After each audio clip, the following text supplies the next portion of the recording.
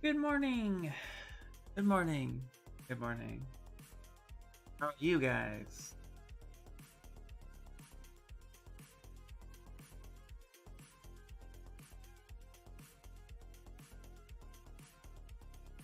Morning, Sanchez. What's up, dude? All right, we got more Darth Grogu happening. Where we are so far. Go ahead and get a couple examples going. What up, dude? What up? 1 p.m. for me, but morning. Good afternoon. Good morning, good afternoon, and good evening to those who matter. This is where we are right now with our Darth Grogu. We still have a good chunk of ways to go, but I'm really starting to like the way it's coming out. Go ahead and import some of the references. I tried to slice your snowman. Oh, you tried? What happened? I did send it through Proja Slicer Netfab, so hopefully you don't have any errors.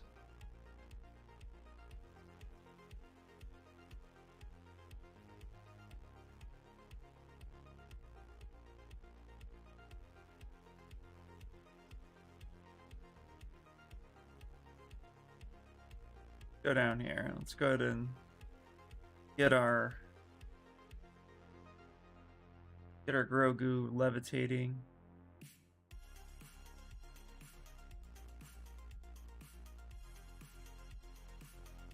All right. It wouldn't slice, so I saved the project. I went to reopen it, and it saved the project wasn't there. It wouldn't slice. Huh. What are you slicing it in? Chichu box?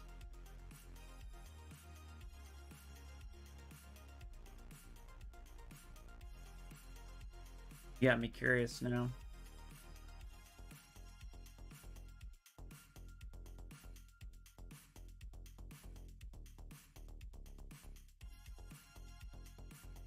I mean, like, the base is pretty... I mean, this is pretty big.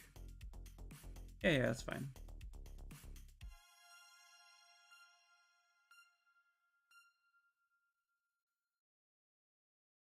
You couldn't get here? Interesting. Yeah, no idea. No idea. Bonjour, Martin. Bonjour. Yeah, no idea.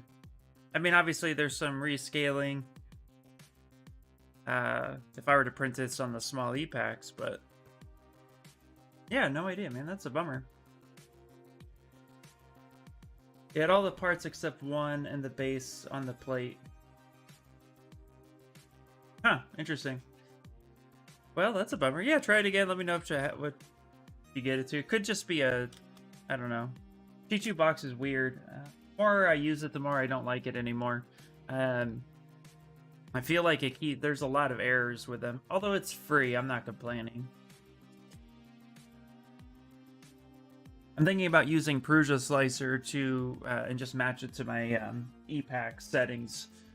I feel like that's a better platform. The only thing I don't like about Prusa Slicer is the supports, but I know you can modify all that. So it's like I've already modified that with XP. For my there it is. I mean, you could already you modify it with Chichu, so I know. Just don't want to. Got to get this MMU Olaf knocked out, so I'll try it later tonight. No worries, man. No worries. You were doing me a solid. I'll go through and try to rescale and stuff like that tonight because I want to get that up. I mean, I've already did the test print, and the test print worked well. And then I just resized it and added a different key cut and then re-exported it. So I know it will print. It's just that, and then I repaired it. So the files are good to go. It's just people have to resize at that point. Yeah, I don't know. That's weird. If you have any more issues, let me know. I appreciate it.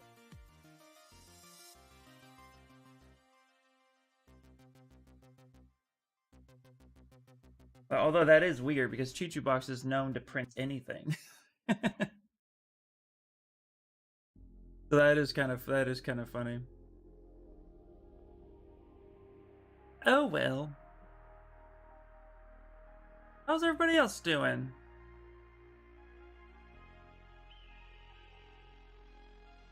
Alright, so definitely got to get a little bit more Grogu action happening here. His face still looks a little... I think his face is too narrow to me, so we're going to need to like kind of widen that out a little bit. But outside of that, I think it's coming along really, really nicely. We'll just have to play with a few things. I think also, too, his ear kind of slopes down a little differently than a concept, so we'll tweak that. And then we can start finalizing the clothing, texture of the clothing, start painting it. The saber itself, I think, needs to be adjusted a little bit more. Start there. I think it's too... There we go. Needs to be skinnier. Good morning, Emanet says. Oh my god, what happened to your head? I've never seen your hair before. Only the My Hero hat. Anyway, good morning, Iris Sculpts. Good morning. Hope you're well coffeed. Indeed, I am coffeed today. Yeah, it's I left the heater on all night on accident, so it's hot in my house. And I'm not sweating. so yeah. No beanie today, just because I'll die, even with a fan pointed on me. Well, today totally sucks. Yeah, it's been a comedy of errors at the IR Sculpt's house. I've had 2 adults with stupid bills. Nothing seems to work right the first time I turn it on. It's just like it's a combination of stuff, yeah. But overall, doing well. I'm learning that I should only read the news once a week. Makes me want to punch people. The news can be crazy. Anyway, but you know. Alright, I'm going to go ahead and solo this out for a second. We're going to go ahead and deform this a little bit more. Go ahead and hit a deformer.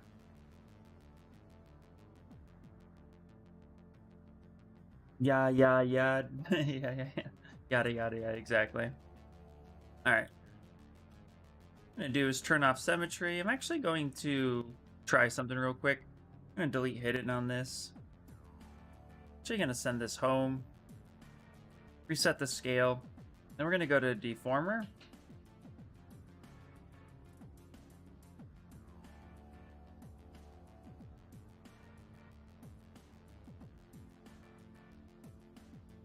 Maybe not a deformer. Let's see here. Just kind of need to like bend this a little bit better. Let's back this up. Okay. Here's what we're going to do. Let's grab our Move Infinite brush, which is... it's here somewhere. What's happening? Move Infinite. There we go. Internet issues, school issues, computer issues, life. Yeah. That's alright.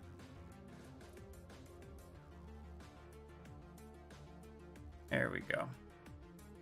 Slightly moving everything over just a bit more. Here, weld that. You can use some stream raiders though. You could, yeah. I have it here. Usually just wait a couple minutes before starting it. Get everybody caught up. You could use a holiday. I could use here's what we should do, guys. I can 3D model, and enough people in my stream, I know we have the intelligence level to build a giant space rocket and leave this fucking planet. that would be cool. We could do that.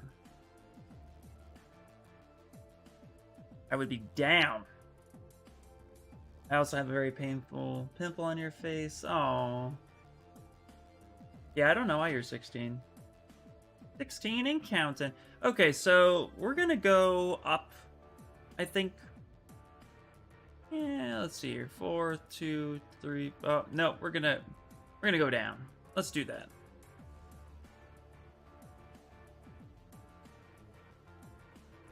There we go. Gonna drop that there. Switch out Stream Raiders for Fact Trio.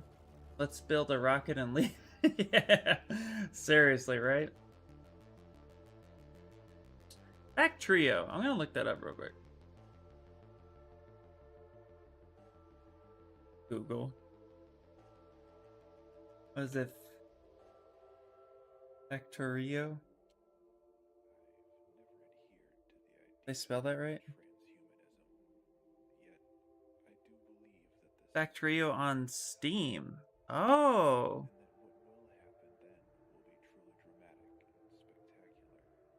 Well, that looks pretty cool.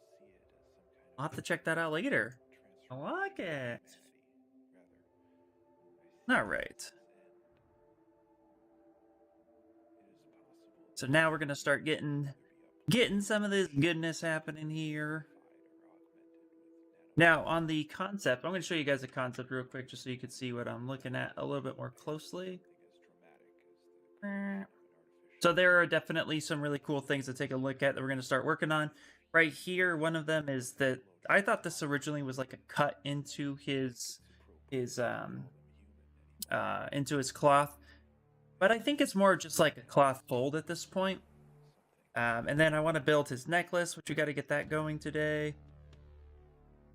You have a block out of his saber, and we could just kind of put in a little, like, seriously, we're just gonna put in like a little bit of a blade action here, and then we can start building the environment.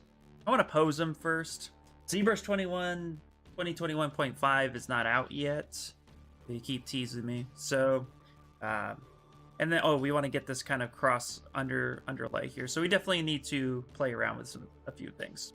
So let's rebuild this, or finish building, I'd rather, this jacket on the inside, get some of the jacket details going, fix his ear a little bit, get the saber guard, or the saber blade itself built, which is easy enough. And then we got to build this, this beautiful detonator looking thing. And actually, I wonder, is that the knob?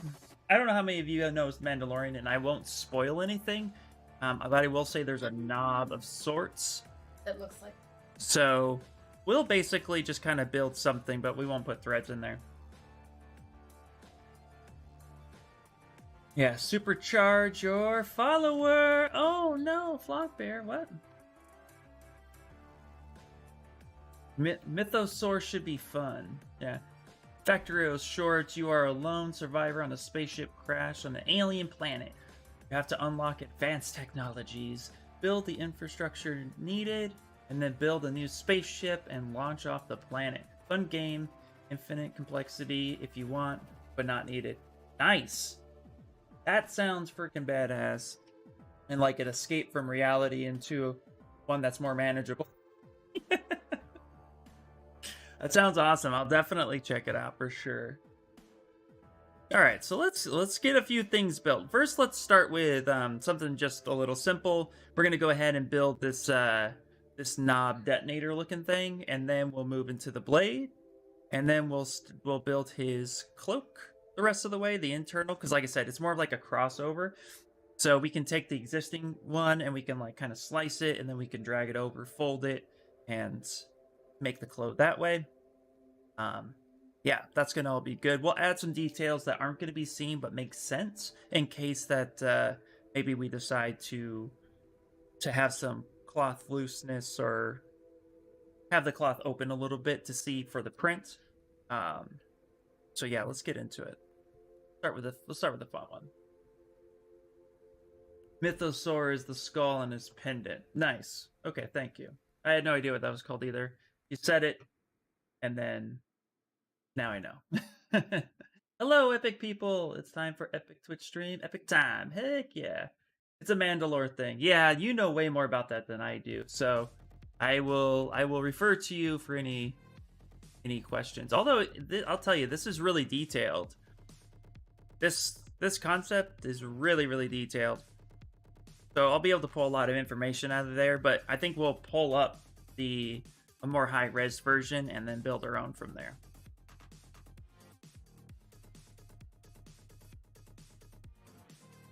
Ian, you terrifyingly sound just like my teacher. Cool. I'll take it. I'm probably nicer than your teacher. I will say that right now. I just got out of class and it feels like I didn't leave now. Oh, well. If it's not a pleasant class, we'll make this way more pleasant. Does your teacher do this? Yeah. I bet not.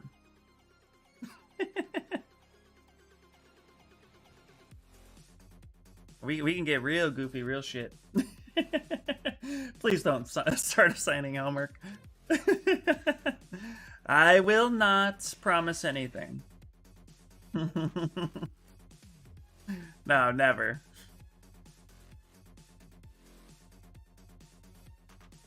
I would like to continue to hang out with you guys, and I know if I start assigning homework, you'll all leave me. I mean, shit, I'd leave me, so, you know. There we go. Alright. Let's get to the ball itself. It was originally on Boba Fett's armor. Was it really? That's cool. You both are incredibly equally as nice as... That's awesome. Yay, well that's good. Glad to hear you got a nice teacher, because I've had my fair share of not so nice teachers. So I've been there before, you know. Okay. So we're going to go ahead and classify this as accessories. So he'll have his saber hilt. And real quick, I'll just show you, you know, I know I said we'll do the ball first, but actually let's go ahead real quick. Let's just grab a cube. And we're going to go ahead and delete edge loops. And we're just going to quickly make that saber. In fact, we're not going to delete edge loops. We're going to do what IR does all the time. Q, boop. There it is. Okay. We're just going to quickly build this blade as fast as possible. It's going to be literally this simple. We come here. We're going to lasso that part right there. And actually, we're going to do that one right there. And we're just going to bring that back. Like that. And voila, we have a blade. There's always one condescending teacher who patronizes the shit out of you, and then that one teacher who is an amazing human being, right? Yeah, you always get the teacher. I feel like it's mixed, and at least when I was in school, a lot of it was I either had teachers who really loved that they were teachers, and then they would get upset with you because you weren't living up to your expectation. Or you find the other teacher who's like, I couldn't do anything else in my life, so I'm a teacher now.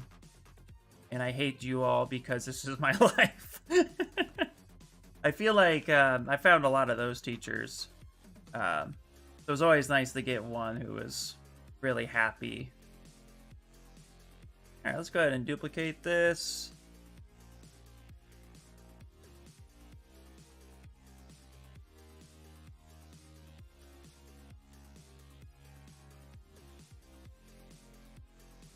And just like that, there we go.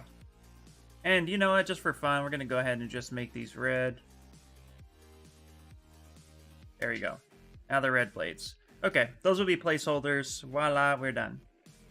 We can all go home. Hey, growing up in LA, we had a lot of teachers who were failed actors. Yes. Grill Sergeant, what up, dude? How are you doing, my friend? Welcome in. I can't help myself sometimes and always end up roasting the shit out of my teachers who piss me off. Yeah, I feel you, dude. Well, shit, that wasn't too bad. Took about 30 minutes to get the MMU done. Nice, man, nice. Make me a steak. Oh, dude. Grill Sergeant steak sounds really good. Guys, you guys have to go check out Grill Sergeant. He is an incredible YouTuber. He loves food. He loves making food. Check him out. Martin, can you drop a link to the Grill Sergeant?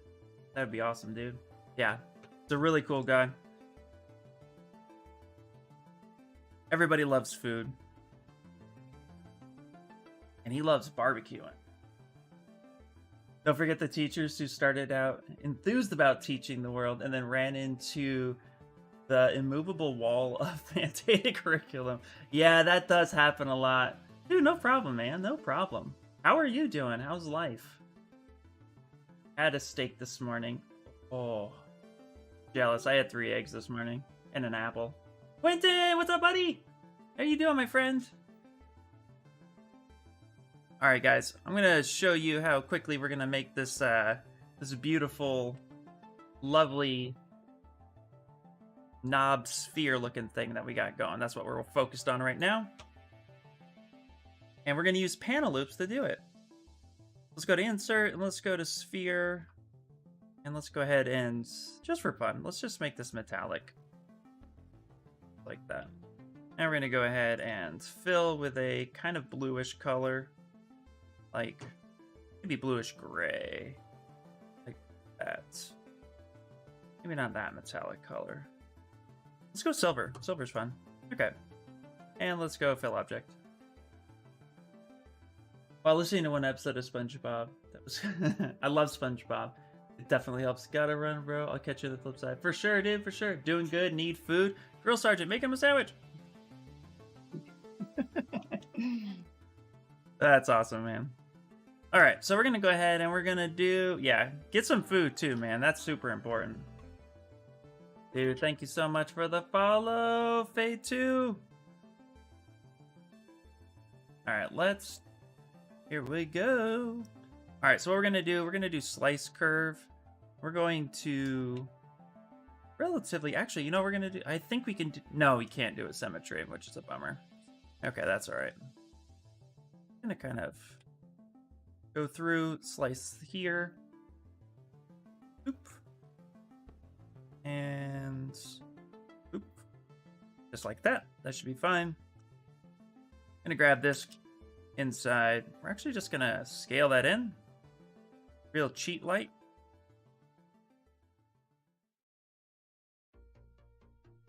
SpongeBob is great. Absolutely. Thank you, Martin. Thank you, Martin. Martin, you're the best, dude. She found it like that. Perfect. Gold star. SpongeBob is always great. What is cool is that I only listened to that episode and I still feel like I watched it because I perfectly imagined the scene. I know, right? SpongeBob is great. It makes me happy.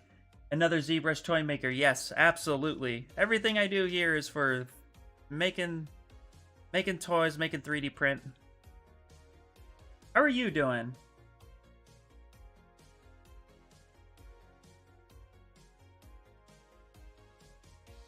All right, we're gonna go ahead and, so we just went ahead to use slice curve, went ahead and made our little areas in our little poly groups, and now we're just kind of pushing it in and getting a kind of a fun shape. Something very simple. Then we're gonna use the Z modeler brush to kind of finish it off. We were gonna use panel loops, but I realized too, we don't really need to do that right now. Have you entered the best 3D artistry? Oh, you have entered the best artist. Sorry, I can't speak though. Don't come to me for language. But yeah, I love making toys. Passion is statues mainly. I want to start getting a little bit more into articulation. I have been a little procrastinated on that. All right, we're going to go ahead and just do that right there, which push that in, which will give us a little bit of separation, but it still keeps it attached, which is nice. Ooh, ooh, ooh. Add a couple edge loops right there. We'll just repeat this process.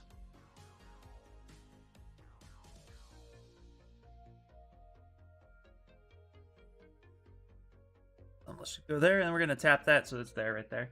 What do I print on? I print on both FDM and resin. Primarily, I have a Epax X1 resin printer, which is the equivalent of an Elgu Mars or Anycubic.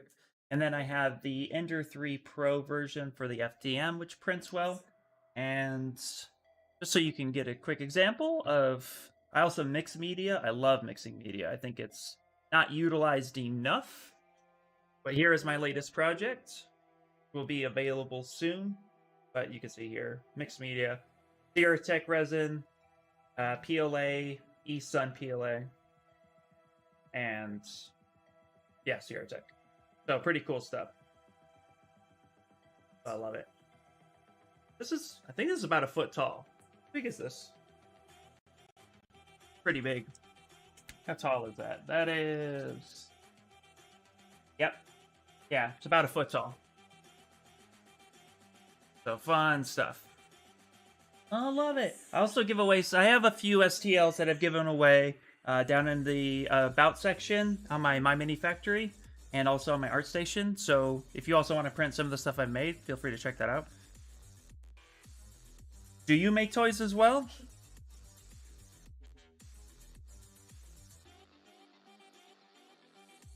My Elgu Saturn just arrived.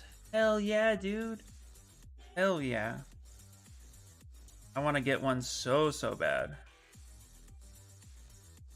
One day, I will have one. Go ahead and hide our concept for a second. I don't want to get rid of... Made that mistake right there. Oop. Push that there a little bit. Just selecting the poly groups that we want to push in. Just like such. And we'll tap that, which will push that in.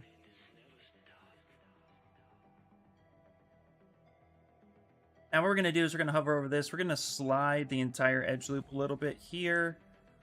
And then we're going to go ahead and select these guys.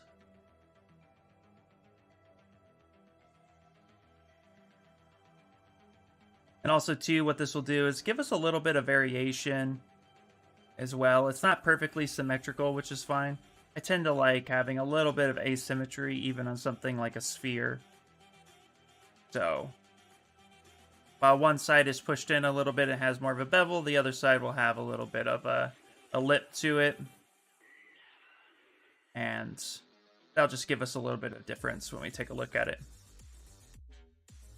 Now what we'll do is go to geometry, and then we're going to go to crease, and then we're going to go ahead and crease polygroups. So when we go ahead and divide it, it'll give us a nice round edge all the way around. But it's still watertight, which is perfect. Very simple. We could texture this later, but this gives us a little bit of variation and just some fun to work with. Go ahead and save that out. Yeah, I just participated in DesignerCon this year, virtual, but I've been a vendor for the last 3 years. That is so awesome, dude. I went to DesignerCon the year before with a buddy of mine, and that was a lot of fun. I was not able to attend this year virtually, but that would have been really fun to do. I'm having a great time. As far as being a 3D artist, I've entered this community project.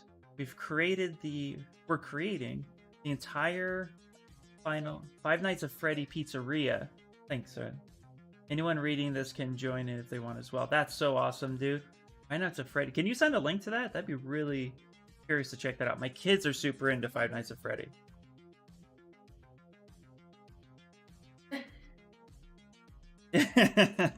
Go back to school, daughter. All right. So now that we have that, we're going to go ahead and say that's good to go. Let's go ahead and just... I think we already saved, but let's do it again, because why not? All right, now we can go ahead and, quote, size that accordingly. We'll just kind of put this where his hand should be. There we go. There. Now he has his ball in his hand, and we are ready to move on. That simple. I mean, there's no link. Oh, I'm the leader, so I can send a bunch of work in progress in your channel if you want. Yeah, I would love to see the process. Even if I don't join it, I would love to see the process. Just because I like that stuff. It's a Pokeball. Yeah, essentially, I just made a Pokeball. Morning, I had to take a break from Zbrush. It was starting to get on my nerves. Oh no, Peter! But welcome in, buddy. That's okay. You're here now, and life is better. We can help with this. Okay, what we're going to do is we're going to go ahead and apply some of this stuff. Get some of the cloth wrinkles in there just so we can see it a bit better. and then we'll build the actual underlining jacket. We're just going to take the standard brush, but what we will be doing is we will be adjusting, not our curve. We're going to be adjusting our stroke a little bit. Doop, doop, doop, doop, doop, doop. Yep. Okay, ball. You know it. Modifiers. There we go. That's right. Right, maybe. Oh, I always forget right where it was. There we go. Curve. Edit curve. Here it is. I think I want something like that.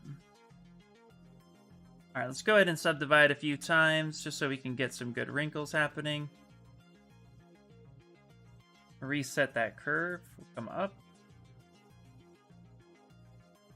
Okay. Reset the curve. We want to go further, apparently. There we go. So we're just going up to brush, create curve, and then we're just pretty much just adjusting how this gets pinched. There we go. I haven't given up, but I'm really close to taking the model over to Punter. That is okay, man. That is okay. Happens to the best of us, man. I always find that it's difficult to stick with a program that you're learning when you just know you can get it done in another program. But I could say just hang in there, be patient, yeah. Because it can be frustrating, especially when you're like, I know I can do this. But I could tell you I've been there a bunch of times. And even when I was learning Zbrush, I could tell you I was there with Zbrush. Just ask Nextnock. He'll tell you. I complained about Zbrush a lot in the beginning of learning it. And now look at me. I'm a star. So you got it, my friend. You got it. Trying to do everything is Zbrush, though. Yeah, right?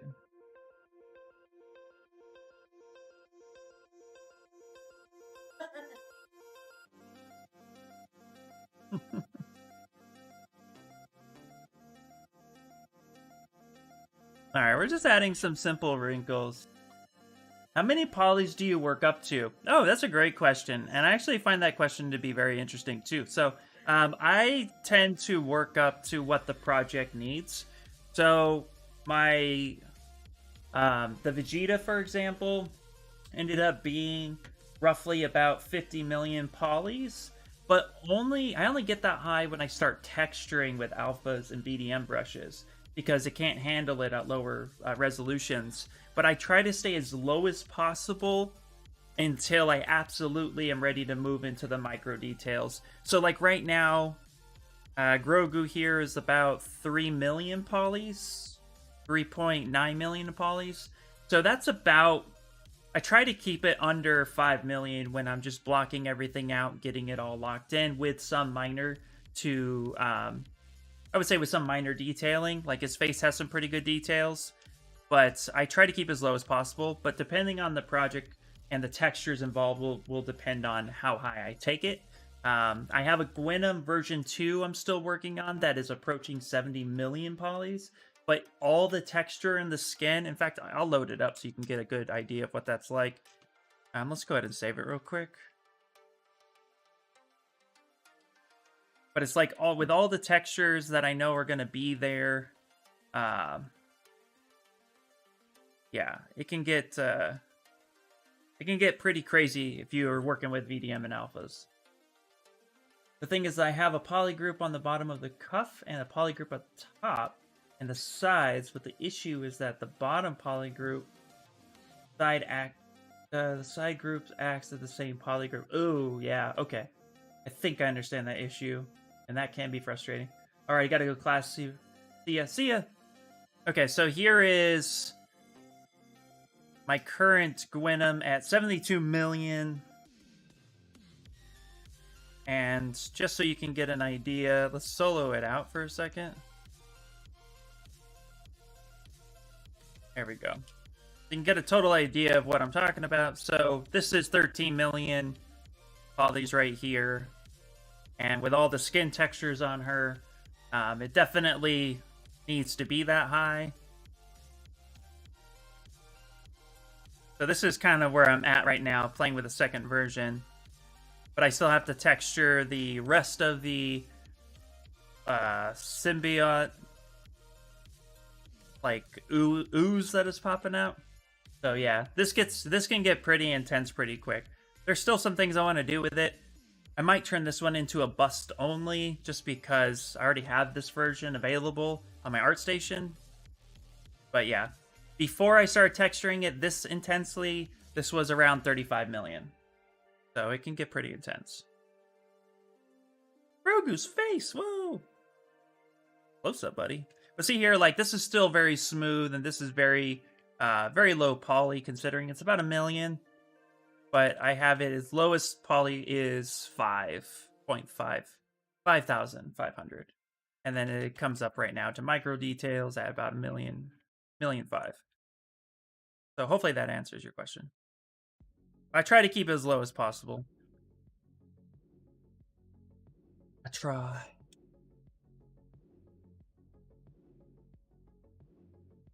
Let's go ahead and smooth that all out.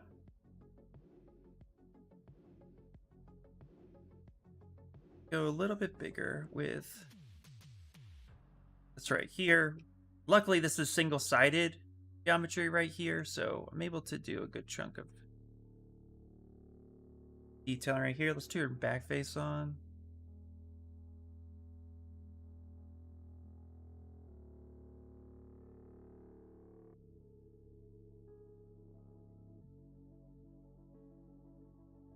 That down a little bit. Get these nice wrinkles happening.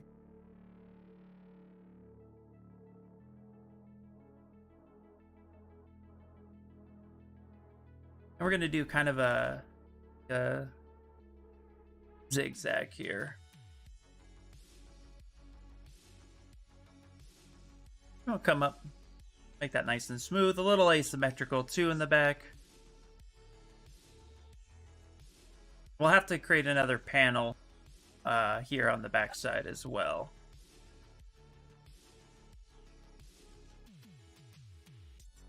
There you go.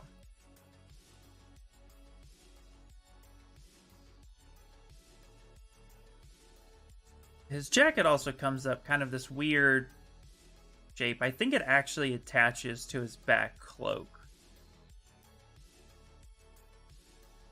I think that's what we're seeing.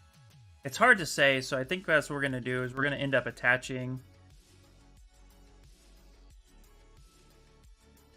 No, I think we're going to leave that separate. It's hard to see exactly what that is, and there's no information within this concept on whether or not that's actually the case. So I think we're just going to make the educated decision to leave it as a single, as like a over jacket. Yeah, I think that'll be good. Okay. Let's go ahead and manipulate this now. Let's turn off thickness. And let's play around with kind of a flap idea at this point. After you add all your final details, do you reduce polys for printing? Yes, typically I will decimate down to about, depending on the file, I'll decimate anywhere between 20 to 35% decimation. I've had released STL files as high as 1 million polys per subtool, but typically I'll get it as low as I can without corrupting the file or losing too much details. So that number varies from time to time. But yeah, I try to take it as low as possible just so that slicers have an easier time slicing the file.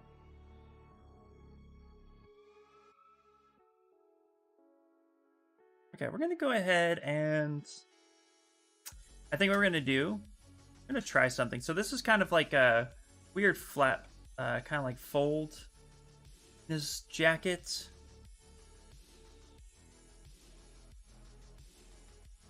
Crosses over. So what we're going to do, I've kind of done this edge loop a little bit. Ooh, is that Stream Raiders? I did this panel work, but this panel work is actually not going to work. So we kind of need to... I think what we need to do is actually go ahead and duplicate this undershirt, and then we'll go ahead and work with some ideas. Yeah, let's go ahead and do that. Let's select this. Let's delete hidden. Turn off dynamic. Don't really want to retop with that. We'll do stream raiders in 1 second. Just gonna kind of... Yeah, we're gonna go ahead and slice curve that. Yeah, I think that's gonna be good. Well, his jacket kind of comes up here. Let's slice curve something like that instead.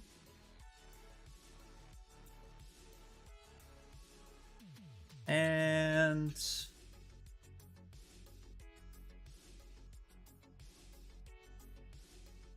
go ahead and select this. Choose the lasso brush. Let's get rid of that section right there.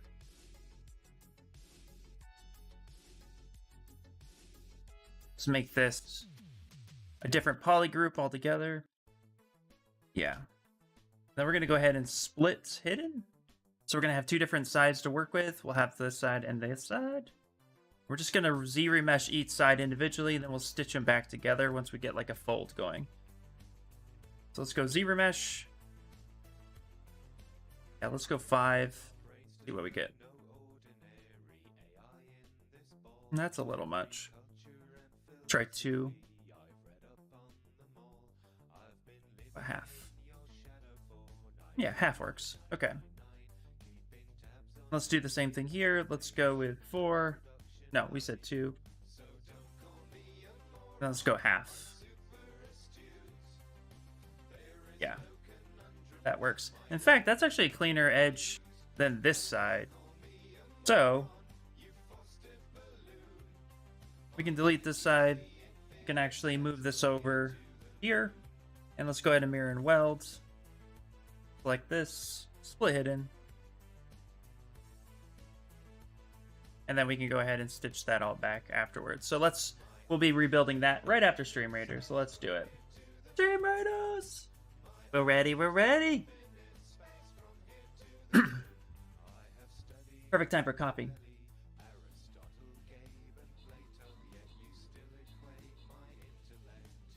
This should be easy, guys. We should do it.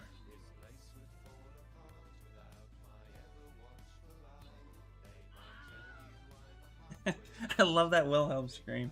It's the best thing ever. Can't underestimate these dinosaurs.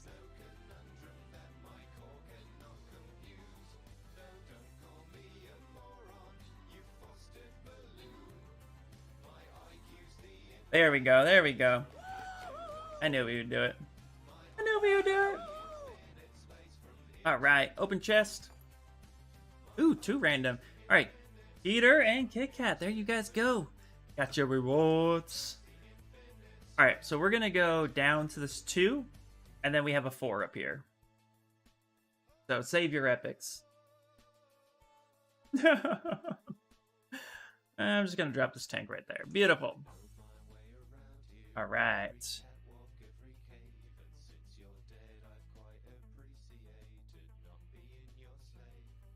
Nice. Okay, what we're gonna do now is we're gonna go ahead and turn off the remainder stuff, and we'll get the jacket on there. That's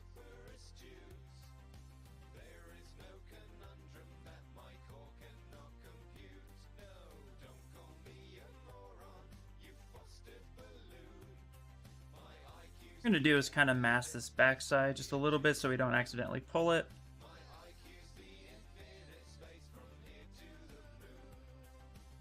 Now we're gonna create this side. That's going to forget the proper name of it, but it's almost like a tux, I guess. It has like a 2-fold and it's pointed just down at the bottom. That's the look I'm gonna be going for. Back that up. We want to do something more like this.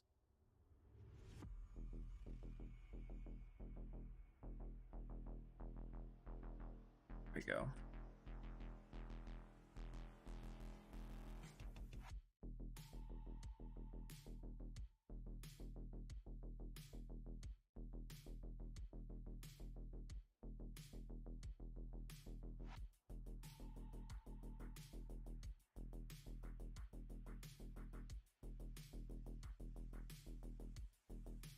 Go. Kind of have this edge loop come up here like this. Probably want to Z remesh this again. But right now, I think this will be pretty decent. Hello, Casey!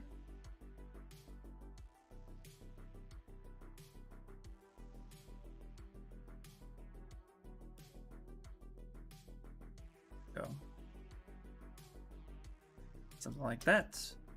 Switch over here to this one. Give it a different poly group.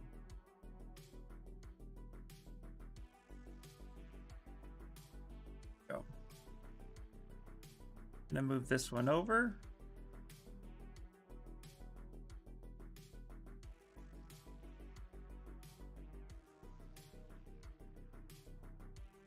A little bit something more like that. To get that kind of crossover effect happening.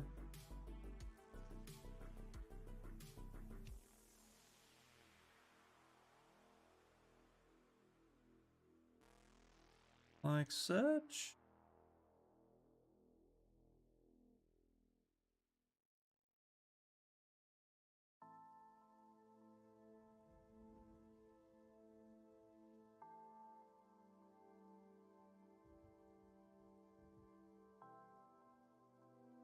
Now we get something like this where it's just more crossed over, but we're still working with the single planes.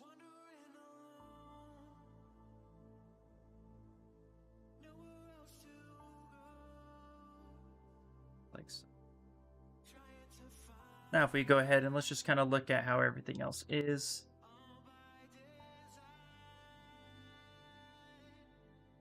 Yeah.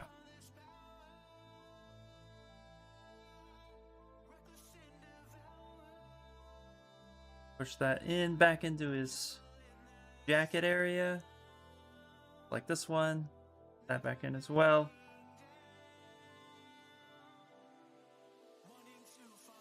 There we go. This is what we had before. This is what we have now. Now let's match this up to his collar.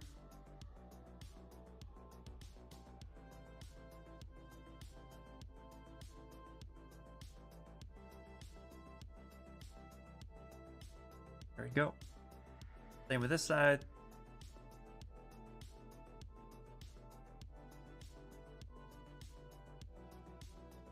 There we go. Substance action on this project? Oh, I don't know, maybe.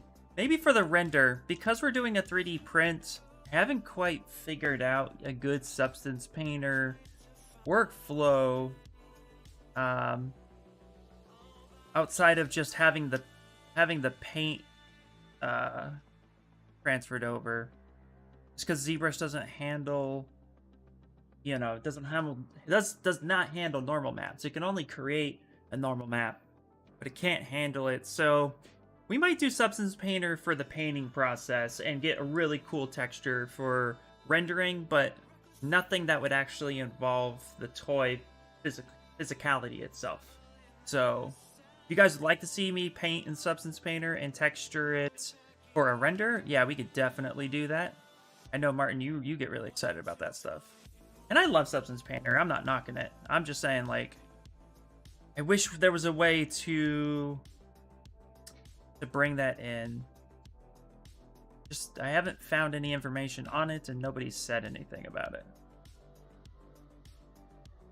But I do know there's color 3D printers that they use Substance Painter to color their toys, get the right textures and stuff, and then from there it's they 3D print it out, and that's pretty cool.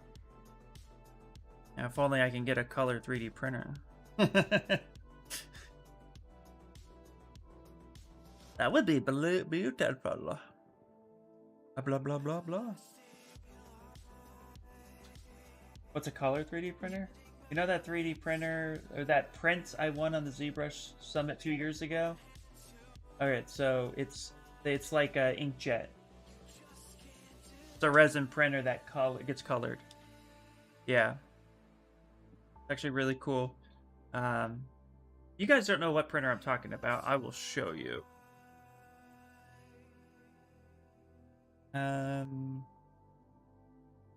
Color, resin, printer,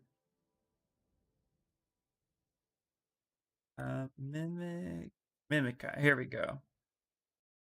Okay, so this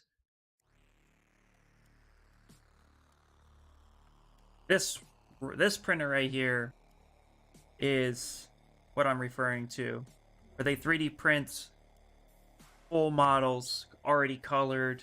It's amazing. They're also really expensive, but just imagine, like, Martin, imagine, hey, we were just talking about this. Imagine, like, you model all this, you color it, and then you don't want to have somebody hand paint it.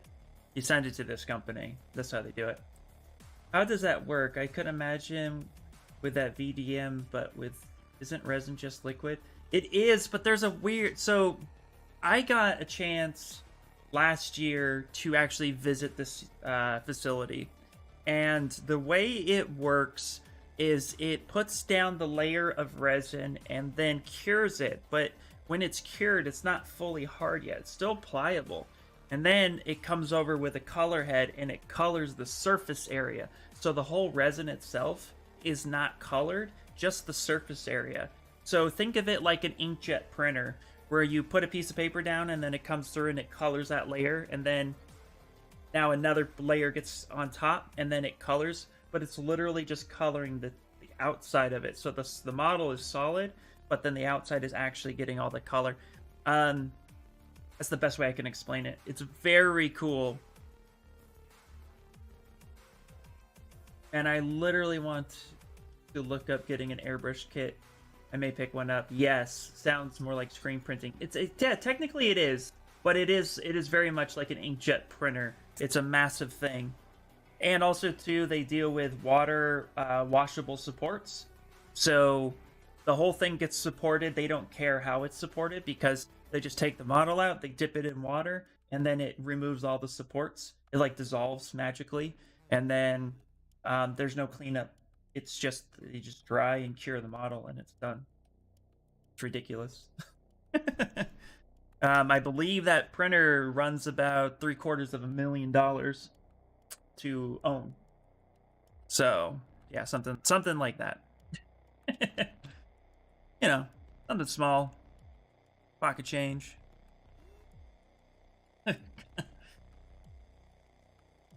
If only. But yeah, essentially it's it's a lot more like yeah, it's a lot more like you said, screen printing. Anyway, let's go ahead and yep, I think that looks pretty good. We're in dynamic now, just kind of making sure that everything gets moved over properly, pushed up correctly.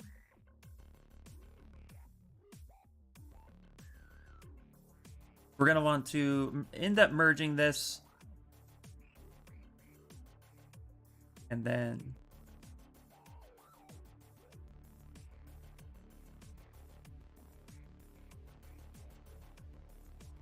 getting it all looking nice. Oh, so not on Amazon. Yeah, not on Amazon, no. I wish, yeah. But I've seen it. It's massive, guys. I wish I could show you the pictures. Just don't have them. But I'm 6'4", and the machine was easily like 6 to 7 feet wide by like 8 feet deep. It was insane. Like, where would you even put it? And they had a smog hog attached to it. If you don't know what that is, it's just basically a ventilation control system that makes sure that the exhaust of the machine gets properly ventilated. And so that was attached to it. And I'll tell you, a smog hog is like about $5,000 to $10,000 purchase on its own. So yeah, there's like, you ain't buying that for your home. I think even a modern day home, you plug this bad boy in, and I think you're gonna blow a few fuses. I'll just put it in my house for sale and get a loan for the printer. Put up your house for sale and get a loan for the printer. Who needs a house anyway? Exactly. Who needs a house anyway? Exactly right, sir.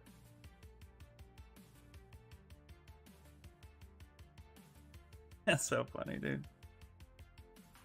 Okay, now what we're gonna do...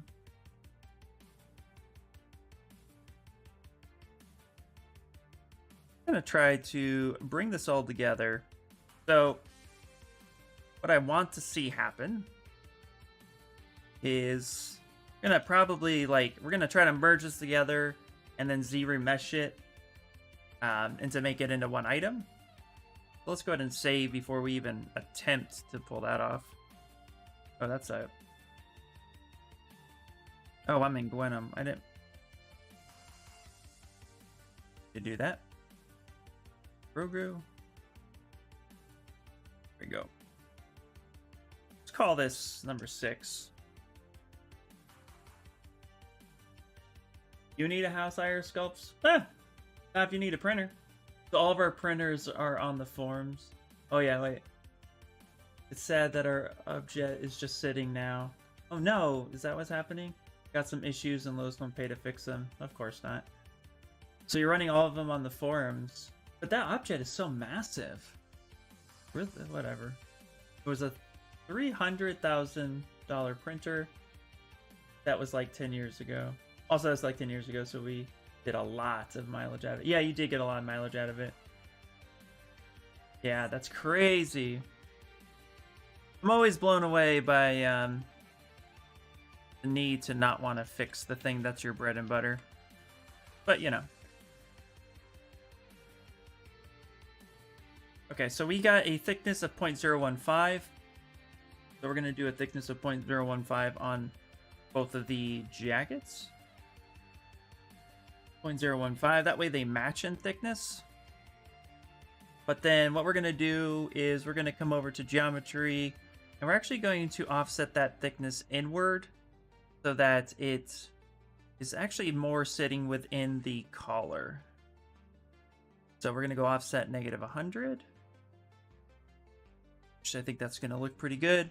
Now we're going to go ahead and kind of like pull out our little crease here. There we go. I want to make sure all these are attached.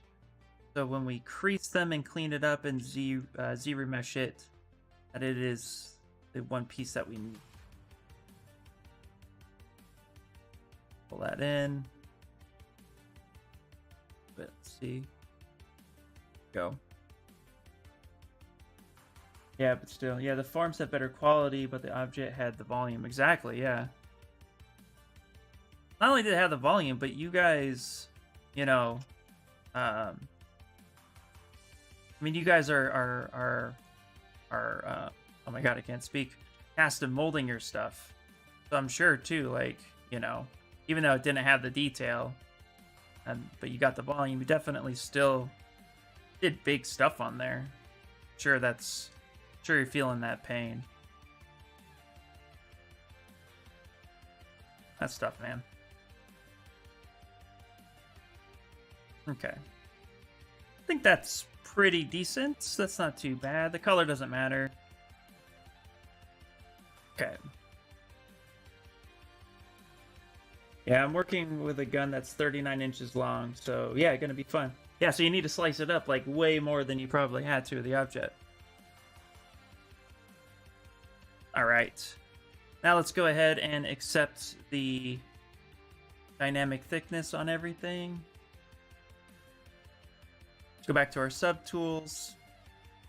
So this is our original. We're just going to hide that. Now we're going to go ahead and merge down.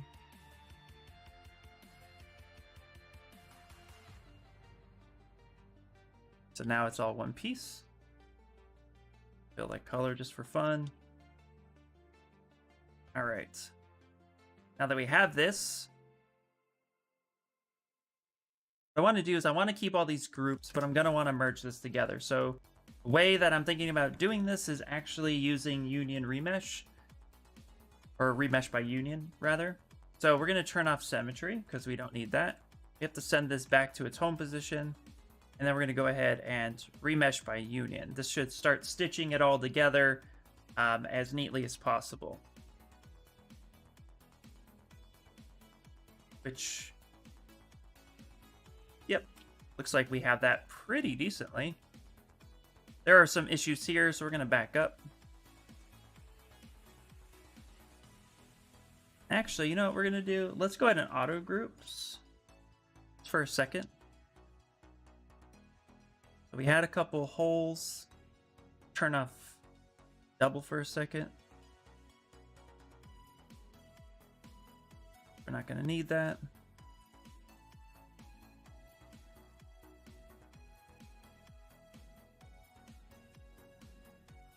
Kind of just looking to make sure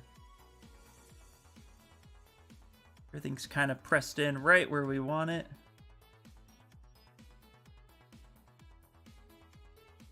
Okay. Okay, I think that's going to work out pretty well.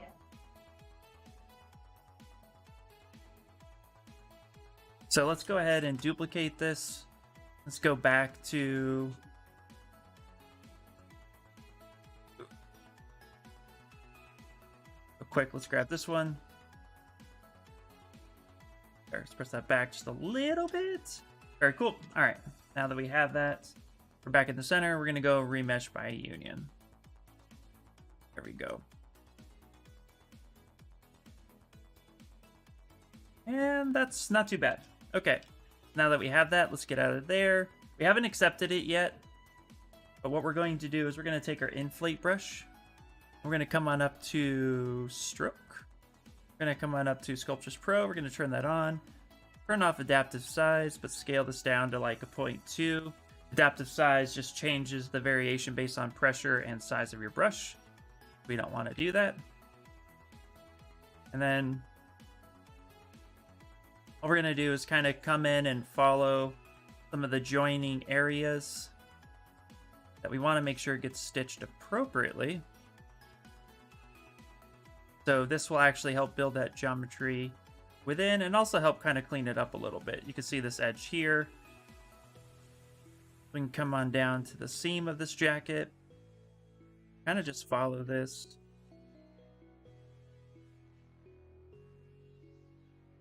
This will help kind of stitch it all back together.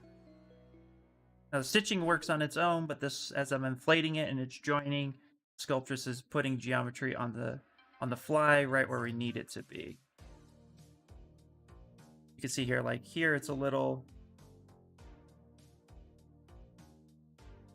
issue, so we can go ahead and take Sculptris Pro, turn that off. We can even just grab this. It's not fully stitched yet. You can actually bring that in a little bit more.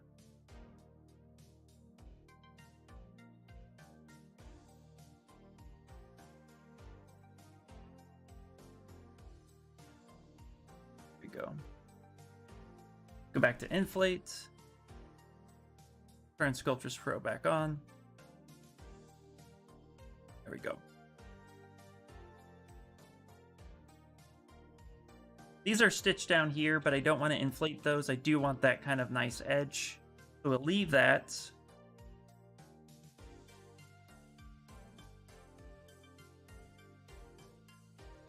Try to smooth down the backside just a little bit.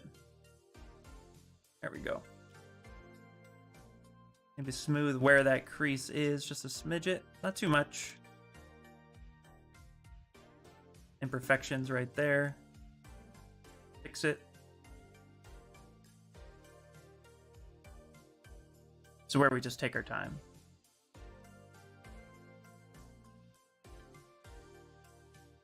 Go.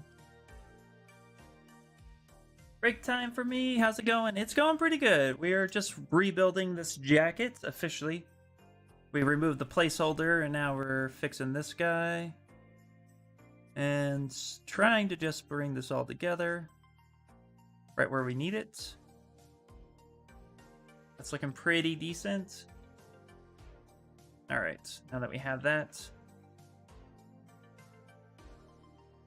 Now we're going to go ahead and from this point, we're going to Z-remesh. We're going to do remesh by union one more time. Here we go. Go ahead and accept it. Now we're going to go ahead. We're not going to keep groups, but we'll go ahead and clear the groups. And then at this point now, we're going to go ahead and Z-remesh. So let's go to Geometry, Z-remesher. What we're going to do is we want to detect edges as much as possible. We can even go as far as going to our poly groups and we can do a groups by normal. And then we can go ahead and actually from here go to crease and crease polygroups. So we keep some sharp edges. So then now when we go back to our Z-remesher, we can go ahead and say keep creases as well. We still don't want the polygroups, but the creasing is going to help. And then from there, we can go ahead and hit Z-remesh. Let's start with 5 and see what happens. Your bun is looking particularly fat today, I must say. Yeah. Yeah, it's really hot in the house too, and I didn't want to wear a beanie. So, yep. Got my little bun. Alright. So, we got a little bit of an imperfection here. But everything else looks pretty good. So 5 is just a little too low. Or there's an error here. It's one or the other. So we could do one of two things. We can go ahead and increase to, let's say, let's try 7. We could even go as far as to do some of the things I like to do, which is Dynamesh at a high level, then Z-remesh down. That's another option. But I like to try to stay within Z-remesher if possible. Is that update out yet? It is not, Carbon. It is not, and I want it to be so much. Okay, so you have a join a giant Zoom meeting. Apologize if it forks the stream. Okay, it might a little bit, but we're gonna go with it. Don't worry. So if the stream gets a little laggy, just know that my internet's being used, guys. But we'll just do like a be right back. And everybody can go grab their snacks. All right. Actually, see, look at that. That's pretty damn good. Just like that, which is great. Has good edge flow all the way around, so we can create some panel loops. I mean, not panel loops, but we can create some panels. This is not too shabby here. But now that we have some good edge flow, what I would like to do is actually take a look at what happens if I divide it up. Turn thickness off. That's not too bad. That actually looks pretty good. We can go in and kind of sculpt the you can actually pinch this down a little bit or relax some of that geometry. Yeah. I don't hate that. Bring them in! Bring them in so they can learn some crafting skills. Stream from your own personal hotspot. I could. I have unlimited data, but I think Verizon would start to cap me at some point. Somehow I don't think the English professors of UCLA give a fork about Darth Grogu. You never know. You never know. Everybody likes Star Wars enough. Alright. We can also do this where we can go ahead and click same. And we can try to Z-remesh one more time. Or what we could do is I had adapt turned on and I don't usually like to do that. So let's back it up a little bit. And let's try to Z-remesh one more time, but without adapt on. And let's even kick it up as high as 10. That just means it'll be 10,000, no big deal. Maybe 100,000 max. Let's see. Never assume. Never.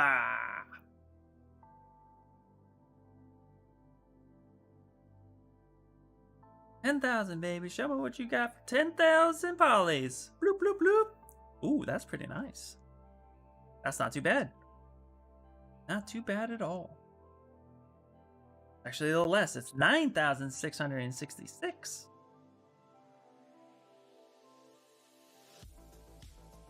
Not terrible. Whoop, whoop.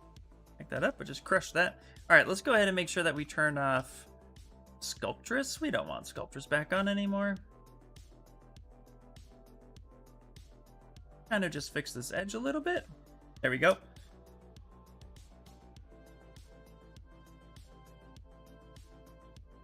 Oh, that kind of broke right there. We have some holes.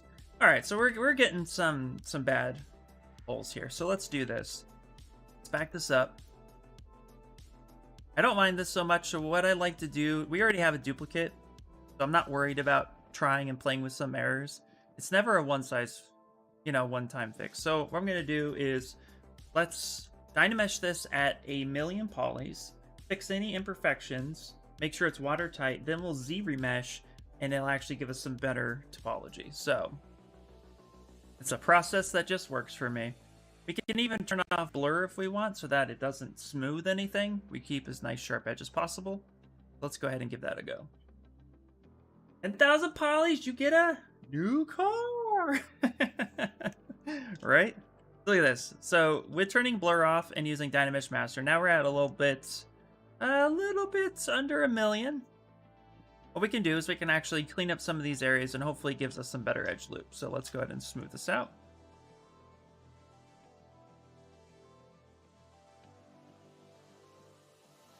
For me, I never like fighting with topology. There's never a need for that. We're going to take the /3 brush at this point, turn off RGB, we're going to turn on Lazy Mouse, and we're just going to go ahead and kind of crease where this collar would be.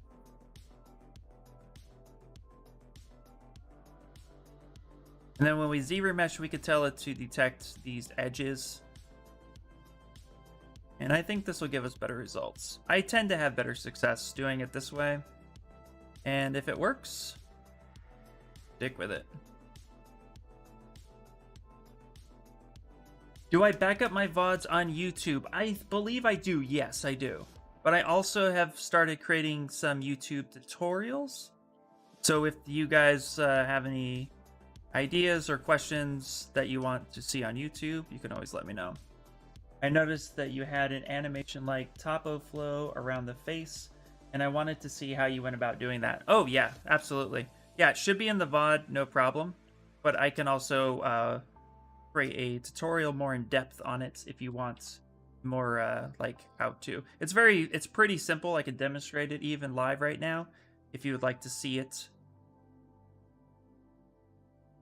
It's not too complicated. Heck yeah. Okay, sweet.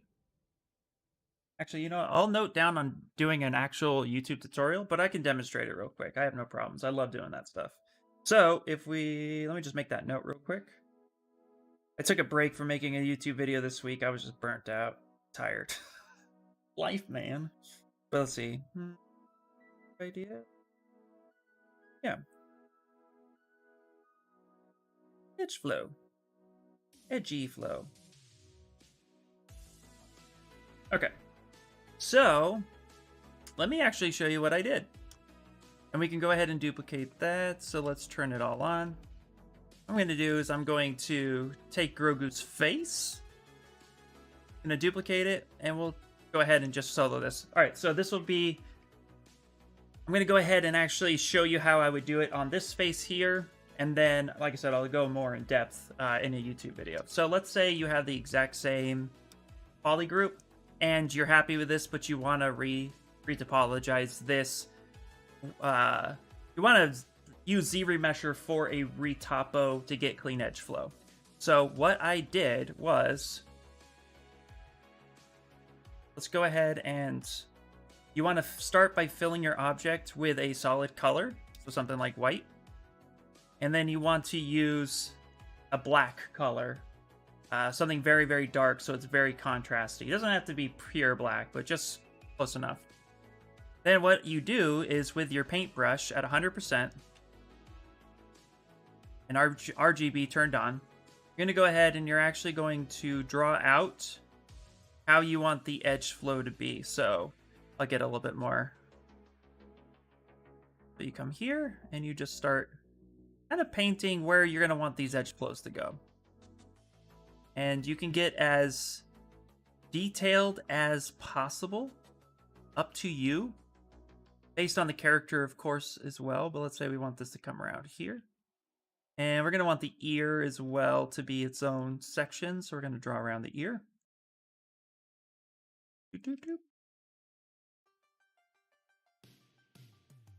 Now I'm going to kind of like rush through this a little bit, but take your time.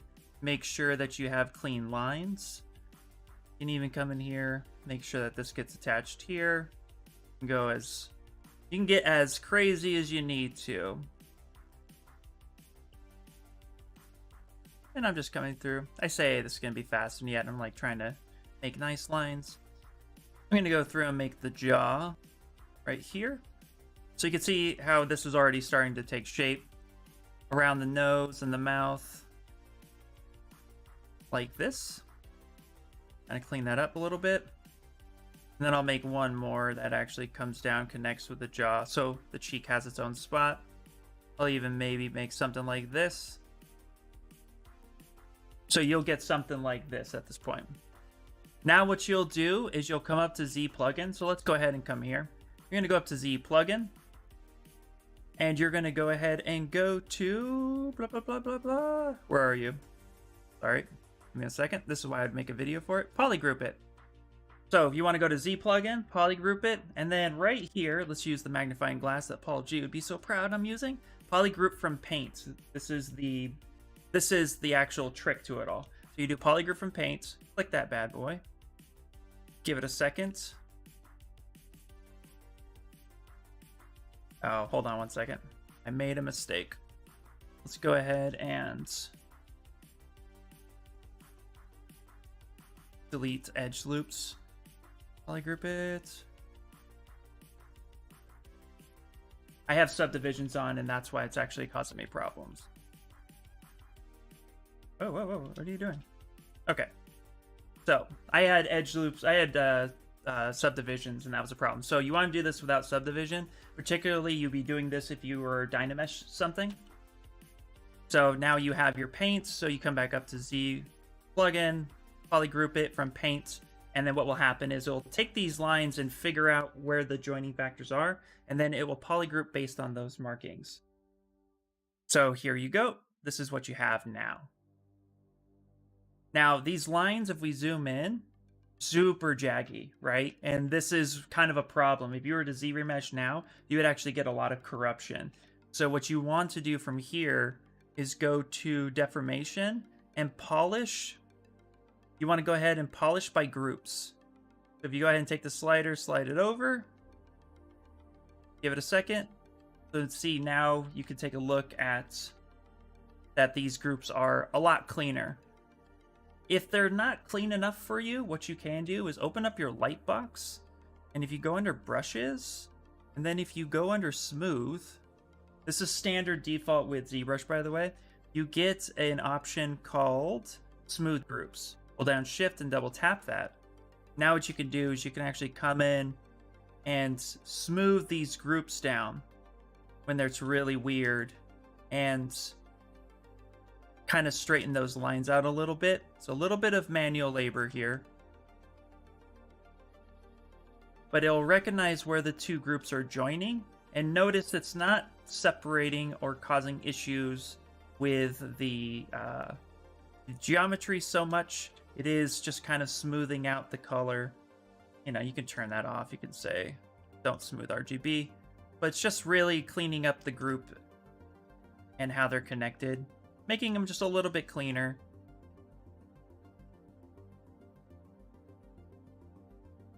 It's like that. Now, some groups get a little, you know, get similar in their color. You can see how these greens, they're different, but they're the same. So if you want to go ahead and isolate that by holding Control Shift and clicking, and then hitting Control W, you can get a different poly group. So now you have this at this point. From here, what you're going to do is you're now going to go to Geometry, Z-remesh, and you're going to want to keep groups turned on. This part's important so that it recognizes the edge flow. go ahead and say, let's say adaptive size of, no, not. Let's do target group of 5. Adaptive size of 50 is fine. We'll say target group of 5, and we'll go ahead and we'll Z-remesh. Now with keep groups on, it's going to go through, and it's going to factor in where those edges are, where they meet, and try to create the topology around those groups as much as possible. And for faces, this is important because if we want the eyes and the lips and the mouth to move a certain way, then we definitely need that edge flow as much as possible. So now you can see here that we have loops that do come around his lips and his nose, his cheeks. That all is one poly group, which is nice. Eyes have the same thing. They're all looping within each other. Now, mind you, this won't be used for animation in any way, shape, or form. I don't advise that you would use it for animation, but when modeling, trying to keep topology as clean as possible, this is a way to do it. And that's what I did here with this guy right here. Yep. That's what I did with him. You can see my low topology versus my high. What I usually do is I'll dynamesh it as well, making it super watertight and solid. It tends to work better if you do it with subdivisions. You might get some errors, so I recommend dynameshing it by using Dynamesh Master or getting to a high dynamesh level, then painting, polygroup it, and then Z-remesh from there. Excellent, thank you. No problem, dude. I'm going to create a more in-depth tutorial on YouTube for that, but you can go ahead and refer back to this at any point. No problem, glad I can help out. Okay, now there's a battle ready, and everybody's dying to know what happens. Go ahead and delete that head real quick. Go ahead and save. Let's get the Stream Raiders. Boop, boop, boop, boop, boop. Where are we? Stream Raiders. Yay! Let's do it. Get it, girl. Get it. Yeah.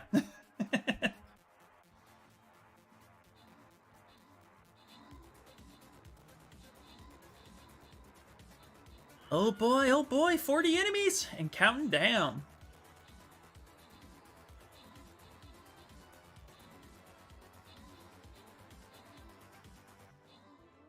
Ooh, yeah.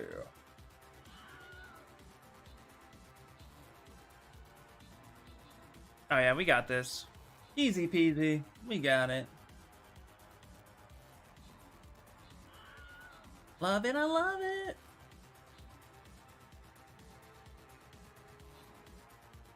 Oh yeah, 3 enemies left. Here comes the tank of the IR sculptor, backing you all up and not doing shit. Yay! We did it! This candidate is very beta, I bet. Carde! You got items! See, your patience paid off. There you go. Yay! Alright. Level 4, guys. Let's do it. 32 assists. You're very helpful. Alright, this is a level 4, so I'm going to drop my tank down again. Good luck, all. That's all I'm saying. If you guys have healers and archers and musketeers, that's a good combo right there. Alright, alright, alright. Very cool. Okay, so now we have mainly our jacket kind of built. We need to come back and finish that. So we dynameshed it. Let's actually go back in and do Dynamesh Master again, because we merged some areas together. They need to be officially merged.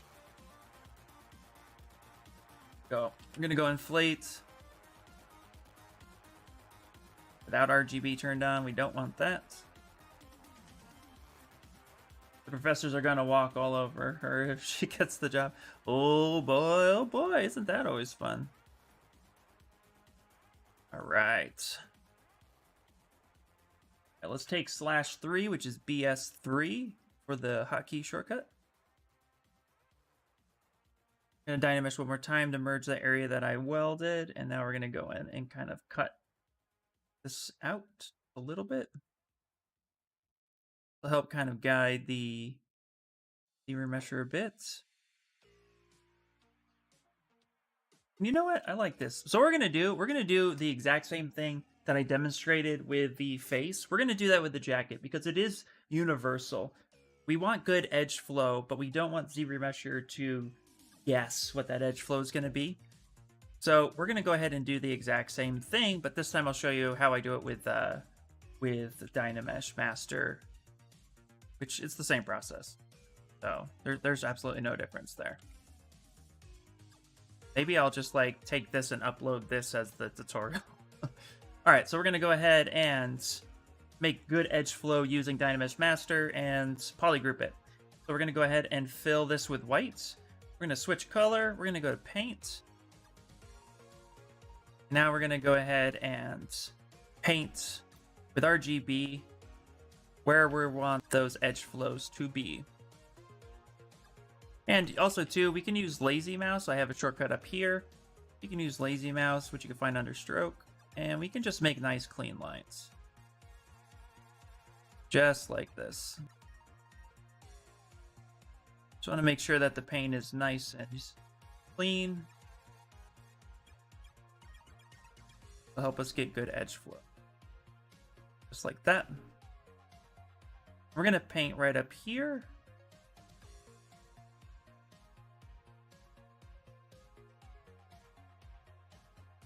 Down like that.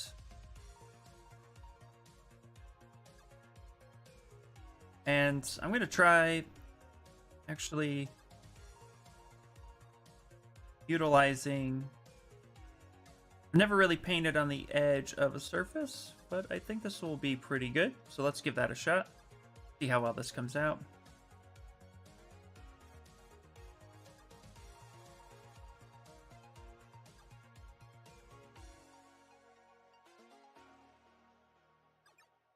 Like that. Go.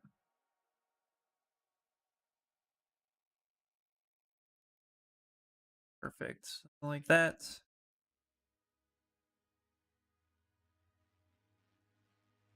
We can even make smaller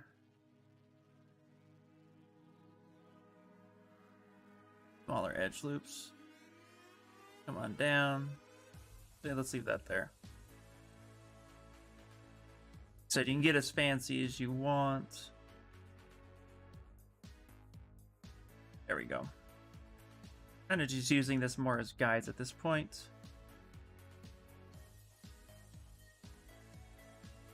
Here we go.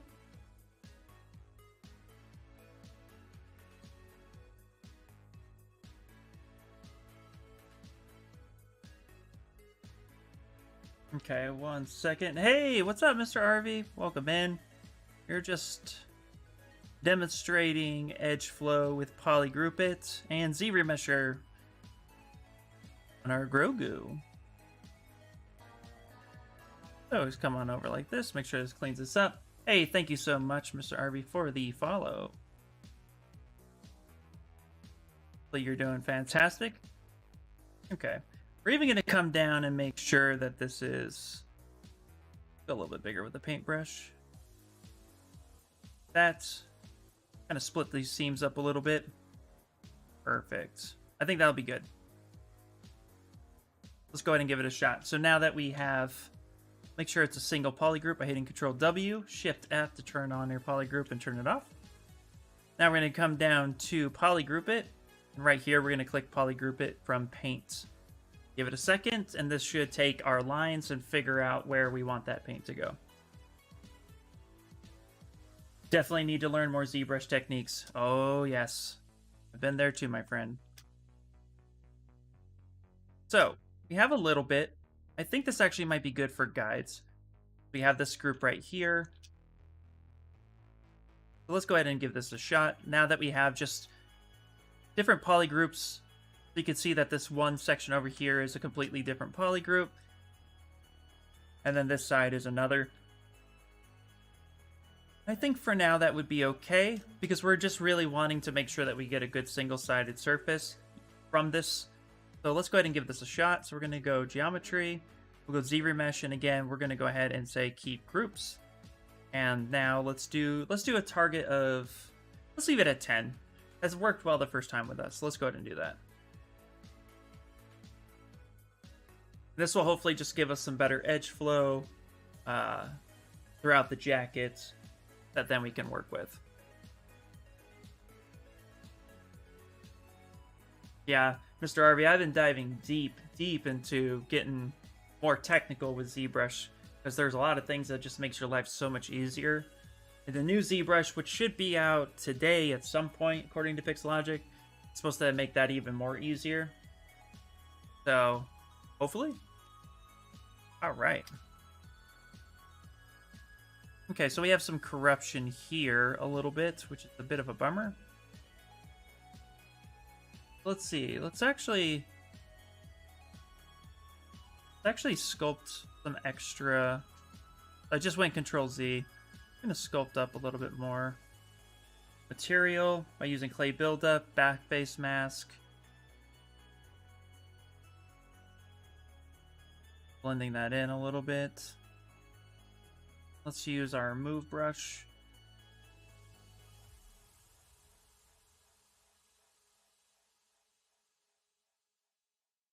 Okay, so we got a corruption down in here. Go ahead and weld that together, but we're going to inflate. Then after we inflate it, we're going to go ahead and Dynamesh one more time. Okay. Let's actually check in here too. That will give us some errors as well if we're not careful. Yeah, I think that's good. Go ahead and go to Z plugin, Dynamesh Master. I love Dynamesh Master. It sets a good Dynamesh and then it fixes everything. Weld it all together.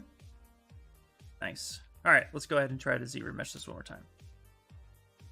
And doing some decluttering and realizing how quickly mail stacks up. Oh my god, Peter. I got a whole wall full of mail. Like, it's insane.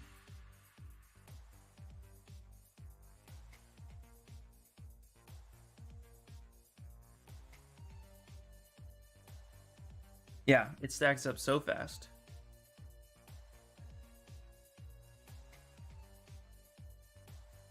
All right, taking ZBrush a second.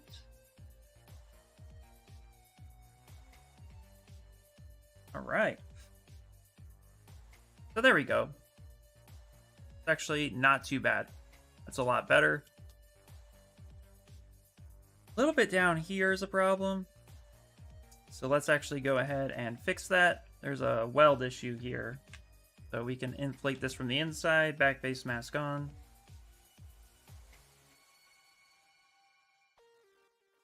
And let's go ahead. Try that one more time. Sometimes this stuff gets trial and error, so.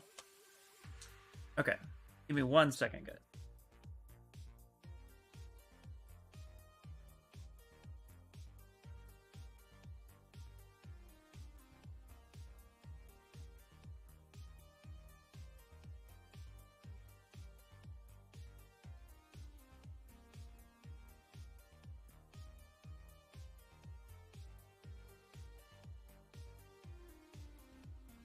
All right.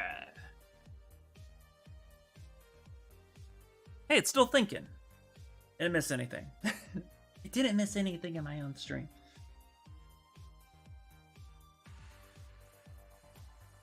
There we go. That's a little bit better. Not too bad. Let's actually see what happens if we bring up the...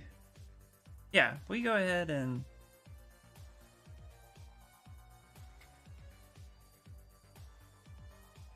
Still a little bit of an issue right there. So we need to correct that. Okay.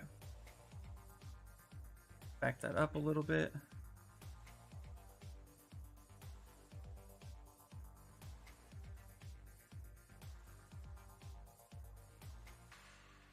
I think what we're gonna do is let's take the paintbrush and let's actually connect this right here.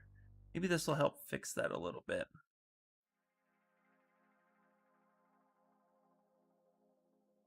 This will help give us better edge control. Like such. Let's actually go ahead and paint up like this. Let's paint on the edge. And then we'll re-polygroup it. It's actually the first time I'm trying this technique on the jacket. I mainly use this for faces, and I've had great success. So sometimes you just gotta play with it. That's the reason. All right. Go up like this. There you go. You want to make sure they're connected before you do the polygroup it, or else they won't connect. Kind of debating on paying an illustrator to rework my logo. Oh, yeah. I could see that. Actually go one more advanced. We're gonna come here, create some seams as if a jacket would really be built. You'd have seams up here, and then you'd actually have seams coming down here. Let's really get nuts with this. Want to get nuts? Let's get nuts. Name that movie. There we go.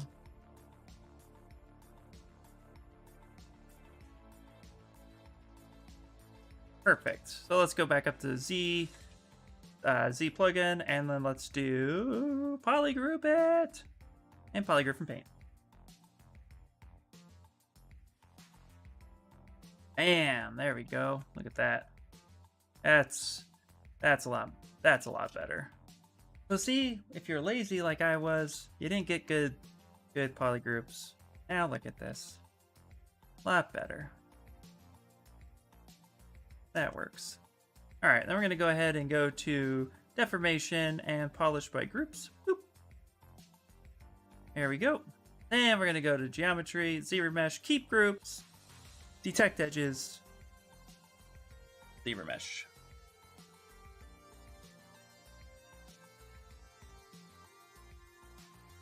Yeah, there's nothing wrong with paying a professional illustrator to redesign a logo if you want like a really bitchin' logo. Actually, I don't even have a logo for IR sculpts. That's like the last thing for I think my work should be my logo. Just have a little Hollow Knight sculpted.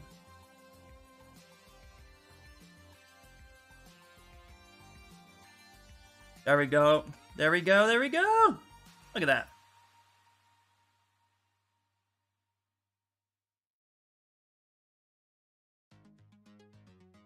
Touch a face panel. Look at that. That's not too bad. Guys, that's not too terrible. Not terrible. I mean, it's not great, but it's workable. You could use this. Yep. Now, whether or not we want to keep this a single-sided geometry, that's kind of gonna be on us. Whatever we want to do. One thing I do want to fix, and I'm gonna fix it right now, right here. I'm gonna paint that in there.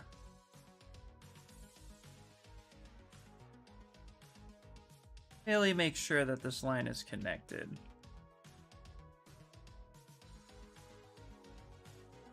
Oh yeah, see, it's disconnected right there. That's not what we wanted.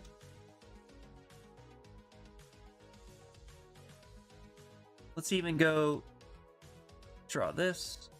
Let's get crazy like a fox. Go.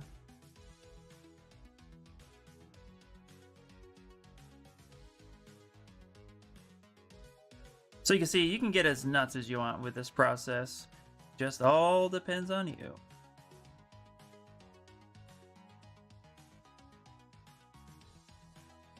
Go.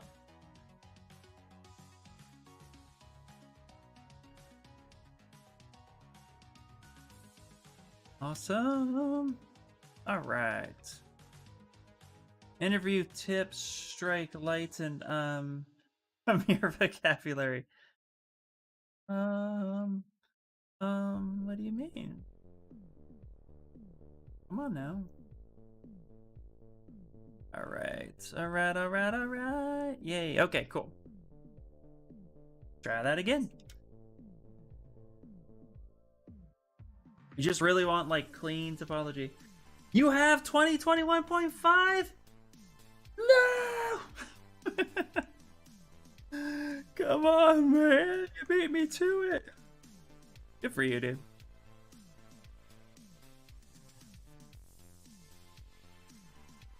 There we go. Look at that. Oh, that is beautiful. That is beautiful. Right. Okay. Go ahead and Z-remesh it. Boop. Can I also strike people out altogether? They're annoying. Not all people. Some. Really want to. Awesome, man. Can't wait to hear what you think of it. I'll have it later today. And then I'm going to play with it later today. And then once I find like my favorite features, I'll make tutorials about it. All right. There.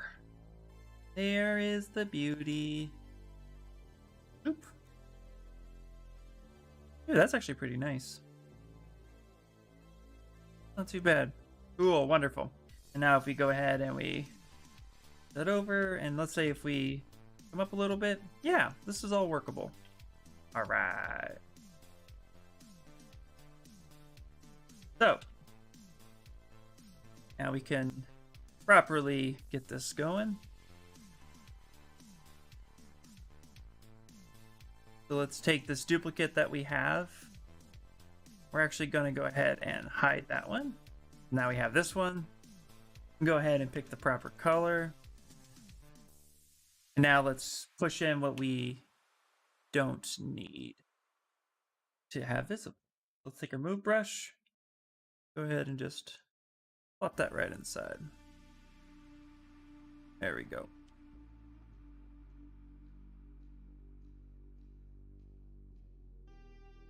Beautiful, beautiful, beautiful.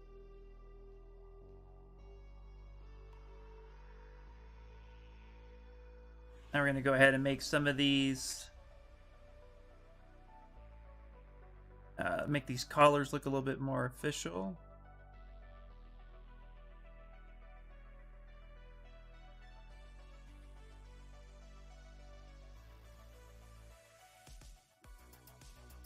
Turn double on for a second.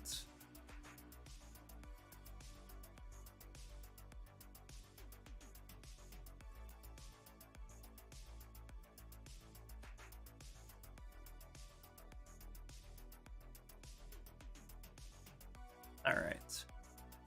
What I'm doing is actually seeing about working on a single poly group.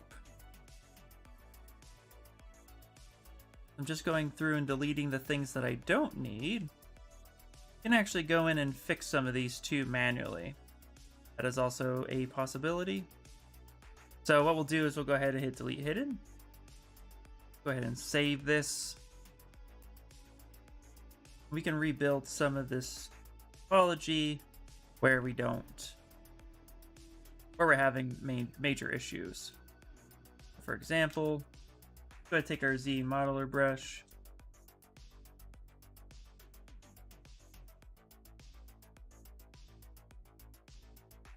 Get in here and tweak some of these.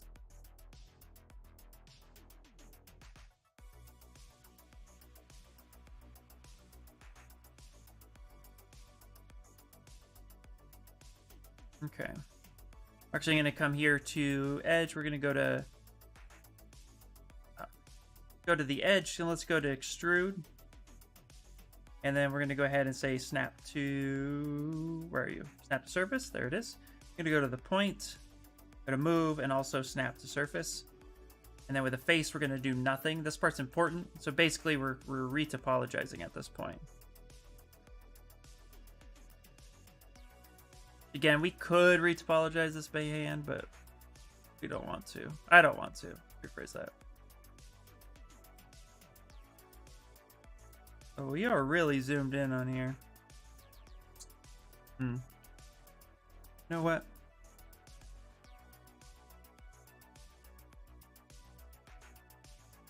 Back it up a little bit. Make that a single poly group. Make this a different poly group. See if we can fix this based on the poly group. We have a little bit of corruption right here. So let's actually take it to like 15. Let's go high. Keep groups. Detect edges.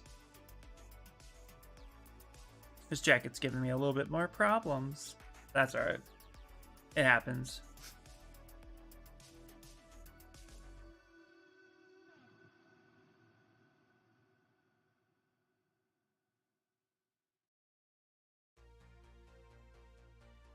Oh yeah, we gotta turn this song up.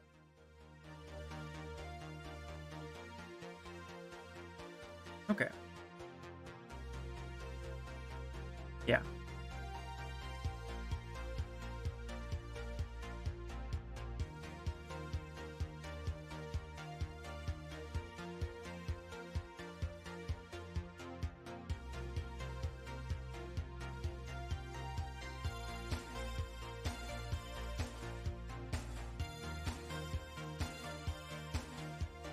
Alright, perfect. I think that's good. That was actually a lot simpler. We can go ahead and kind of just push that down a little bit.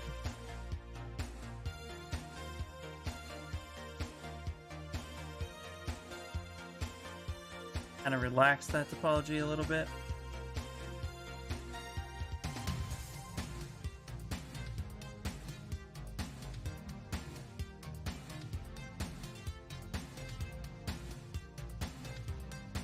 Interesting. What happens if I just delete that? Alright, let's delete that right there. We don't need that. Now we have all this as one piece. Take the pinch brush and let's actually start pinching some of these edges.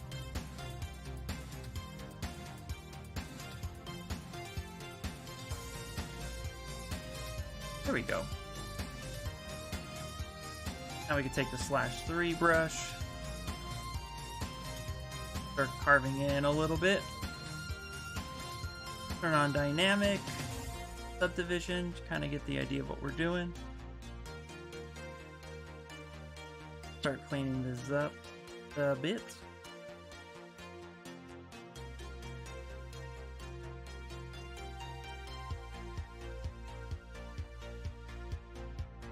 Now we are working on a single-sided surface. There we go. We still have that, and then when we want to add thickness to make it final, it will work out a little bit better.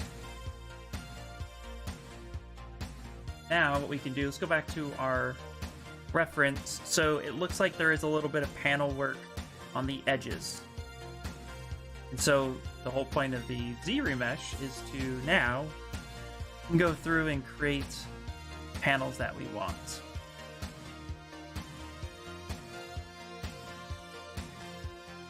So we have some collapsation down there.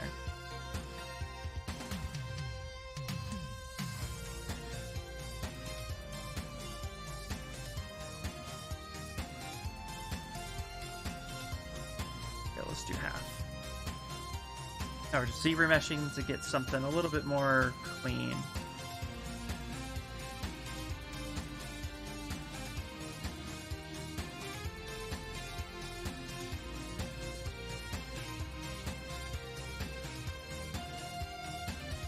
That's not working out as well as I hoped it would. Looking kind of crappy. Okay. That's okay. We can fix some of this. Let's back it way up.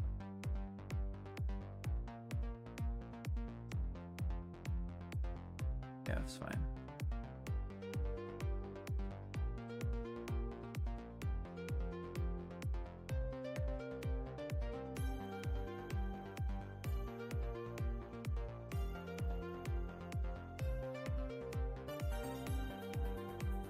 You know, I'm thinking we might actually retopo this by hand. That might be the cleanest way to do this.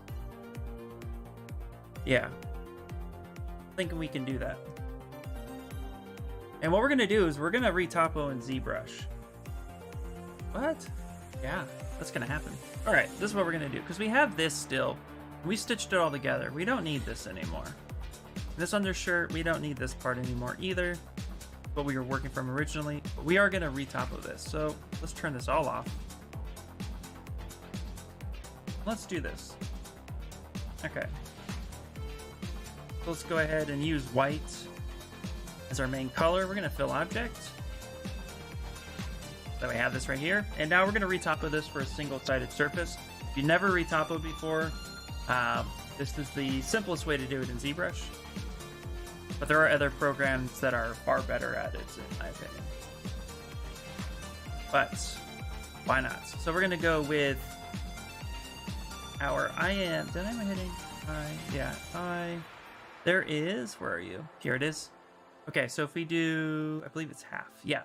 So if we do the standard IMM primitives in ZBrush, they now give you a single poly. What we're gonna do is we're actually going to go ahead and draw out a poly like this on our mesh.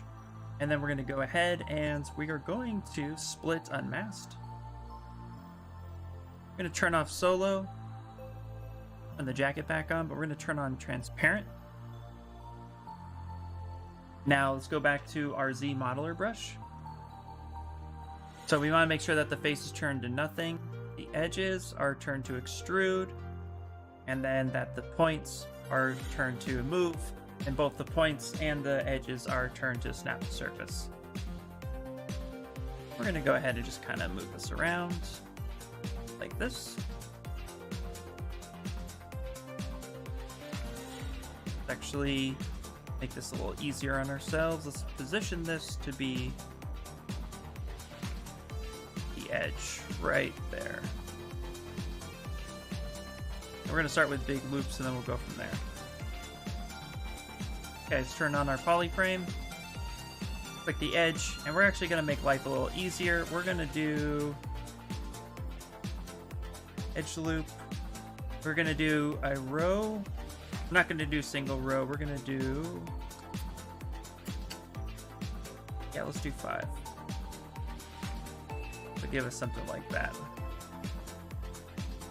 Perfect. Move that down a little bit.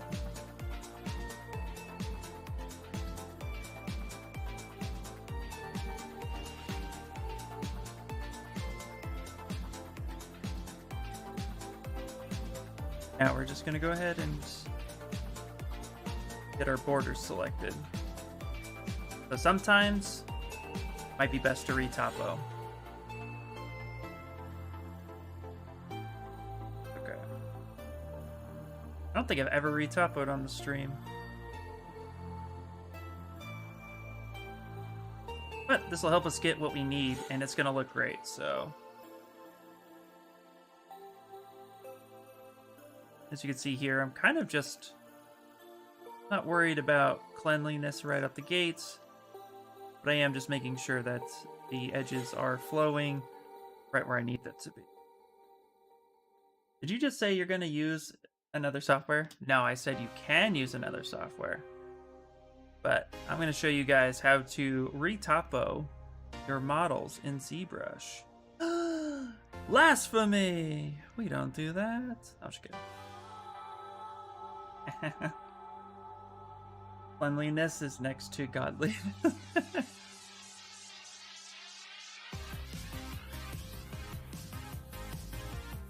Sometimes you just need to retopo something.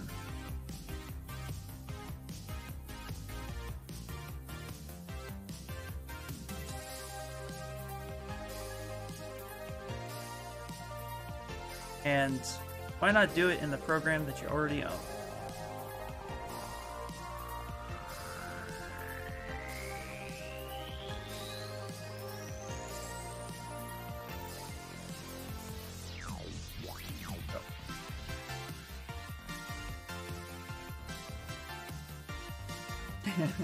But good ears, Martin. Good ears, my friend.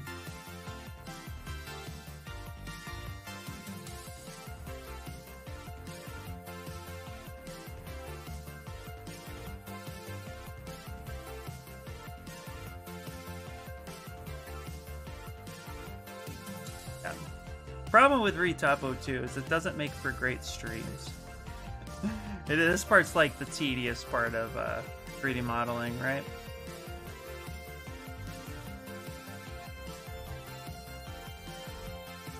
But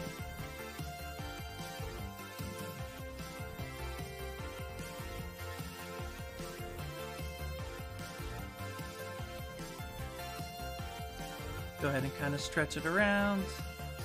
There we go. But this is the power of Z Modeler Brush.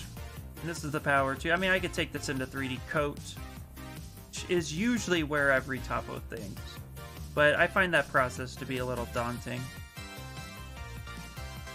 Now here's where we kind of want to pay attention to the edge loops themselves.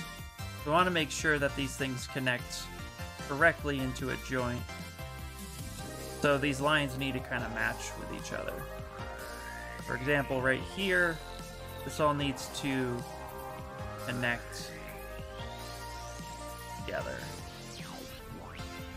We need to make sure that we have enough space there, and then we need to line these up here. Something like that. That kind of... Whoa, whoa, whoa, whoa, whoa. Go back.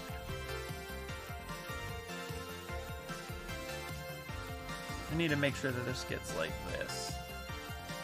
These lines will match these lines.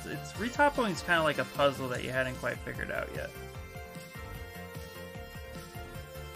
Yeah, people are confusing, absolutely. Alright, from here what we're going to do is I'm still working with rows. So what we're going to do is we're actually going to hold that edge and we're going to go back to single row. And now we're just going to pull out our single rows individually.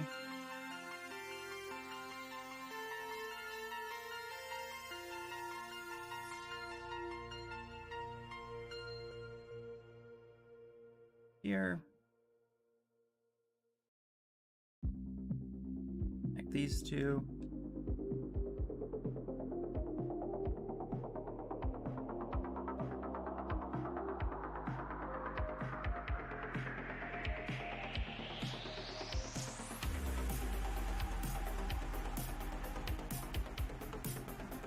There we go.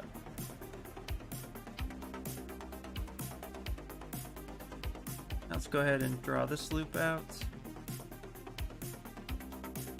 And this isn't going to move, so I'm not worried about triangles or n-gons.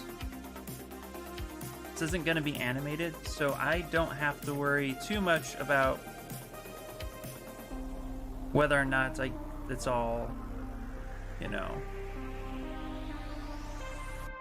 I don't have to worry about whether or not it's all quads.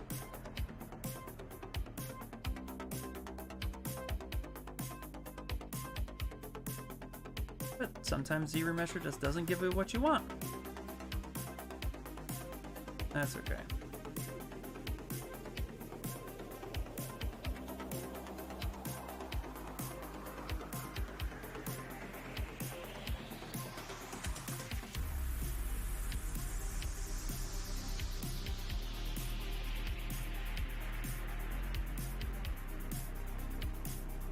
There, let's loop that there so that can connect right there and there. This will give us a nice little loop.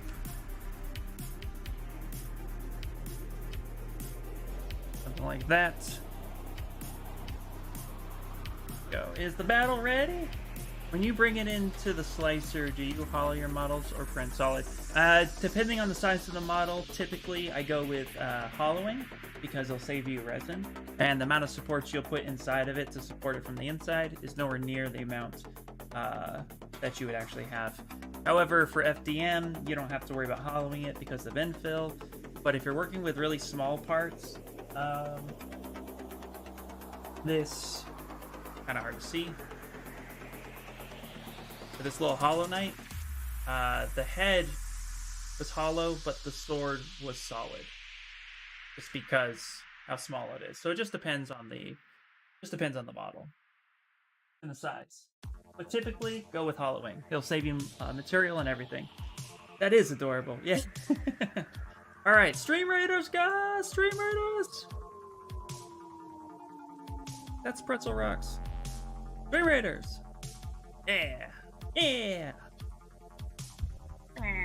Mario. Thank you, by the way, Fade 2, for the questions. I'm glad you have so many questions. It's nice to be able to answer them. Hopefully they are helpful to you. Get it, guys, get it! Get it! Come on, we can do this. No! Yes, we can. Where's that flying rogue? I believe in us. Oh, we're dead now.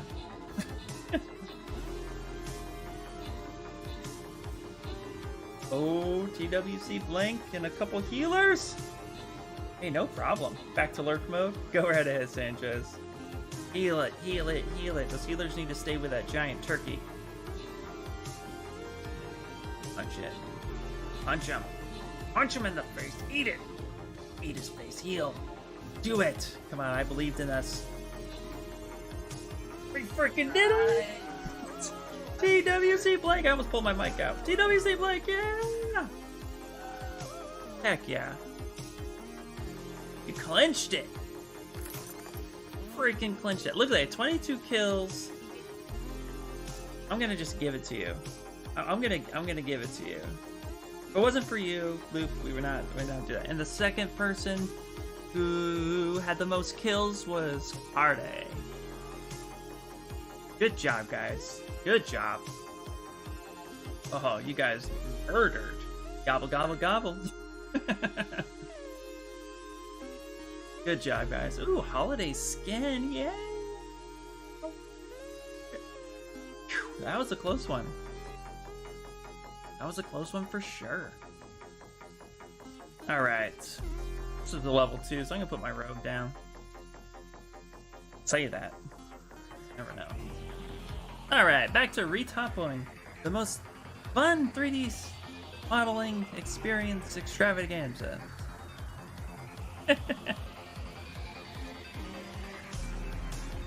Alright. Alright, we're not going to worry about filling in a lot of that just yet. We'll add other edge loops. Let's go ahead and just kind of still get the rest of what's going on.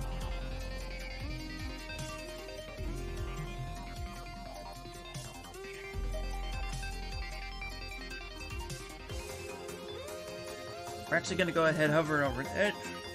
Pardon me, we're going to do an insert edge loop. We're going to go back to extruding. And we're going to start creating our... There we go. Again, this is important to do when things aren't just working, but you want a super clean model. This is where retoppling helps, even in the toy world. But I'll tell you right now, it's not always necessary. But I'm going for a certain look, and I need it to be amazing. Go like that. So let's go back to insert, add in our edge, insert. Go, add in some edge loops back here. Extrude. What did I click? No, okay, that's why. Gotta have the face do nothing. I accidentally clicked that the other way. Nope.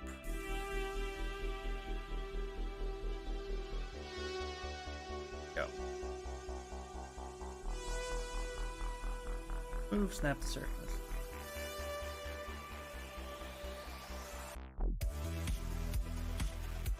We want to snap the surface button? Okay, we go the other way then. That's fine with me.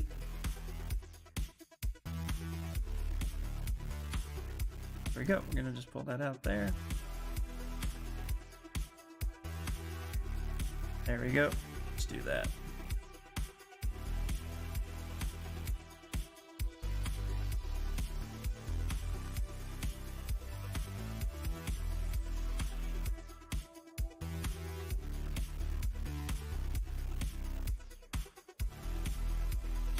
Definitely gonna have to add some poles here in a second, but right now we'll be fine.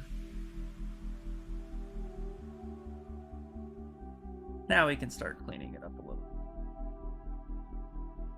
It is a little bit ugly.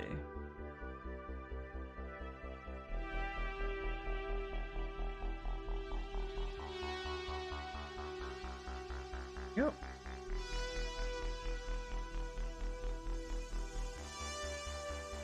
Oh.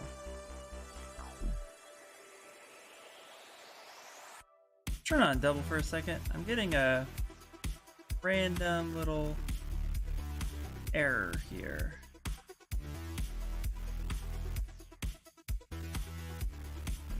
Back that up.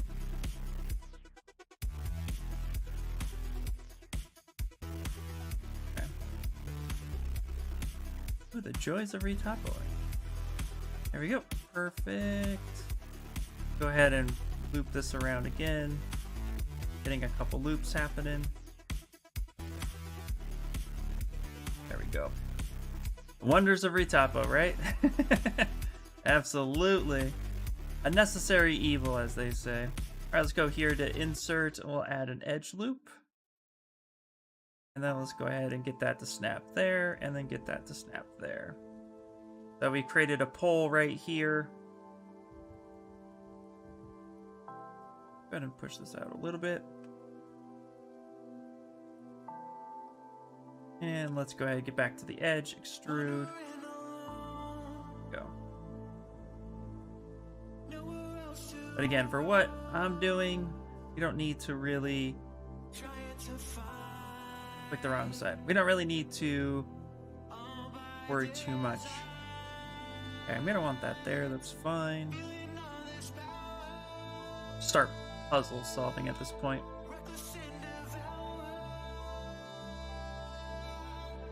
Definitely gonna want that there. Go ahead and connect these together.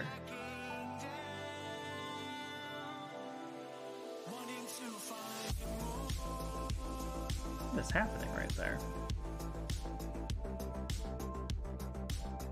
Oh, that's funny. That's connected. We don't want that connected. Okay. Delete hidden.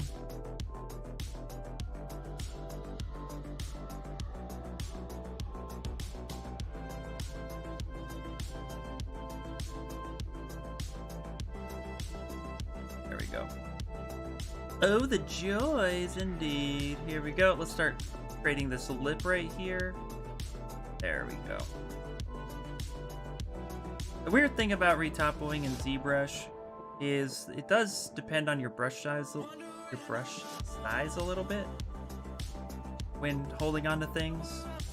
I want to make sure that you grab what you need. See, it is being a little weird. There we go. But I want this to be a really clean jacket, and ZRemesher just wasn't giving me result. This is what we do.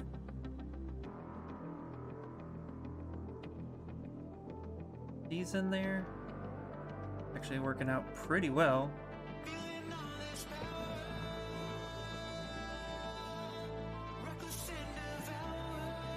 we go. That. I'm not going to worry about the edges. Actually, these right here, if we turn off... Come here real quick. I'm not going to worry about this edge per se right now.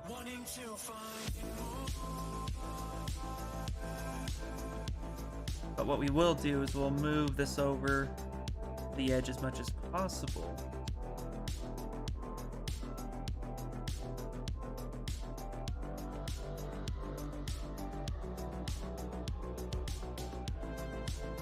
We have something to work with when we do a double-sided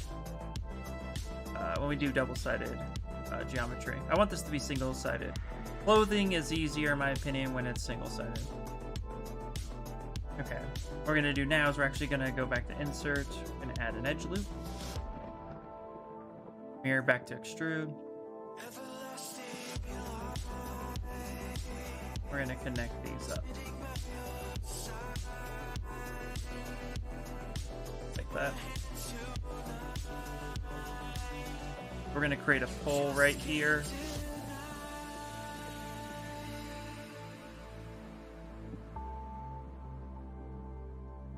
This will be our pole, which will transition. A pole, for those of you who don't know, is when basically five quads meet up with each other, creating a 5-pointed star. So 1, 2, 3, 5. 1, 2, 3, 4, 5. So that becomes a pole. That's usually a transition point in which the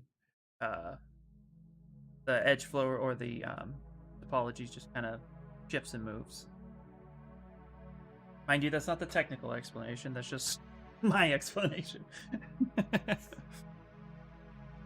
That be the IR explanation. Next.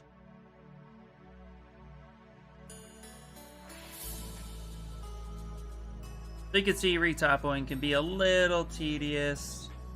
Unfortunately, you know, sometimes there's really no other way of. Sometimes there's no avoiding it, you know. But this is a very unique piece of clothing. So, like what we're gonna do here, you see how this is possibly a another 5 points pole. So let's go here. Let's go insert. Create the edge here.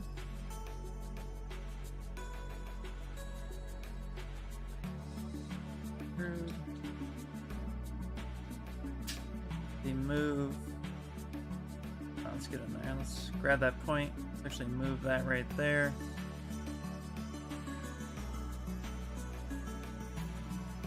Oh, you're fine. Grab that point right there. Let's go to insert. Add another edge loop. We have that right there. And then now let's go ahead and extrude this back out. Right there. And then let's clean up our lines. And we're going to need another edge loop right here to match this side. And this is all it is. This is, welcome to Retopo. But I'll tell you, it is easier, in my opinion, to just stick with being inside of Zbrush right now. I don't want to have to, I really don't want to have to bounce around programs. Unless I have, you know, I can. And there's nothing wrong with doing that. Work with what you know. But this is how you can do it within Zbrush, which is nice.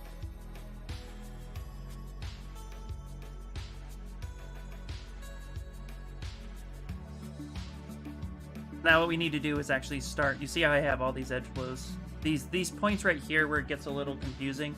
So these aren't lining up. I'm going to need at least 3 more edge loops within this section to meet here, or I start deleting edge loops at this point, which is possible. So I can hover over an edge, go to insert, and at this point I can delete this face. Actually do this. Let's go to extrude. So then when I come here to insert, I delete this edge. That lines up okay. Delete a few of these. Actually insert an edge right here, which would make more sense. Now I'm working with this pole where it branches off. Come here, go to extrude. Sometimes the easiest solution. You complete the loop, then delete the edges. You want to work with as few points as possible, especially if you're doing something for games. Which, this is like, there are programs that retopo better and faster. I know like Topo Gun, one that does a pretty good job.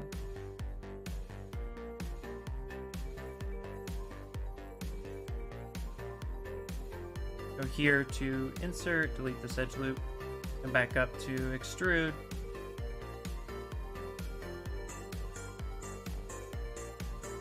Move some of these points around.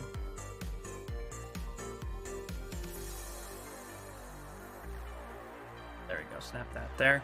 So you can see we're on our way. We're almost done. We're about halfway done. We're halfway there. Alright, there's going to be another pole, so again, where it's wrapping around. I come in here, grab this point, not make curve.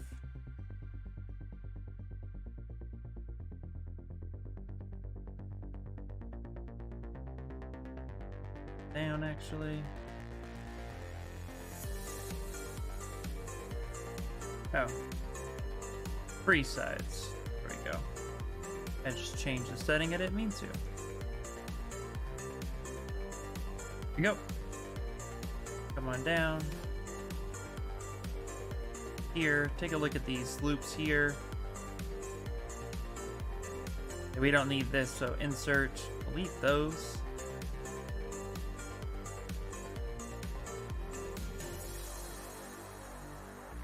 That. Back here, grab this, screw it out. There we go. We just start slowly connecting all this in as best as possible. You want to see 1917 again in the cinema? Such an incredible movie. Yes, it was, especially in the cinema. That was really good. It was really amazing. Probably won't see a movie theater for the next, I don't know, 5 years. It would be nice, but yeah.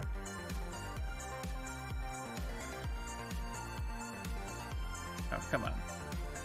You can see here, like can always retopo. You always have these nice little errors. Let's go to solo. Just take our lasso brush and select that shape and just delete hidden. That's anytime you have errors like that where you're just not sure where the hell it's coming from. Turn on double. Take a look. If you see any random, you know, spots, like right here on this side, they just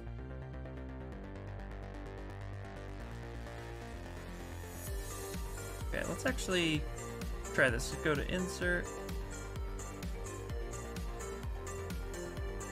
Here, let's go to. Not quite sure why this guy's here. Go to face. Let's actually go to you mesh it, touch it, select it, delete it.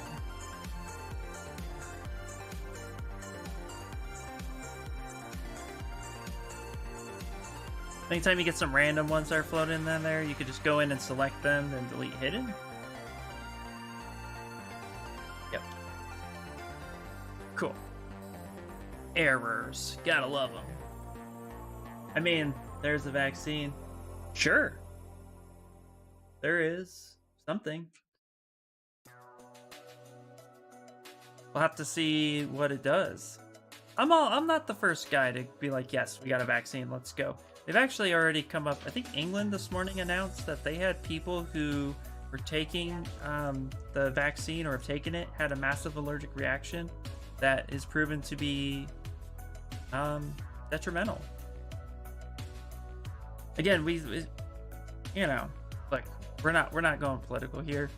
My thought is simply until it's proven effective, stay cautious. I don't currently trust my own government, who is all for getting me back to work but not providing me work. There's a lot of stuff right now that's all up in the air. So until we know for sure what's going on, I don't know. I have heavy discernment. Yeah. Again, this virus is less than a year old.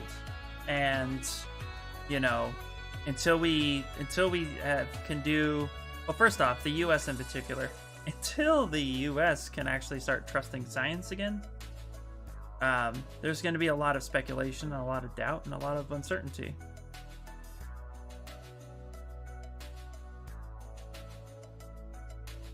Why won't you extrude? There you are. You're just not listening to me. Okay, let's turn double off so I don't get confused. Yeah. Do they expect vaccines are getting tested 10 to 15 years, that vaccine Not even tested 1 year. Exactly, yeah. Yeah. I'm really wondering about chrome spray paint. I have an Iron Man face plate that I want, that I'm really curious about how it looked. I don't know if Nexnox is still here, but one of the things that I would highly recommend is if you do any type of chrome or metallic painting, base coat it with black. It really pops. And Nexnox works for a company who actually does a lot of spray painting, and I've spoken to them a little bit about it. Also, go to YouTube. Sideshow just released a video on how they painted the Mandalorian statue, and they covered it as well, about how they do chrome painting. Check that one out, actually. I think you would like it. They get like a really nice gunmetal look. The Sideshow's been releasing a lot of stuff lately, which is cool.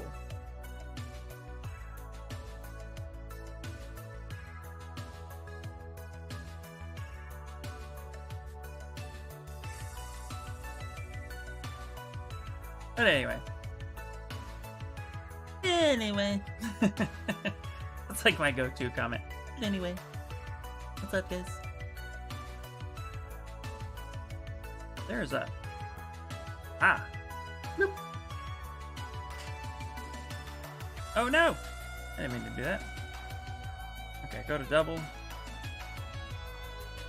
Like, what is happening right here? See this, guys? There we go. Gosh darn it! What you doing to me?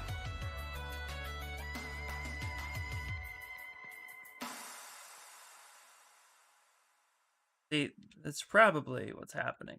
Go here, grab this point. Boop.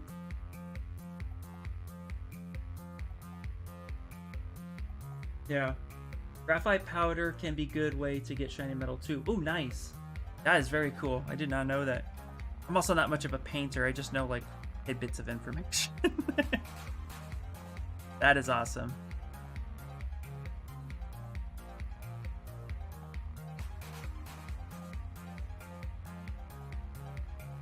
Alright, let's go ahead and save. I haven't saved for a while, and I've done all this work.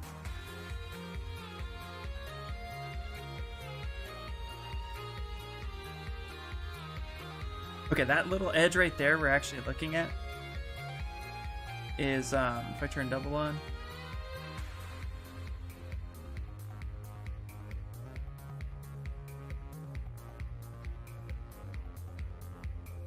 yeah. See, this line is darker than these other two lines. So what this means is actually there's another edge loop in there. Right there. See it.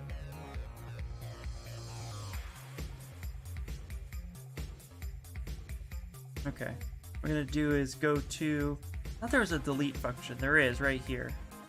Delete that edge. Perfect. There we go. Okay.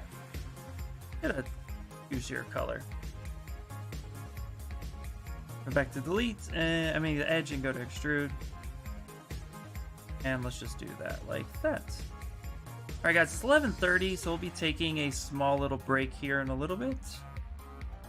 So let's actually finish the retopo, and then we'll take that break. It'll just be enough to like grab some food and all that other good stuff. What we're gonna do now is go here to insert, and we're gonna remove some of those edge loops that we had. And come back here to edge, extrude. So it's just a back and forth process.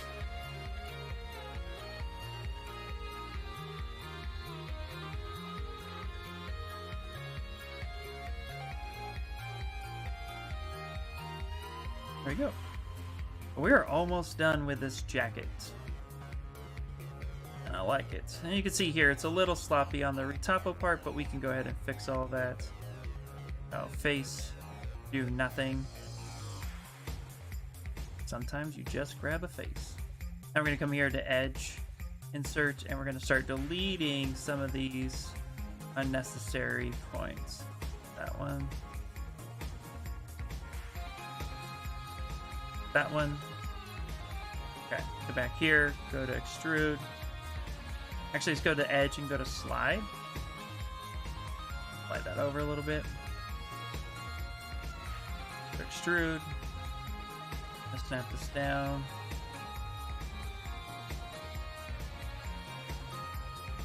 Like such.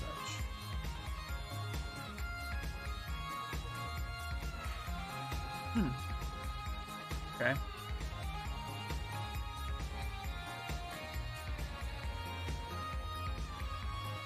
There we go.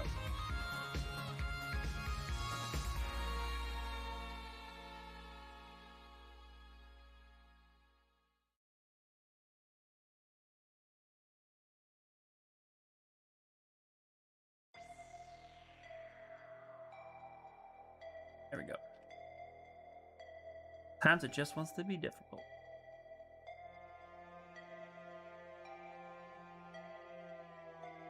That. I'm gonna move this over a little bit.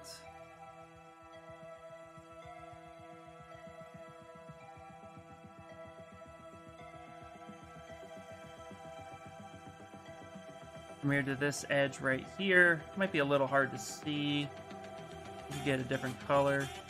Go to edge, insert, delete that one. Over, back to edge, extrude.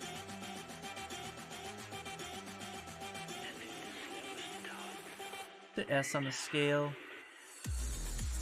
There we go. Now we have here, let's add another edge loop. Go to insert, edge loop.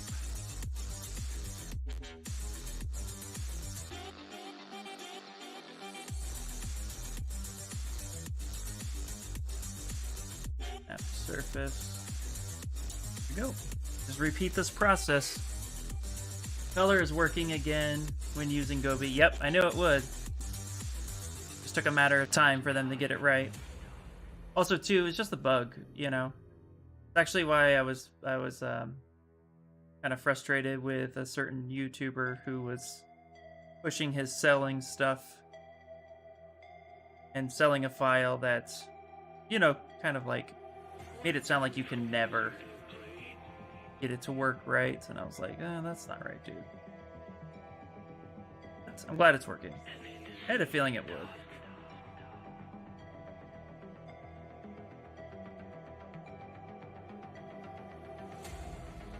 So.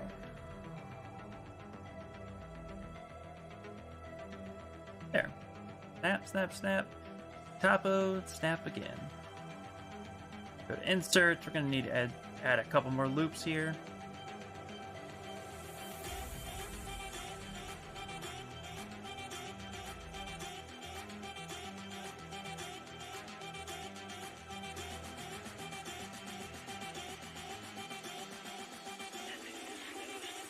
Go to extrude. Very repetitive process.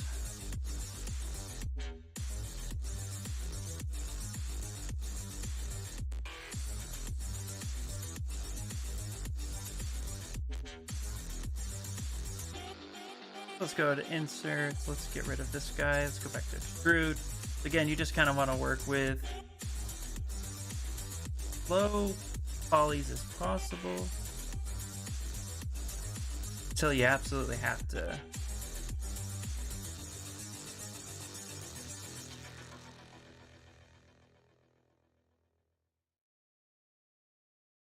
Here, let's do that.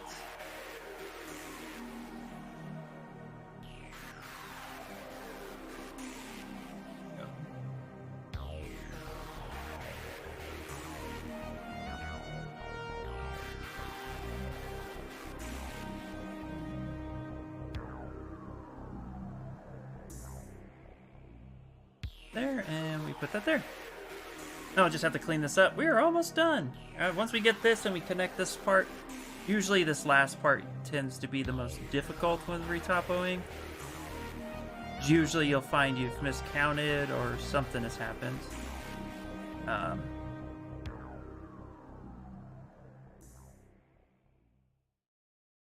But you'll usually get like a weird pull or something like that. So you just kind of have to like troubleshoot. This is really starting to... Let's not jinx it. Let's don't jinx it.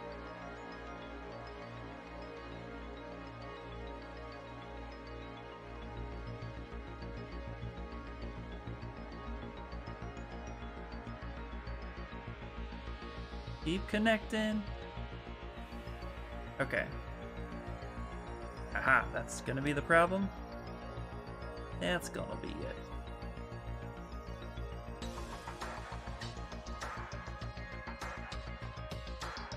Yeah, let's go to polygroup. Let's actually go to delete that face. There it is. There's the problematic face. Back to do nothing.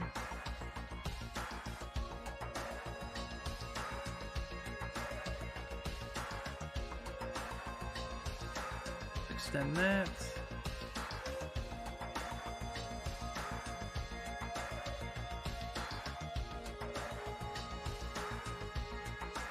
Yeah, that's connected. Nice.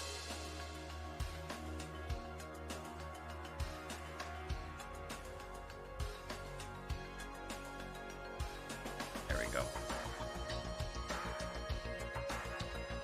Almost done. So we have triangle here.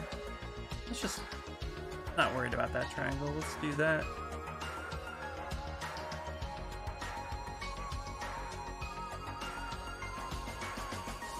There. We'll fill that. We'll end up filling that. That's fine. Let's go ahead and we hit close holes, I think. Oop. Yep. Alright. We don't want to do that yet. I believe, let's see here.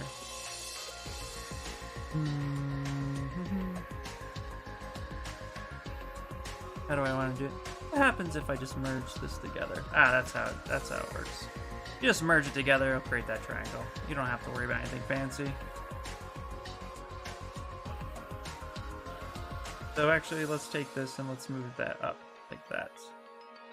We can do that a couple times until we put the triangle where we want it, which would actually work out just fine. Let's go ahead and take a look at it just by itself. Kind of clean up some edges.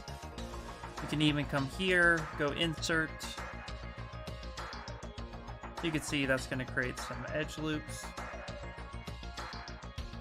You have a weird loop that way, but I'm not upset about that. That's fine.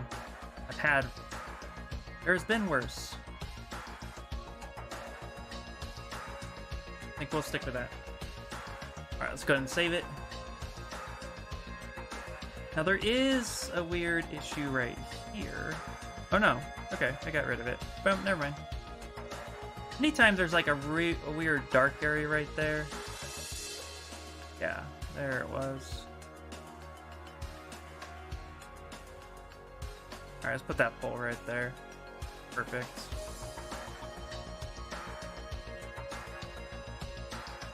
So, I mean, we have a little bit of brokenness, but this part's not even going to be seen. Because this is just the undershirt, so I'm not really worried about that. But what I can do now is hold shift, and then I can hold, click shift, and then basically let go, and it'll help relax the geometry a little bit.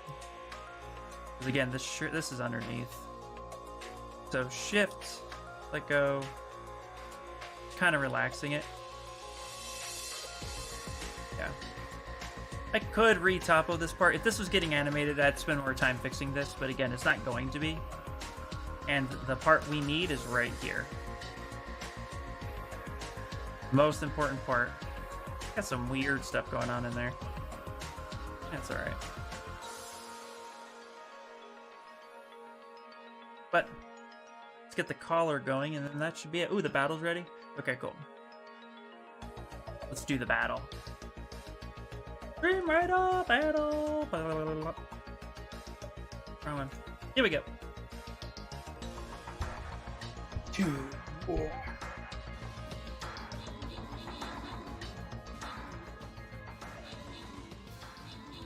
Yeah, get it. Look at my flying rogue, just flying around doing nothing. Literally has done nothing this whole time. PWC Blank and Peter are doing all the work. Got some assists. Nice, guys. Nice. You know how we do. Love it. All right, and we got... Okay. Oh, I'm going to try to pronounce this correctly. Naka?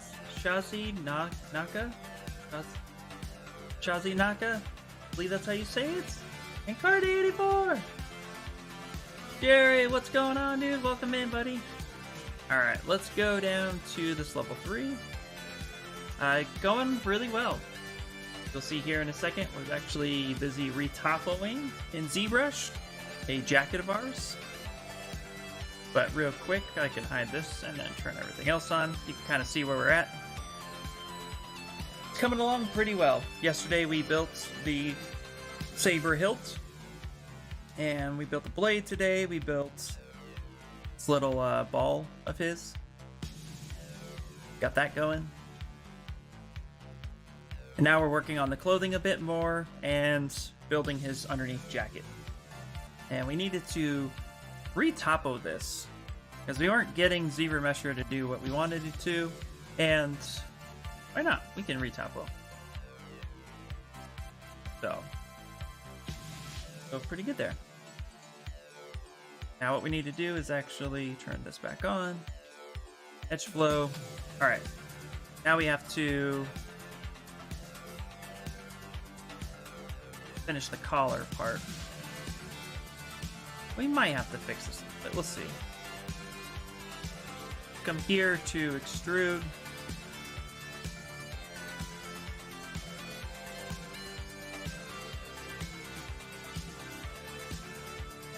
And we got some grossness happening here. Okay.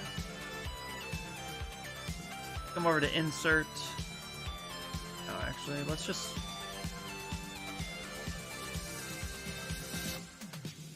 snap these 2 points together.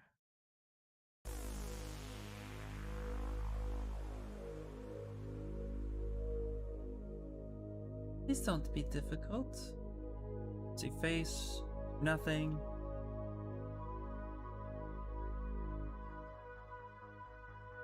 Why isn't that snap? Doesn't like me. Okay. Let's come here to face. Let's go to delete. Delete these edges. Now we'll snap that together. Same thing here. Actually come to face. Delete these edges on the parts that we don't like. Go on up. Go to extrude. Let's clean this up.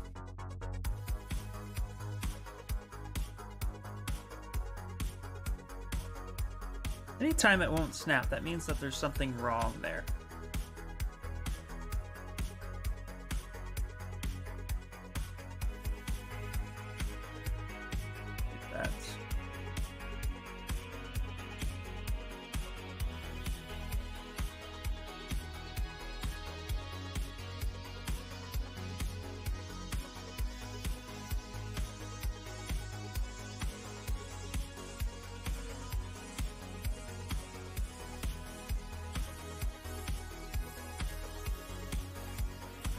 There we go.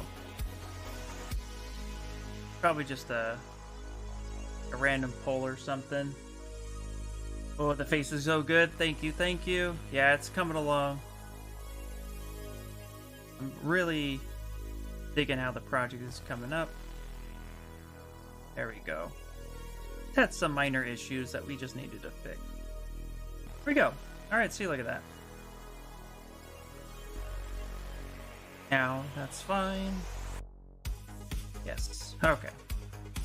So we needed to fix it. That's okay, that happens. Okay. Go ahead and delete those real quick.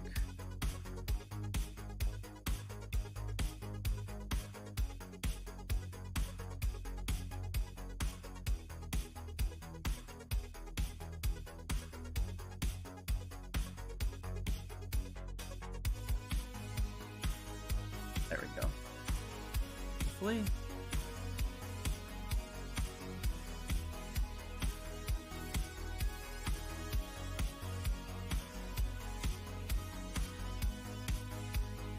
I'm definitely getting something that's not happening right. Okay. Alright, here we go. There it is. It's all on the underneath side. Okay.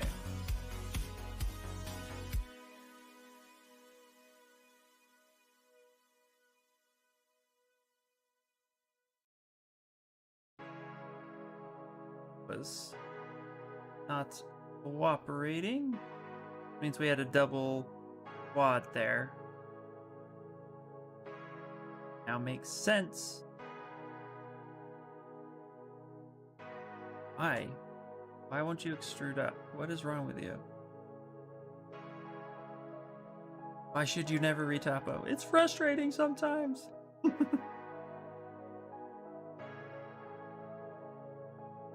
Okay, let's see if we can cheat it a little bit. Okay, let's do that. Yeah, let's turn double off so we don't hit the wrong thing. Get our collar going right. I'll see how it's snapping back there. I want to make sure that doesn't happen.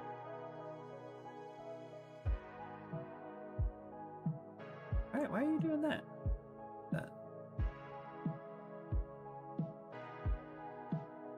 How far are you going to take the model? Will you be adding articulation or keying? I think this is going to be just a statue this time around.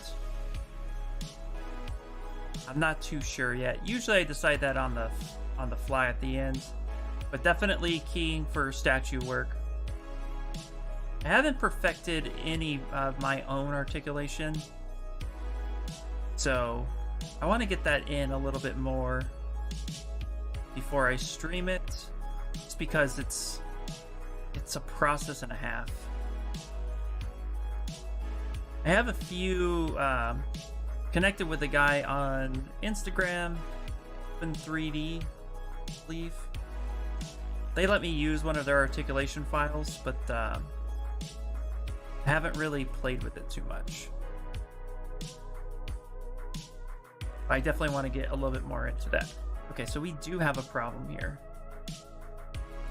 Because it's not even letting me connect. And now we gotta figure that out. We gotta figure out how to rebuild it. Work backwards. Sometimes it's just easier to work backwards. Like here. There we go. There we go. That's working. Boom. Alright, there it is. Sometimes with retopo, it is problematic. Now let's hope we get the rest of this working out pretty good.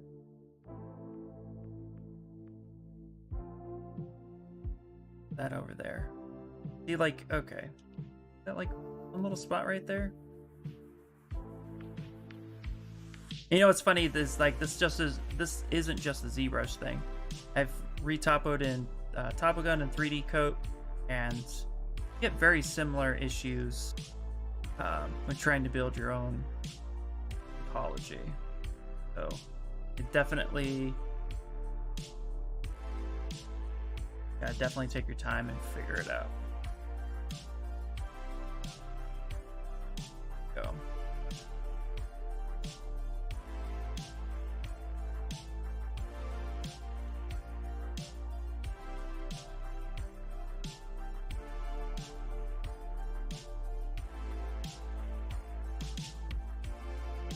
Also think some of it is world dependent or orientation dependent. Like that keeps snapping over there. Why that keeps snapping over there? Who knows? There it goes. It snapped over there again.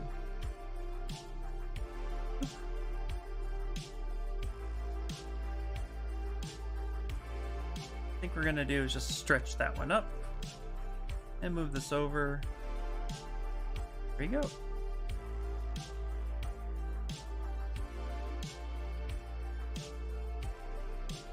I think for this, we're going to kind of create like a little lip right on the inside here.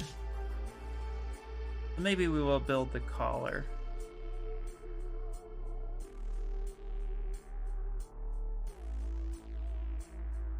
Yeah, maybe we'll do that.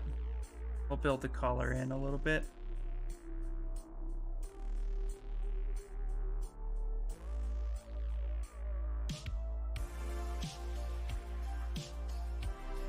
I also have a random star there. Maybe that's why it's snapping. There's another subtool activated.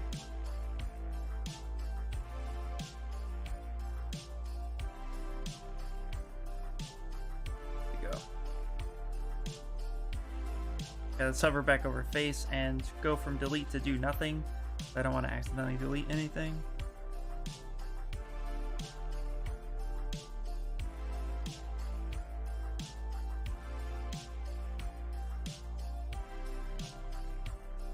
You know what? Let's get rid of that. We've welded this together. Let's go ahead and take a look at it by itself. Here, let's go delete. Go ahead and just move this here on our own.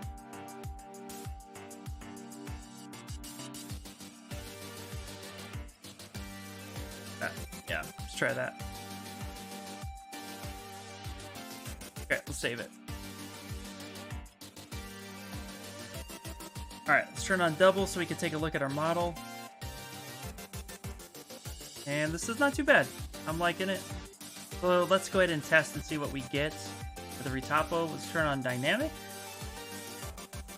And we have thickness applied, and you can see here that our collar is a little funky right here. Either we can add in some supporting edge loops.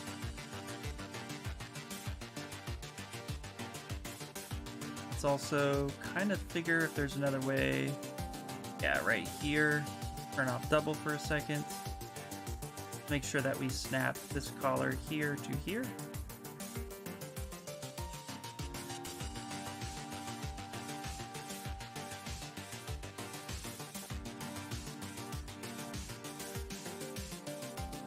Why are you doing that?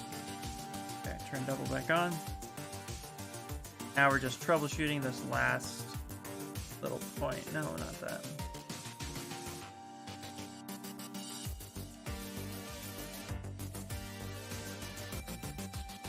There we go. That little spot right there. We can kind of tuck that in now. And then let's create some edge loop support.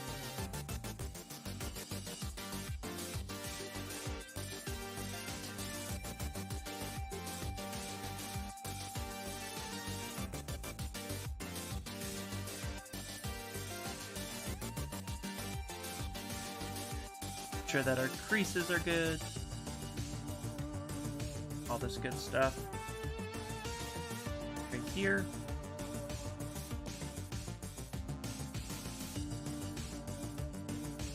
There we go. So now when we hit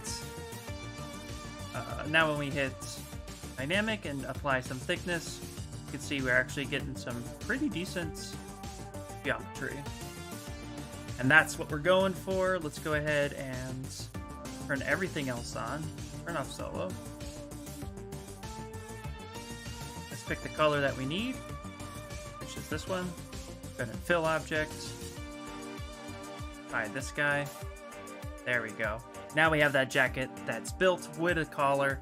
So we did go in and retopo it, but now we have a lot cleaner of a topology that matches what we have going on in here. And I like it. It's better. Sometimes when Z-Remesh doesn't work, sometimes it's just good to go in and retopologize. And as you can see here, now the collar is kind of one tucks in under the other. And so what we can do, let's go back here, take our move brush now. Let's actually go in, grab the mass lasso.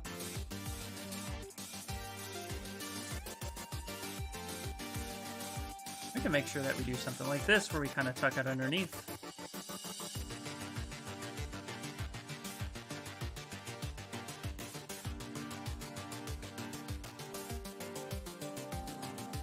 Part of the sculpting process that is fun. There we go.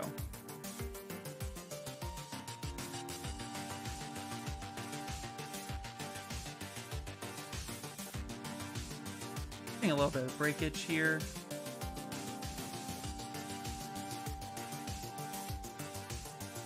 Kind of relax that just a bit.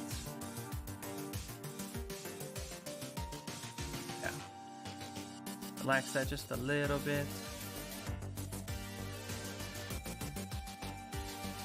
There we go.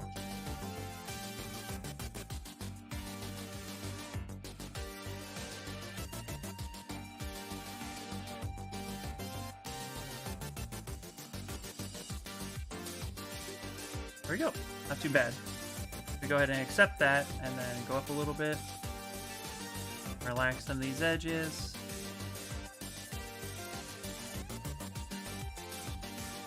Even pull this over just a little bit so we could put like a button there.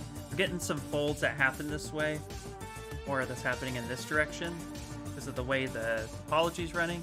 We can add a button there and kind of work with that movement.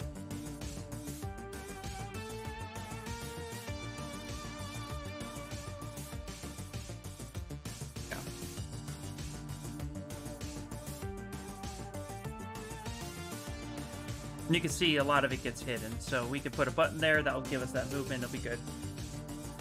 That feeling when a little green alien has better fashion than you, right? Oh boy, do I get it! Yep. Let's go ahead and give us some buttons here. So we'll just kind of custom create one. So let's get a cylinder in here. Let's go back real quick. Delete our edge loops that we don't need. Scale this down. Yeah, this guy is very fashionable.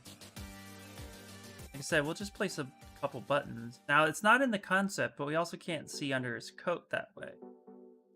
So, at this point, we get to kind of just assume that is, and that's going to be nice. Yeah, so there's some retopo for you guys. Now let's go ahead and grab this. Let's go back to our Z modeler brush. Let's pick on the face. We're gonna do Q mesh. Select here. I pull it out a little bit. The center. Kind of extend that up a little bit. Go like that.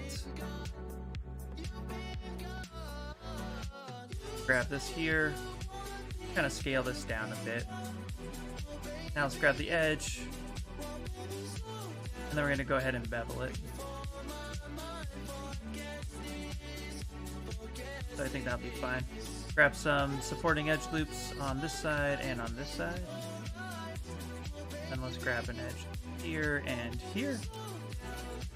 Grab one here. A couple back here. So supporting edge loops, when we go ahead and do dynamic, we get like kind of a button, something like that. And let's go ahead and fill object.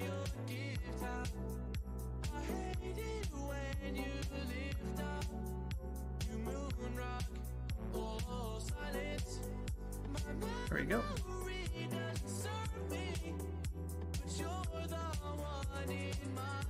Like that. Now we're going to go ahead, hold control, drag this down, let go of control, kind of equal space it out. Now we have a few buttons like this. And go ahead and auto groups. Like this one.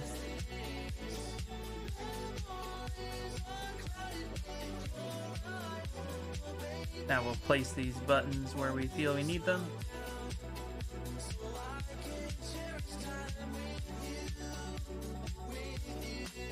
Yeah, this Darth Grogu is very fashionable indeed. I love it though.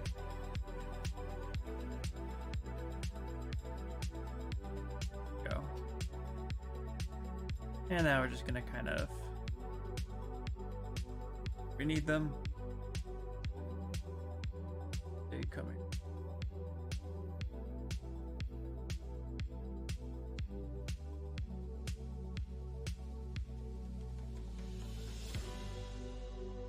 Oh, let's bring this down. Try to keep them equal in spacing.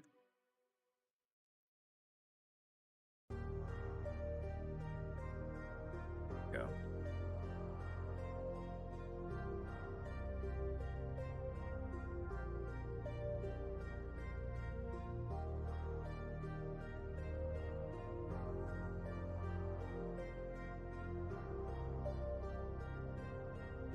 Like that. I am going to be taking a break very soon. Sure. Alright. Yeah, how much time do we have on Stream Raiders, actually? Got 10 minutes. We'll do Stream Raiders and then we'll take a break. Okay, go.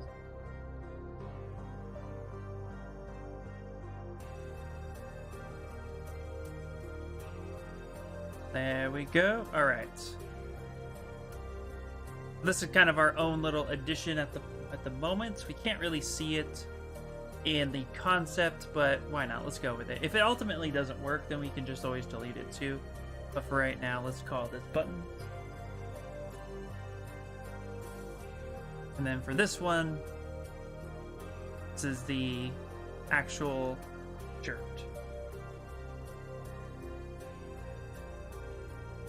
Need to gotta rename. I don't need to have caps lock on everything. Gotta read buttons. Perfect. So our original shirt and collar, we can go ahead and get rid of that. Now we can go ahead and save. Let's save this as 7. Just in case we need to go back for whatever reason. So you're out for the day. It's been fun to be here. I wish everyone an amazing day, evening. See you tomorrow. See you tomorrow. Great. As always, Martin, thank you so much for all your help. Have a wonderful evening day for you. Alright, and let's go ahead and actually push this part back in. Push that out a little bit. There we go. Now we're just making sure that shirt and stuff collide where we need it to with his skin. When we need to make that water tight, we'll get in there a little bit better. Right now. Be perfect.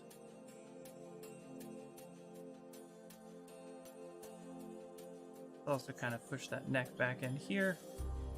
Later. Never mind. Thought you were leaving in. I'm going to be taking a small break for like half an hour just so I can get some lunch because I stream until 3. So if you want to also, you know, go grab something to eat and then come back. But I'm going to start up a game of Stream Raiders. And then I'll be back by the time that's ready to go. So I will be leaving for a few minutes. But yes. This is where we are right now.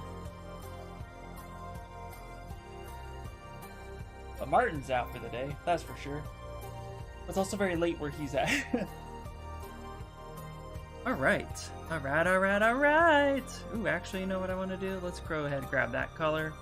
Go back to our buttons. And let's fill that color 100%. There, that kind of matches the theme a little bit.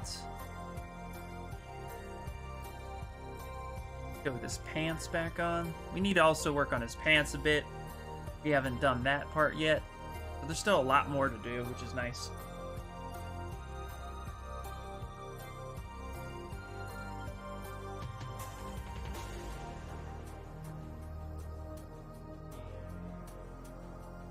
Start getting this tucked in with that.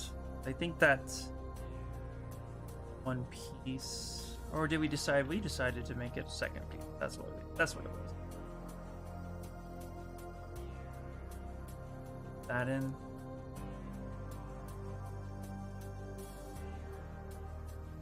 Shirt underneath needs to get pushed in.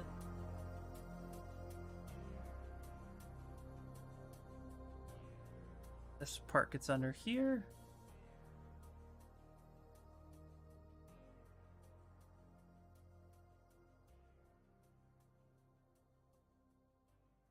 Once we start getting this a little bit more situated, it should be good.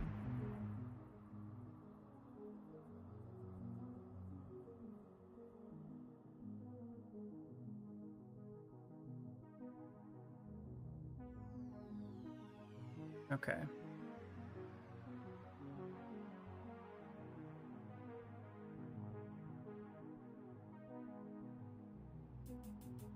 I'm just kind of cleaning it up a little bit, making sure that it all matches and makes sense. Let's take our standard brush and kind of bring this up a little bit.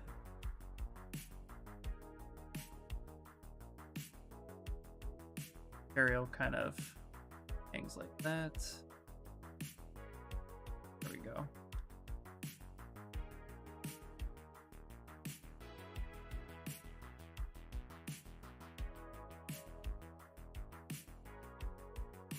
Move that down. I still have smooth groups on. That's not what I need. Smooth itself.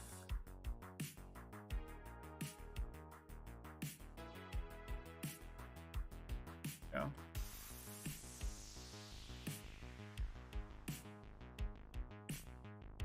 Need regular smooth.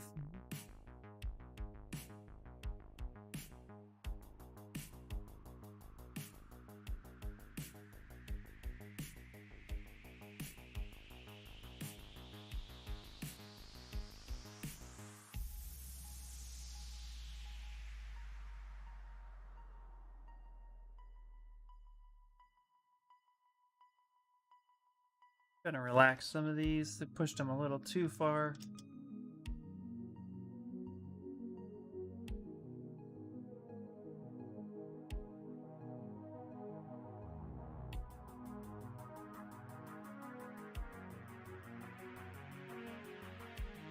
And let's go ahead and push this in a little bit. We got a couple more minutes.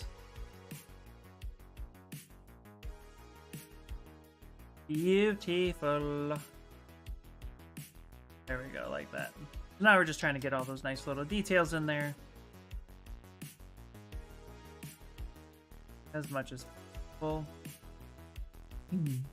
So when we get, hold on a second.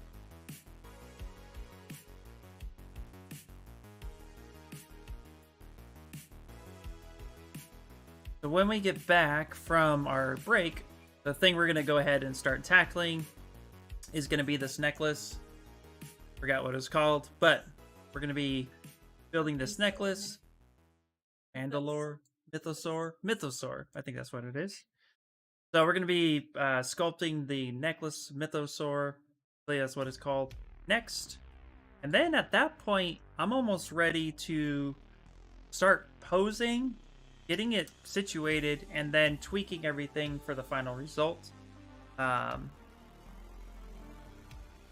Yeah, I think that's what we're going to want to start doing. We don't want to put in too many wrinkles and stuff that doesn't make sense at this moment in time, because the reality is that all that's going to change, and there's a difference between memory wrinkles and movement wrinkles.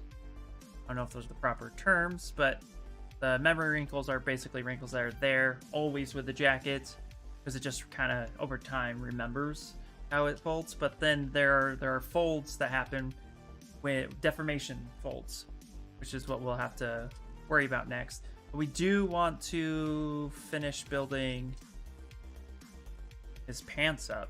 If you look at his pants, go ahead and hide everything. Go in the pants.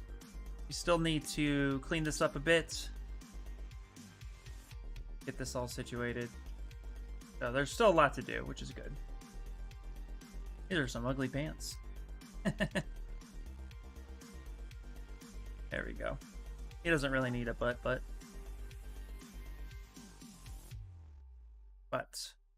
have that to work with. And yeah. In fact, on this, what we're going to do, let's go ahead and just close holes.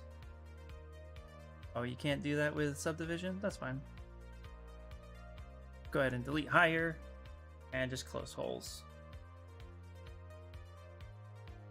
Close holes, that way we can just deal with that as a solid object.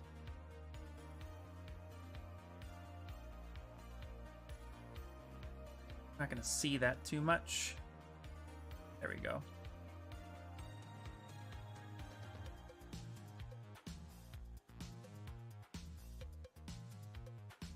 All right.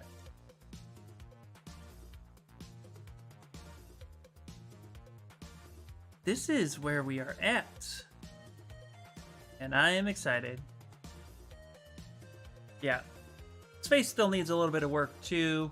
There's some things with it I'm not 100% happy with just yet. But, for example, just real quick, this ear needs to be pulled up. That's a big one that I keep noticing.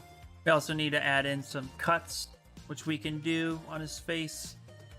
We have ear cuts. So yeah, all that stuff is going to happen. That's all asymmetrical stuff. So let's go ahead and save it. Stream Raiders, and then we're going to take a 30-minute break. And then we'll be back until 3. So let's do it. Let's do it. Here, let's go ahead and put this here. Put him like right there, grab here.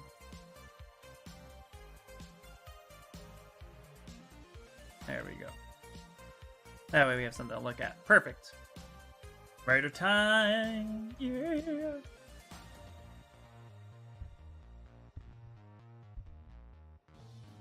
Let's do it. Go get those presents under the trees.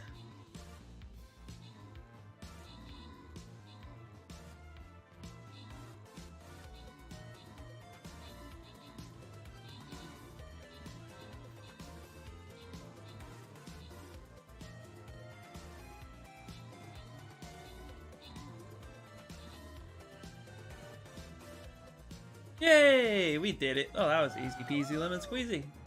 That was a mouthful. Alright, and we have Mixed One and Kit Kat. So what we're going to do is we're going to start a new one. We got a level 3 coming up. Let's get started to it. Let's get into it. And go ahead and drop my robe.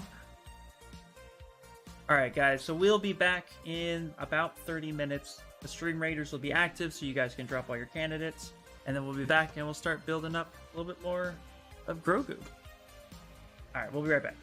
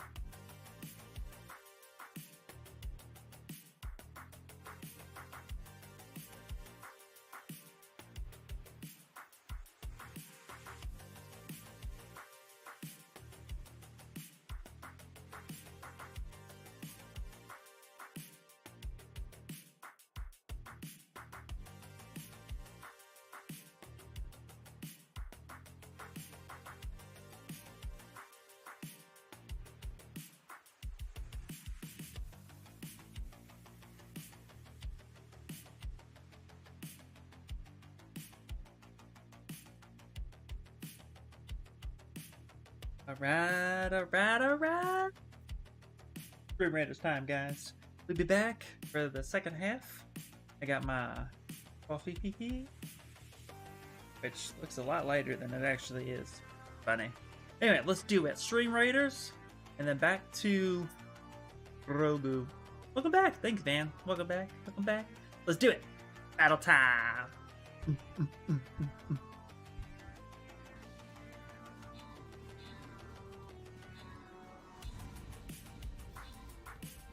All right. Murder, murder, murder. Oh yeah, easy. You got this easy.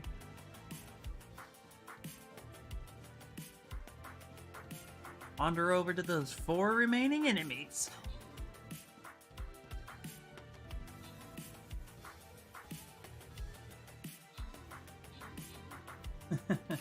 One more, go get him. Just like this little happy little poisoned individual. I wonder if he'll die before anybody gets to him. Maybe? No? 1 hit. Oh, there's his health bar. I thought he was dying. Get it, get it, get it. Murder, murder, murder. They sank my battleship. Alright, guys, alright. Woohoo. We did it, we did it, we did it. Like we do. He sunk my battleship. Eater. Gabriel win. Kit Kat. Woo woo. There you guys go. Alright, we got a level 2 and then a level 5 boss fight. Boss fight. I don't know why I said it that way. Let's do it. I'm gonna take my paladin. I'm gonna stick him up here. Alright. And we got Grogu back. So this is where we left off. We ended up doing a lot of work on his jacket. So if you're coming in or you were with us and you bared with all the retopology that we did for this guy,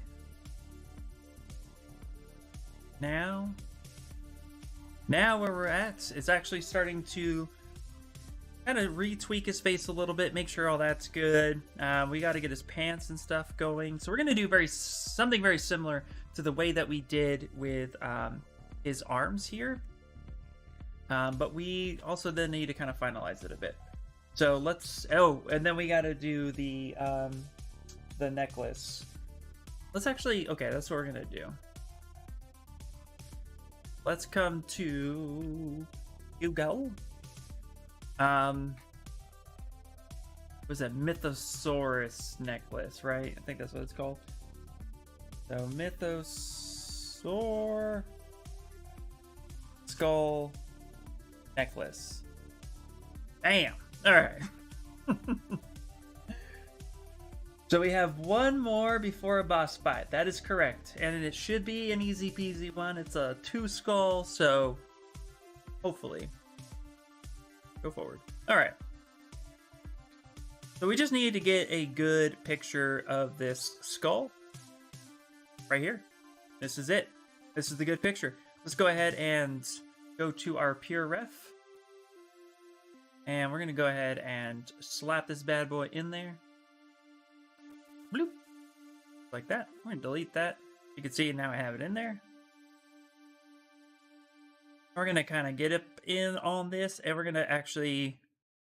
Oh, so, I mean, this is pretty simple. This is a simple shape. We don't need to get too complex with this. So let's go ahead and just start from the sphere, Dynamesh, and let's just start building it. So let's do it. Let's go under accessories. We have this little orb thing that we did. I don't know what it's called, so let's just call it his...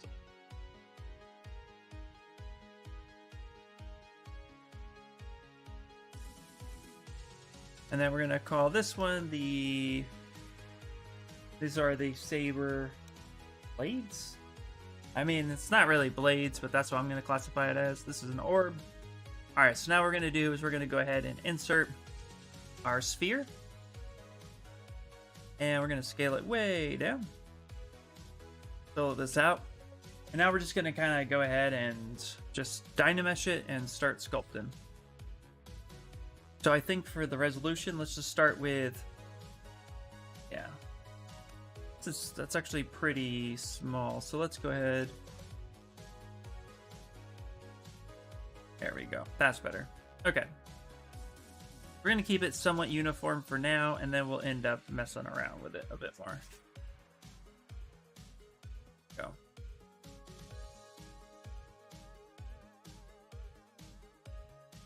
There it is. Just like that. We're just using Dynamesh. And then we're going to go ahead and kind of grab like a little section right here. Invert that. Coming over. Pull that out. Scale it down a little bit. Dynamesh it.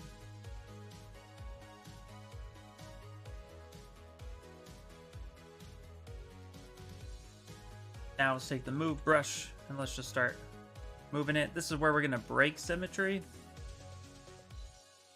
I'm going to take the snake hook brush. Bring this over here. Let's actually up the resolution, 256.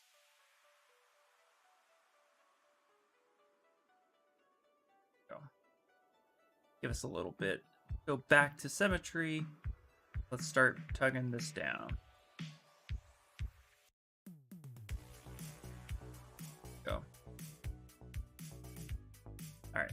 I need to put my glove on. How's the chat doing today? Ooh. That's been pretty good today. New followers, thank you so much again. Some awesome questions. It's been great, man. It's been great. Great. They're great. Anyway. Alright. And now let's go ahead and just kind of get a place for the eyes a little bit. So we're going to take our damn standard. Kind of sketch out where these eyes should be. Give it some generic stuff. Sketch out where the nose holes are, which are below the husks. Alright, we obviously need some better resolution, so let's go 350. There we go. Hey, man. Ping Light says, man.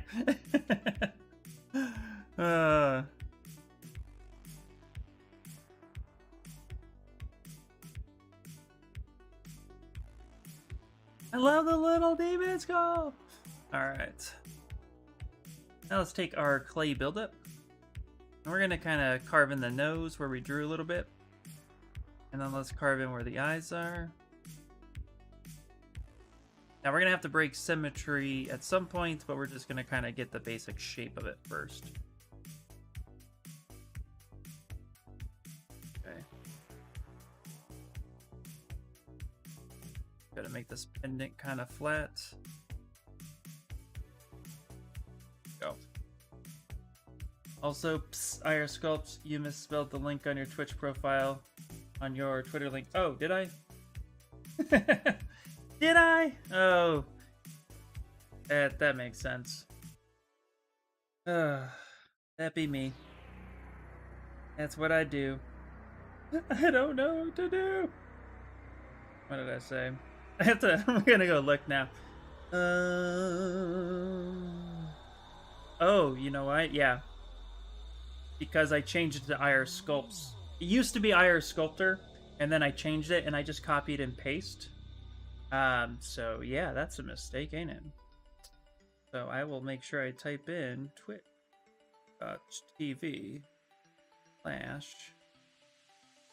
Thanks for that, by the way.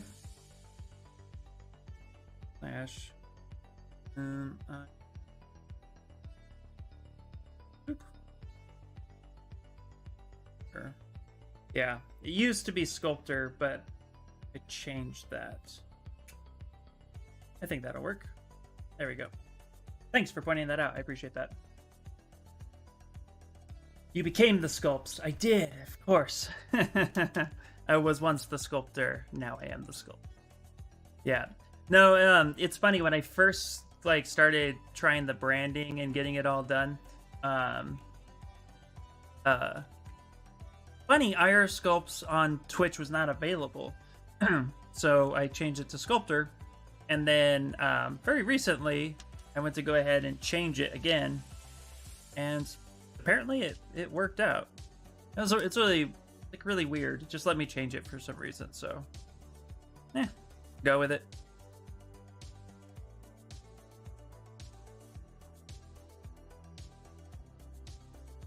All right.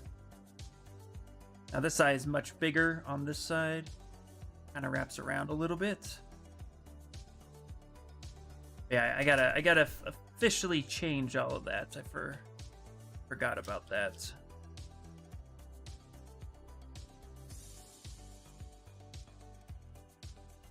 Can't say usernames either. No, I can't. Absolutely.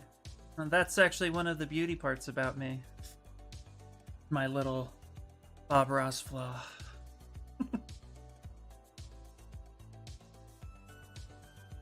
Alright, so now we're just kind of trimming this down a little bit. Getting this a little... There we go, like that.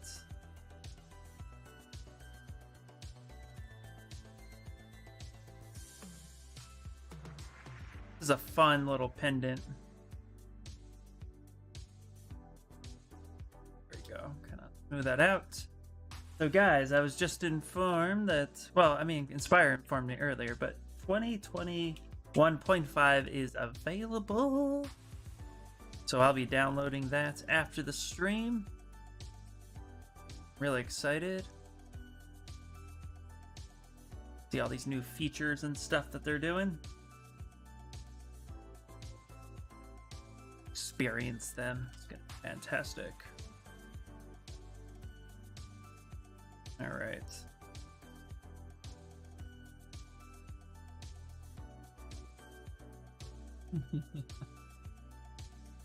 All right, let's go up in resolution just one more time. Say 500.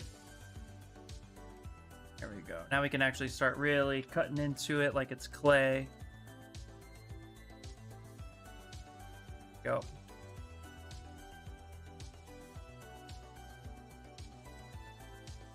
That. I'm gonna have to break symmetry, I think, sooner rather than later.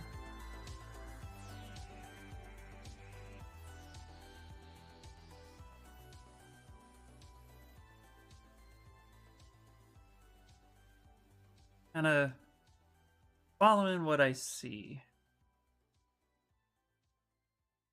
This one kind of has like a little bit of a bump here on the skull, or on this side it's kind of say more warbly.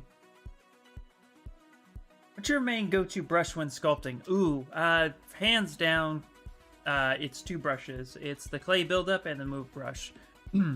I love the clay buildup brush just because you can get, you can just obviously, in the name, you just build up the clay. And then the move brush, because you can pretty much just, from a sphere, take that one brush and just start manipulating the shape as best as possible. So I find those two to be my two go-to, but they're comboed in with each other. But if I had to pick one, the move brush would probably be the most powerful brush you can utilize when getting your sculpts put together. You can do a lot with that brush. It's underestimated, I think. Oh, dang, I didn't realize you changed your Twitch name. This affects my Christmas gift. Oh no, Sculptor still works. You're fine. Also, thank you for the Christmas gift. But no, don't worry about it. Unless you want to. But you don't have to. It was a really interesting thing. I was just kind of like going over everything and felt like I needed to do that. But you know, it's funny. It was just like people still say sculptor, and I don't mind that at all. I like that actually. All right, you didn't mean to ruin plans. All right, so now let's put symmetry back on. Now we're gonna get the teeth kind of locked in there. Yeah, we're just going with it. Yeah, heck yeah. Let's go with it. I like it.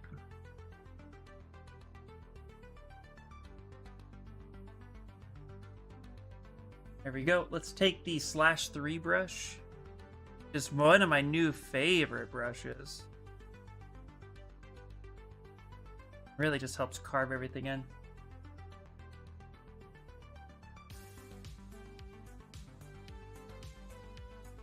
And clay buildup. Yeah, clay buildup. I love it. All right. And little imperfections. Part of it needs some water. 1 second.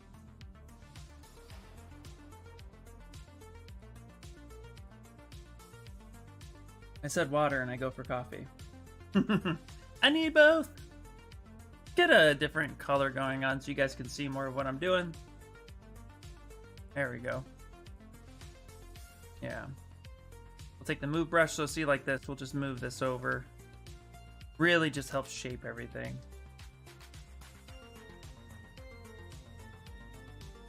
So kind of smooth that down a little bit.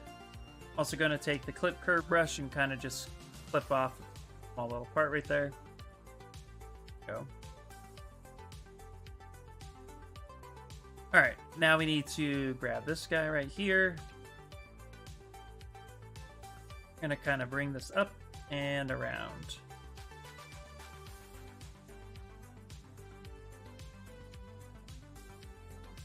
Go. Go, kind of point this up. Get these more where they're supposed to be.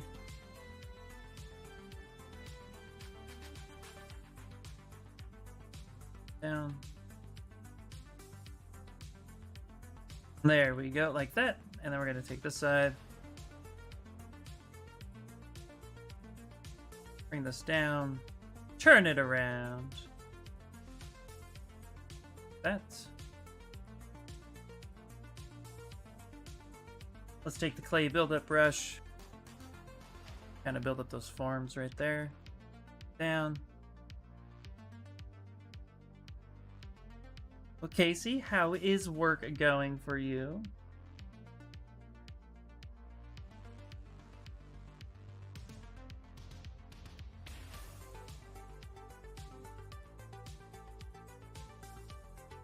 Yes, like that. Perfect. I like it. Let's go ahead and save it. All right, now that we have this, let's start really getting the details in there. Kind of latched in and finalized. So we need to go up in resolution, but I don't like to go Dynamesh for this. 100%. So what I'm going to do is go 750. We'll make it a little bit denser. Take the /3 brush. Carve in the details that we need. And then we're going to Z-remesh.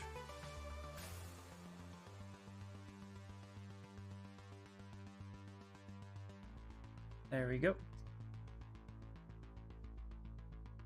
That's beautiful.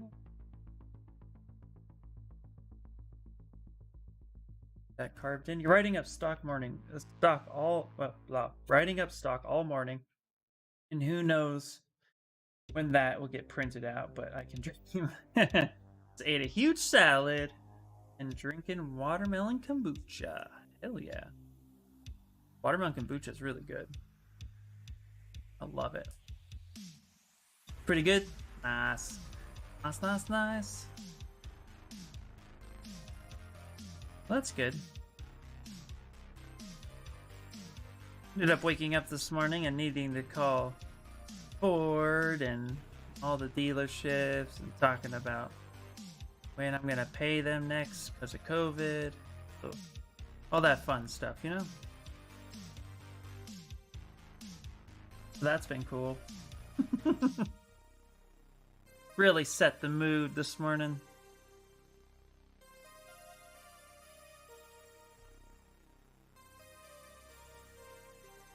Right. Let's take our trim dynamic and actually tone this side down a little bit. /3, making all these undercuts where we need them to be. Like this comes up here like that. And then here, it's up this way. Oh yeah. It's bullshit. Nancy voice, I love it. I want to watch Stranger Things again. That is definitely something I want to do again. All right.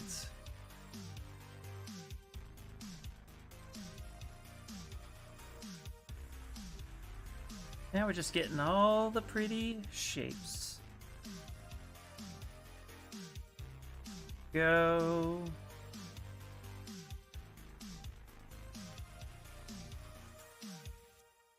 Take the /3 brush and let's just kind of carve there, which gives it that little kind of back shape a bit. Move brush, kind of move that back in there.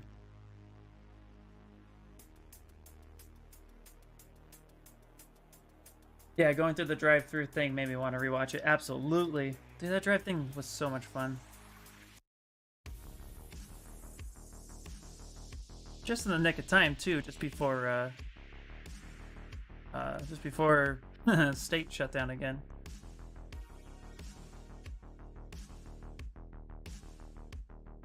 All right. So that's about what we got right now. A lot of it has texture and stuff on this. So I'm going to go ahead and now Z-remesh this and kind of clean this up a little bit before we add the necklace pendant part on top for the actual hanging.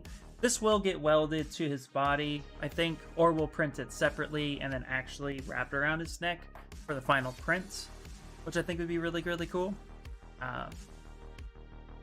As it stands right now, I think this is actually a pretty good stopping spot so that we can Z-remesh it. So let's go ahead and do that. Let's come up to geometry, Z-remesh. We're going to turn adapt off, and then we're going to go, let's do about, yeah, start with 5, see what we get.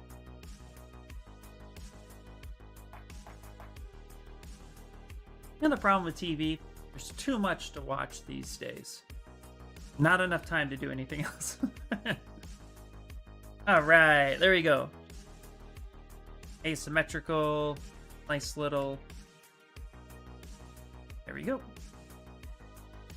We can go ahead and move that there.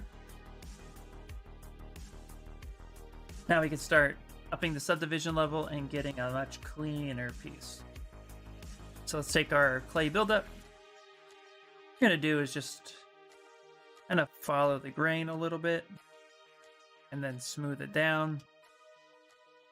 Give us some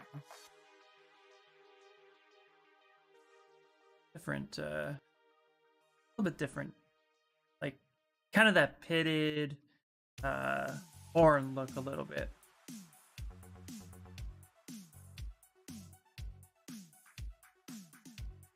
Kind of come up, smooth, relax some spots. Give us those imperfections I'm looking for.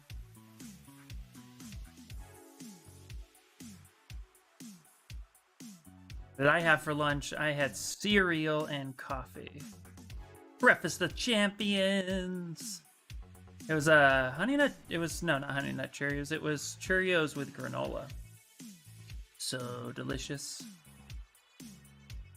And a quick run to Starbucks to get some coffee, because I was lazy and didn't want to brew any. I think it's all about being honest these days. All right.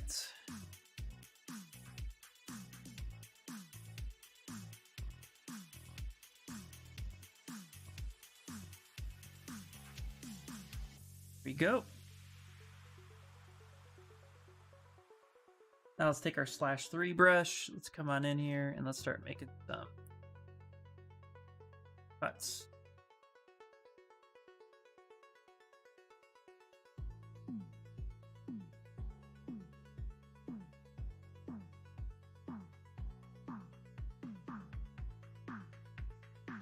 That. Full.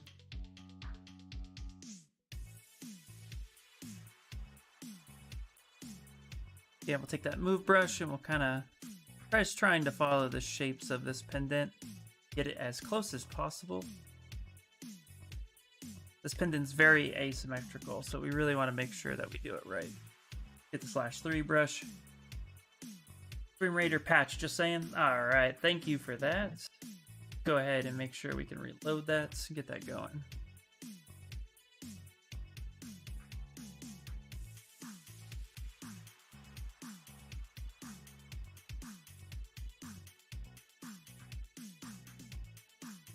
Try to get that separation between where the tusks and the skull itself meet. Okay, looks like that was that should be working. All right, I think that's working. Got about 5 minutes left.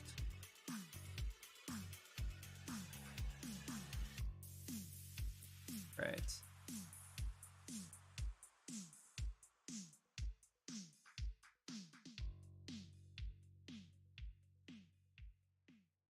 Yeah. Okay, what we're gonna do now is our clay buildup brush. No. Yeah, let's take the clay buildup. Kind of just quickly a little bit more definition. Let's actually also change. I don't want the hard square alpha. Let's go to alpha 6. I want something a little bit more softer that can help kind of still build with that clay.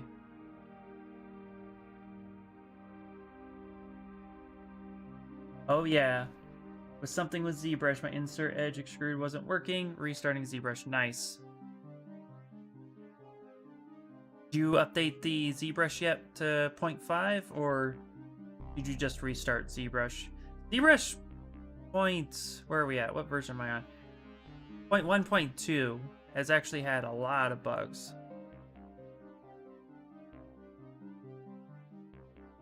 I'm hoping this next update's gonna be proving to be a lot better.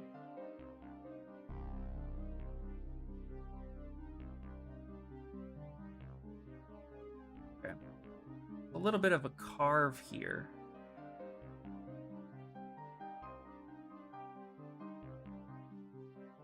Kind of tone that down a little bit.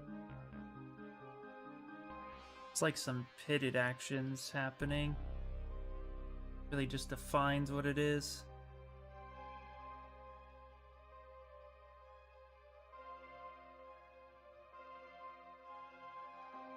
And it comes up there like that. You're on 2020.1.3. Wow. You're way back there. Well, 2021.1.2 has had a massive amount of features.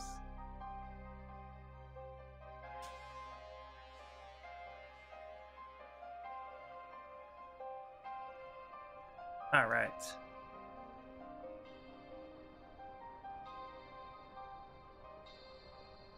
Okay, at this point now, what we're gonna do, go ahead and save it before we break it. And we're gonna go to clay polish. And we're gonna kind of sharpen this up a little bit. Say 30%. Boom. That's cool.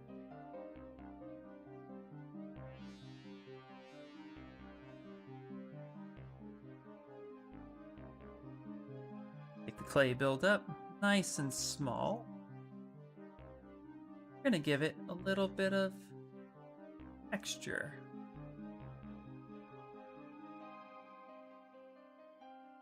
Nice and easy. Now that you can get your hair into a bun, don't you love taking your hair out after it's been up a while? Yes, actually, I do so much. It does feel good. It's like a weight has been lifted. I think it's because the hair, you're pulling your hair. Like, it's up in a bun, but you're tugging on it, that's for sure. But yeah, it is pretty nice. But then, what's funny is I forget about it, that it's put up sometimes.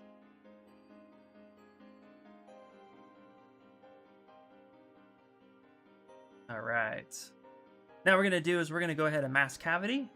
Ooh, boy, that looks cool. All right. Going to go ahead and pick like a kind of grayish color. The more on the blue side, it's very cool. The cool blue. I'm going to go ahead and RGB. And we're going to fill. We're going to invert. Go very dark, but not pure black. Fill object. Kind of where we're at right now. Then we're going to take our smooth brush and just go to smoothing RGB. I'm going to lightly smooth some of this up. Gives you kind of like a blendy action. But you can see polypaint itself at the moment kind of choppy. We're going to blur it a lot. I'm going to go up in subdivision a couple times. Mask cavity. So like this.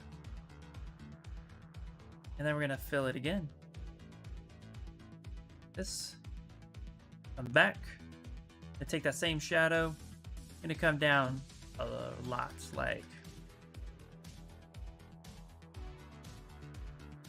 Going to darken some of these edges.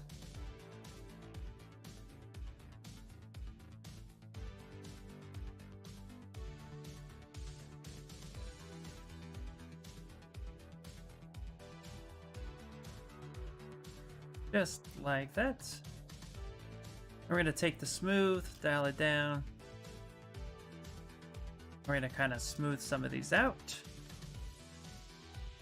I used to just pull my hair through my hat. It was a lot easier. I love rubbing my head after I take it down from a high ponytail. Oh, yeah. Oh, I bet that feels so nice. It explains why I have so many issues. Yeah. You might have a couple issues with the ZBrush there, buddy. Alright, so there's our porcelain style look. Here we go.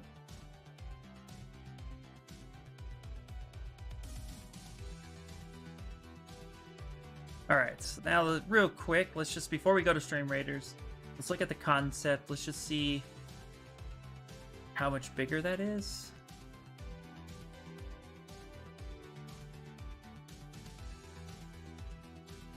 And that's actually, it's pretty small. Let's keep it like that right now.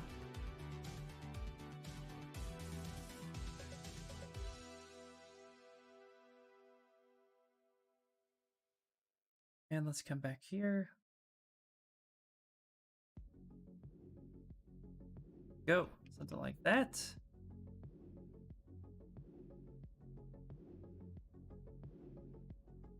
There we go.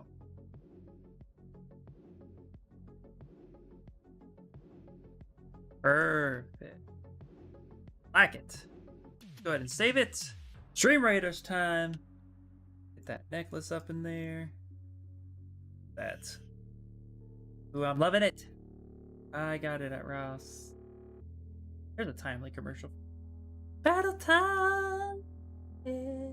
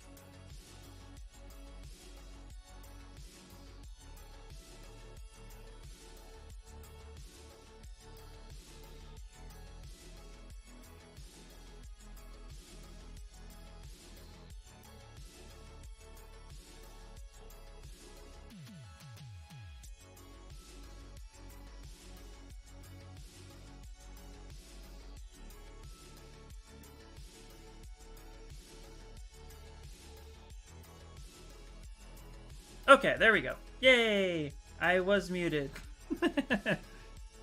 Warriors down. We did it. Boop, boop. There we go.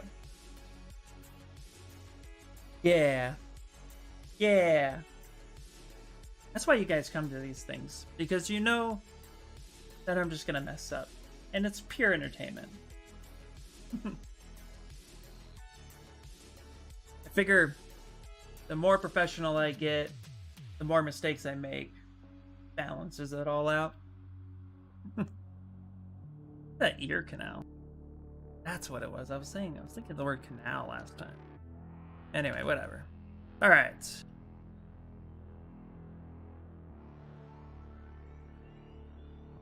Guys.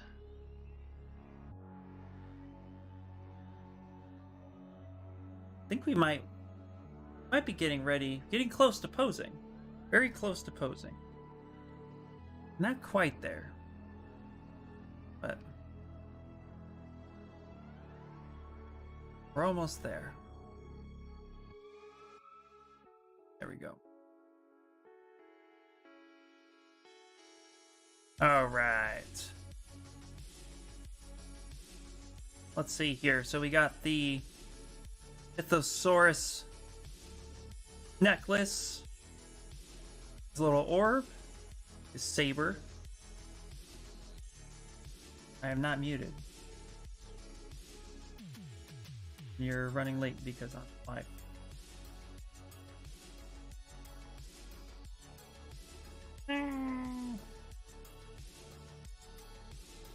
Can you guys hear me? It says you should be able to.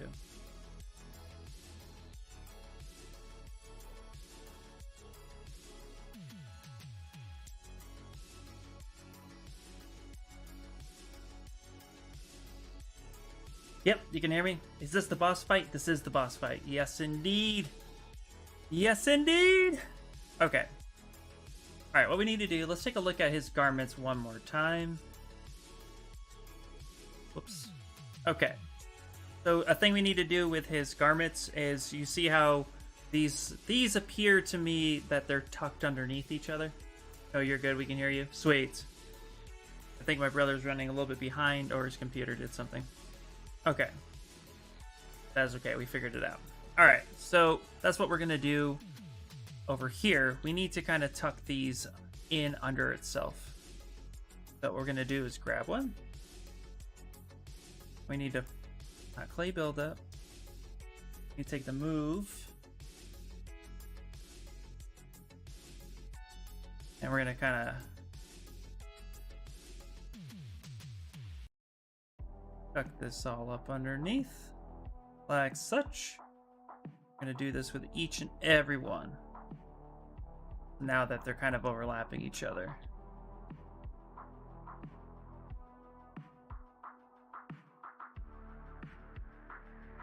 You guys are in the same room, aren't you? Yeah, we are. Yeah. He's on a... That's why he ended up telling me that he thought I was muted. It was at that one point. Alright. I kind of press this up a little bit.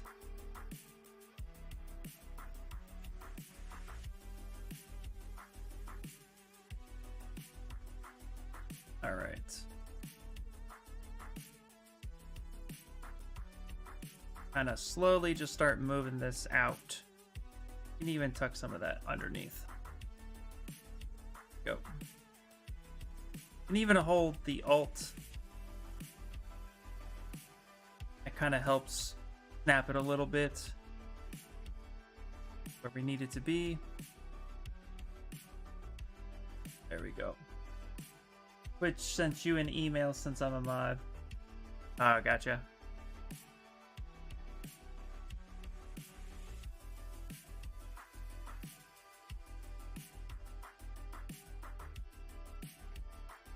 Go. So now they're kind of stacked on top of each other.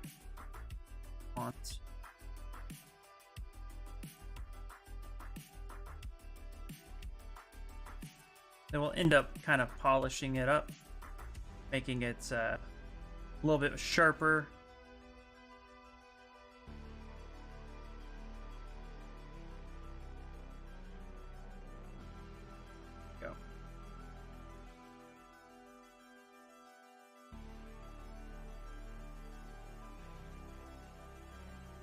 Just like such. Now these will be overlapping as well, so when we actually do make this 3D printable, this will be easy enough to merge together but still keep that detail.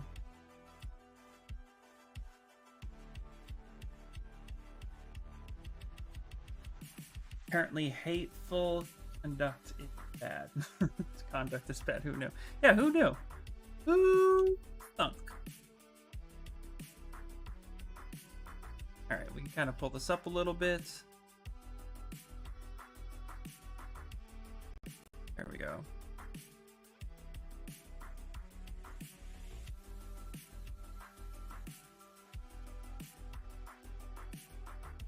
I'm just kind of, now we're moving it all together.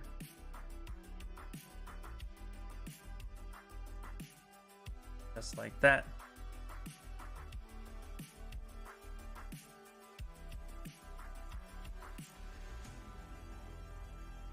Yeah.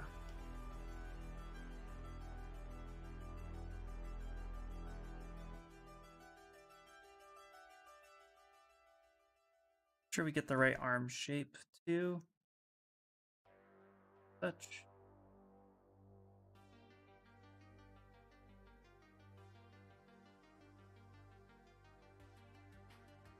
Something like that.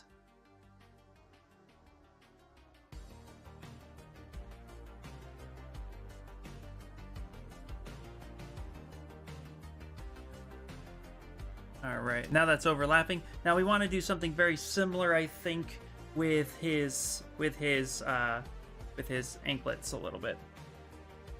So is this like Evil Yoda? I don't know anything about this character. Okay, so this is pure concept. None of it is canon.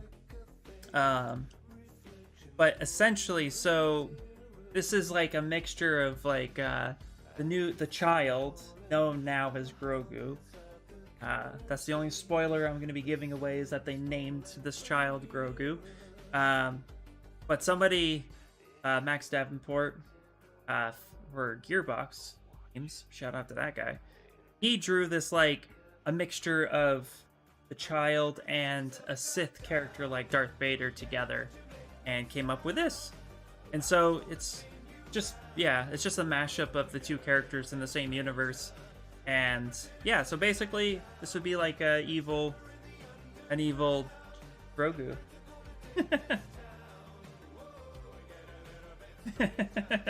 Yeah. Grogu apparently means George, which is like a nod to George Lucas. So it's really badass. Yeah, exactly. Oh, and you can't harass someone sexually or non-sexually. Humans. All right. So now I want to make a few bigger changes real quick to his clothing. I realized I've made him very skinny, and he's kind of, his cloth makes him look a little wider. So let's save this real quick and let's go into our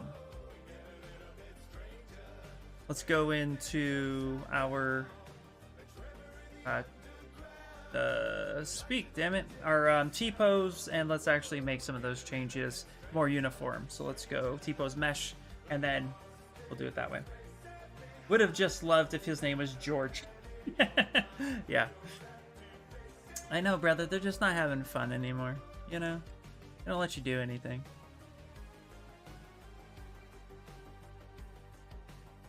All right.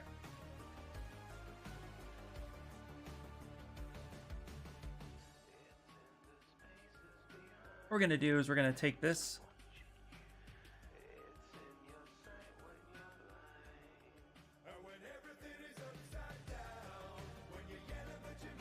Go. We're gonna turn on. Yeah, we're gonna turn on symmetry. We're gonna kind of pull our jacket out a little bit better, so it gets tucked underneath. Like that. Curious George, maybe. Hell yeah. Alright, and then let's take this guy and this guy.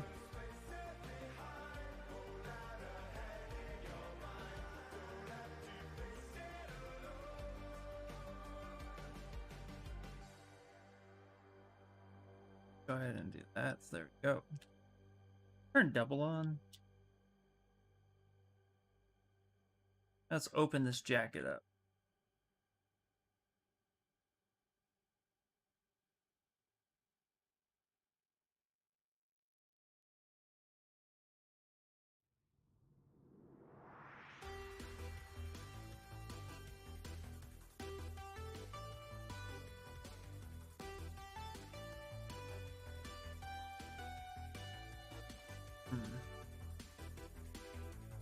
Better idea.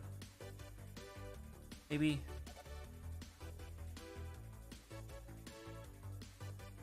Take this. Kind of like cut it in half right here. Turn on symmetry. Yeah, let's kind of open that up. That.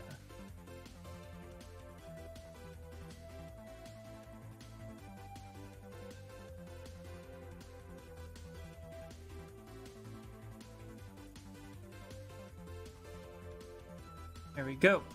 Kind of just a bulkier jacket. Good.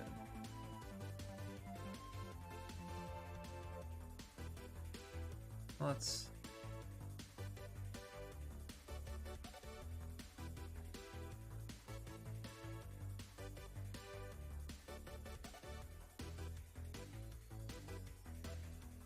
headed back to work, but I'll be in lurk mode. Yay, lurk away! Thank you, thank you, thank you.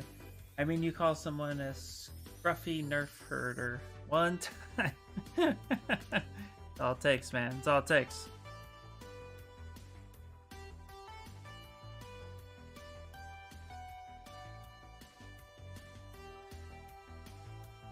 Oh, that's awesome. All right.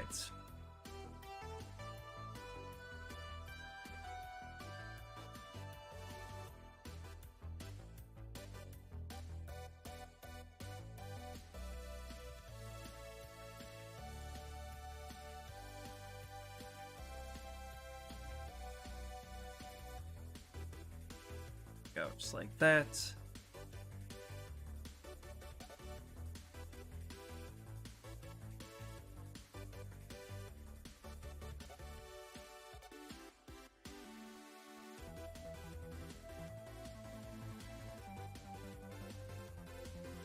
Now let's get this guy going.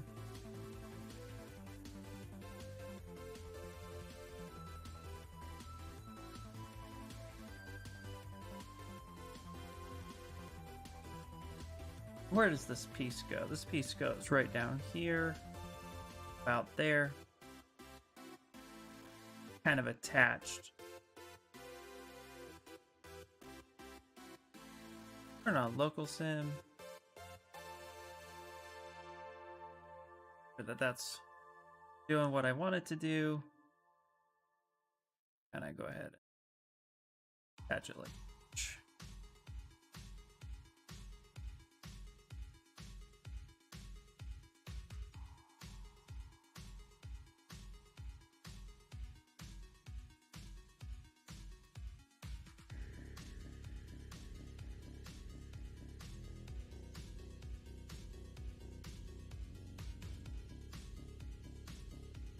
not your fault. Mother was a droid and the father smelled like Sarlacc.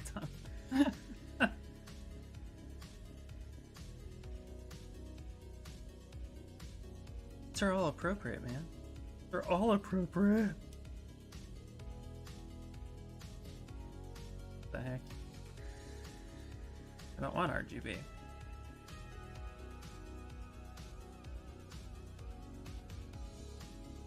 Okay, perfect. Go ahead and take this guy.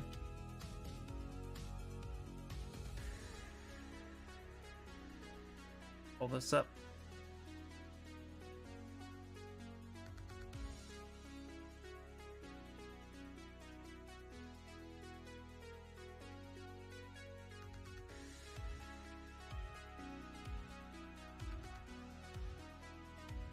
There we go.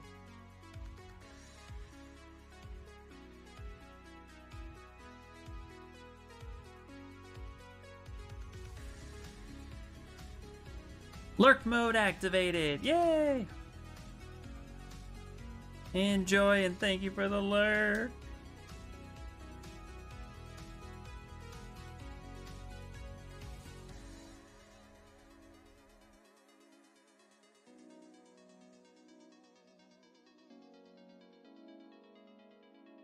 Pants need to go up. Up in style.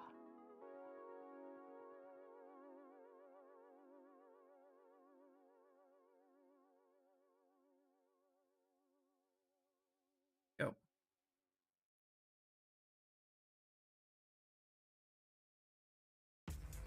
There we go. Thank you, Z.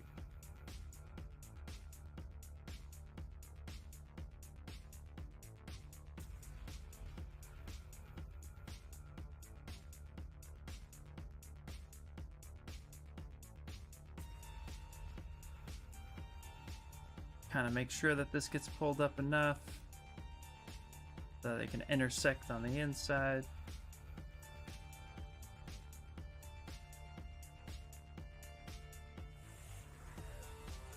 We're gonna need to finalize some of the thicknesses on these two, so.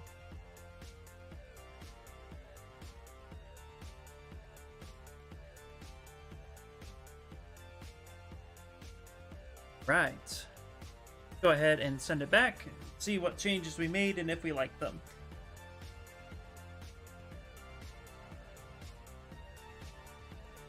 All right, not too bad.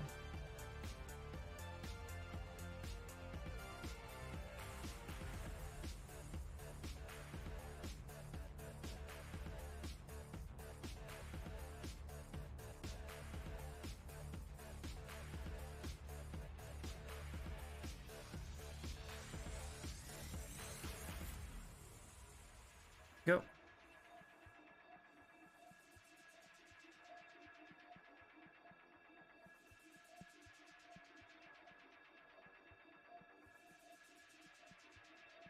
Go ahead and push some of these up here.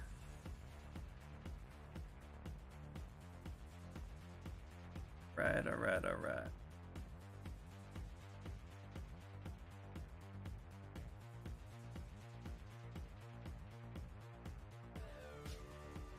Let's go ahead and select this section right here. Kind of need to like bring this up a little bit. Do that with a gizmo. Move brush isn't quite doing what I want it to do.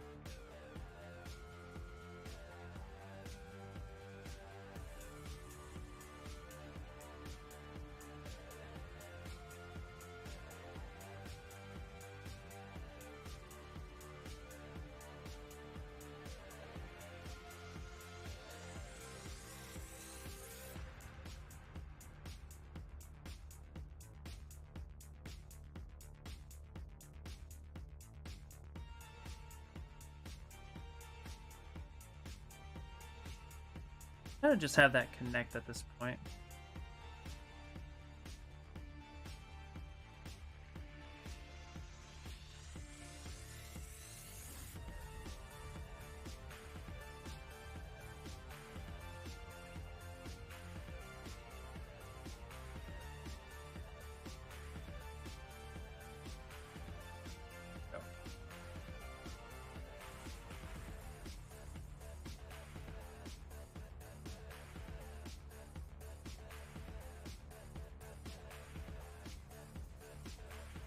There we go. Just kind of smooth that down a little bit. Make sure that that's looking really good.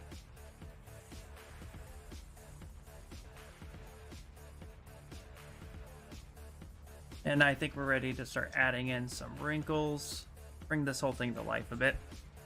So let's take our stand. Actually, let's load in. I have a wrinkle brush that I made. Let's go to brush. Let's load it. Let's go to my official brushes. Go. And IR brushes, cloth brush. There we go. Go up in resolution, and then let's start adding in our wrinkles.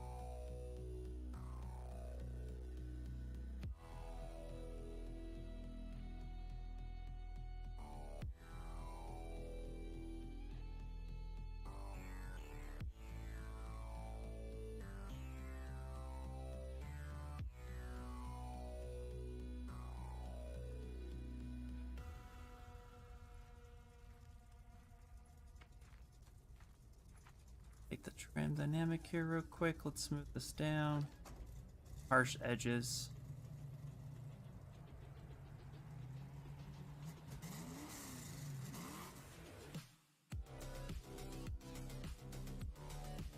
Go.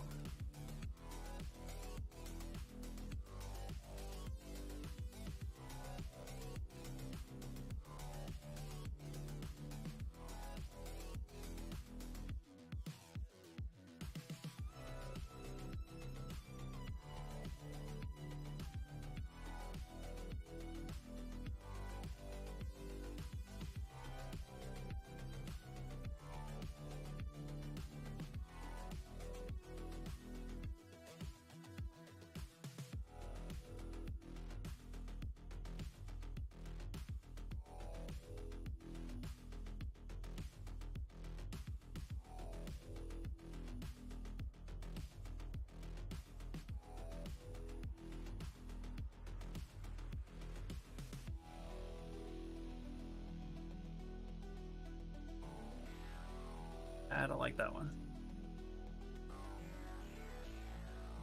I don't like it. That's okay. Yep.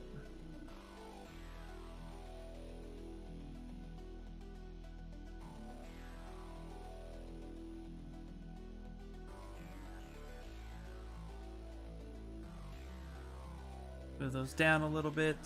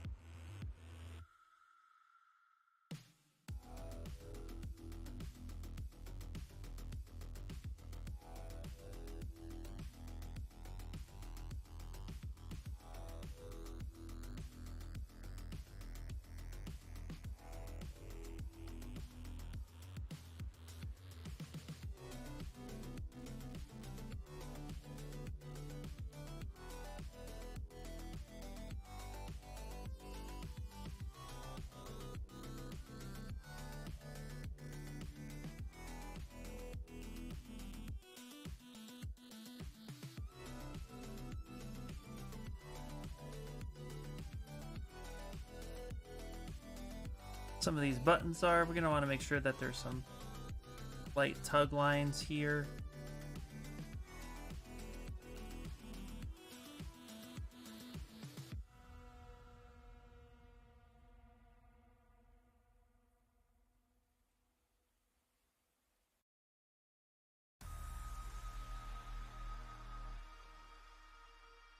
Like that.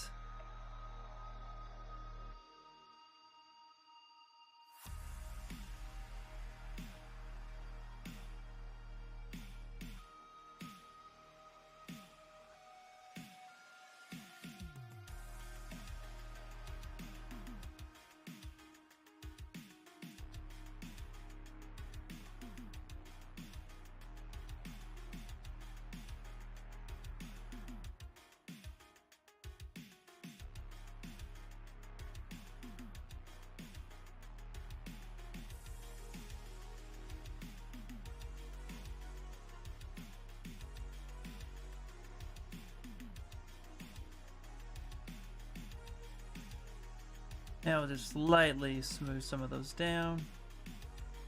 It'll give us like just a little bit of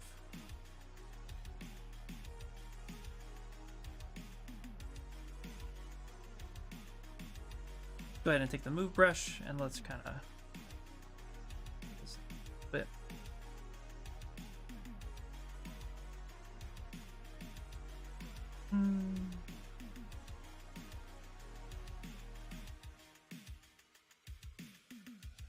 Grab that. Let's fix that. Very few people can handle raw and has information in my data stream.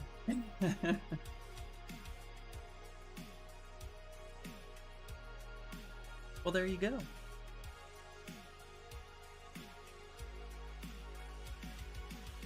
Alright, we're gonna go ahead and soften some of these.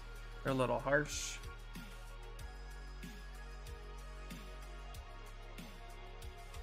resolution a bit, soften it back down. Okay. What I need to do is take this jacket. Go ahead and take a look at this. So I believe this was single-sided. We need to actually start making this double-sided just for so I can see what's going on. There's a lot of layering in here. We want to make sure we handle this as best as possible. So let's go ahead and go to geometry. Actually, go ahead and I'm going to delete lower subdivision level. Take our the modeler brush, BZM. Hover over face. Hit extrude all polygroup. Actually bring that in a little bit. For here, we're going to go to QQ for Q measurement. Then go to all.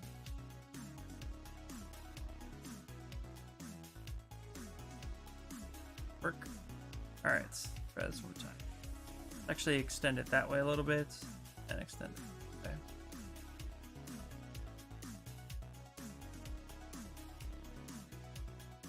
That's giving us some thickness on that jacket. Huh? I have a question. Which slicer program do you work with? When we're talking about 3D printing, so the slicer I work with for resin is Chichubox primarily, but I'll use Prusa Slicer to send my STLs through and fix through NetFab, which kind of helps make sure that the file's printable. And then for FDM, I'll use Cura mainly, but I do have Simplified 3D, but I haven't used it in a long time. Simplified 3D is a paid version, where Cura and Chichubox are free. Prusa Slicer's free as well. But, yeah, those are the main ones I use. Cura and Chichubox. And Prusa Slicer to fix. Really good programs. Highly recommended. Like I said, they're free, so yay. Yay for free.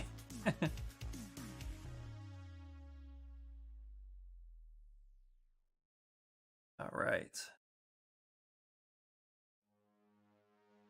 Go ahead and get that in there. Let's click this one right here. And what we're going to do is we have all these different polygroups. So for this one, we're going to go to polygroups and we're going to group by normals. It'll hopefully give us a little bit more definition. That works. Then we're going to do the same thing. So we're going to go ahead to geometry, turn off thickness, and then we're going to get our Z modeler brush. And we're actually going to tap on these faces and make this nice and thick.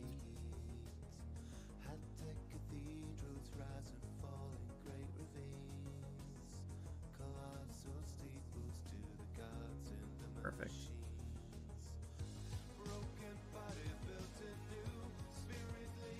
Here we go. Oh, that just kind of reversed it, didn't it? Oh, well, hold on. Let's go back. What happens if we flip? Off double. Flip. I kind of broke it. Okay. Thanks, guys. Hey, no problem. Yeah. Your owned. Okay. Oh boy, I heard that Stream Raiders is ready, but give me a second.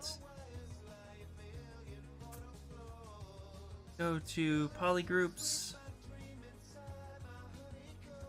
Actually, you know what? Let's not go to polygroups. I know what we're gonna do. I'm gonna go back to turning on thickness instead. Let's go to geometry, dynamic subdiv. Do a thickness of 0.015, but then let's actually 0.015 offset it backwards. Ah, that's not doing that either.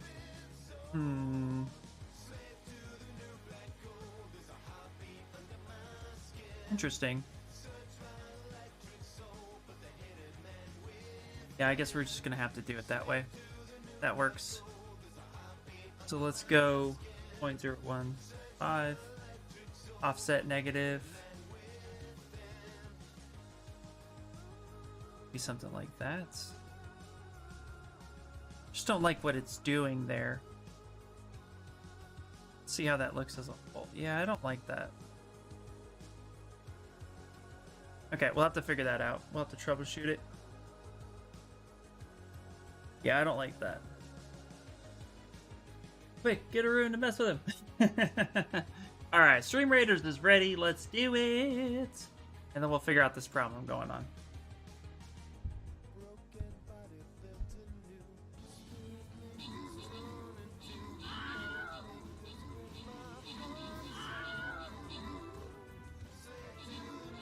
Murder, murder, murder!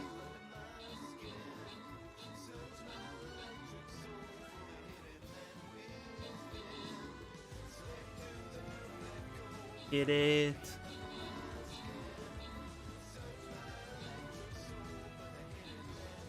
Alright, there it is. Yay, victory. Of course, of course, of course is the horse. Of course. And TWC Blank. Killing it with these scrolls today. Boss defeated, guys. Easy peasy. Got a new round to go. Go bottom. Alright, Paladin time. Boom. Alright, let's save it real quick, because we're about ready to try something a little different. What happened? Oh, I don't want to save it. Okay. So my issue right now is after making these amazing panels, go ahead and turn off thickness. Okay. What we need to do is actually come in here and kind of this relatively sorted. So we're going to click these edge loops. Oh, I think that's going to work out perfectly. And let's hit auto groups. Nope, still attached. Where is it attached? Turn off double for a second. Attached on the inside here.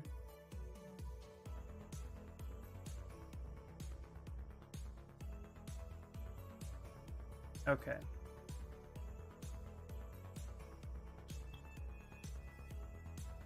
Need to get this fixed. It's a little thin.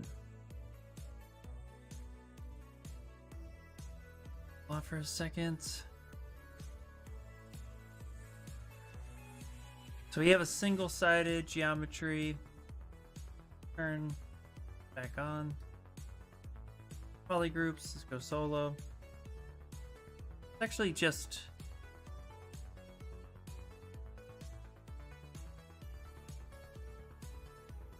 extrude it one space. What will this do? No. Nobody asked you. Points. Oh my gosh.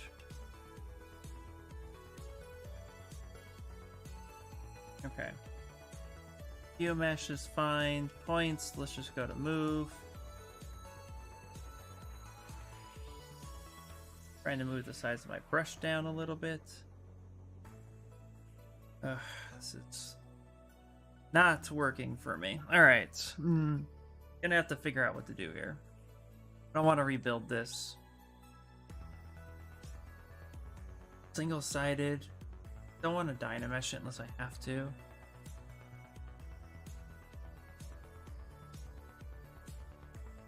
Back it up. Okay.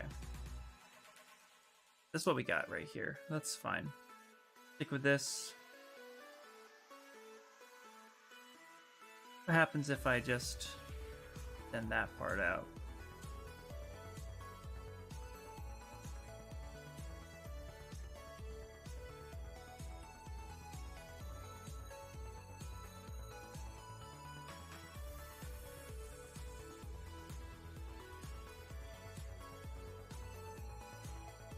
Turn off dynamic.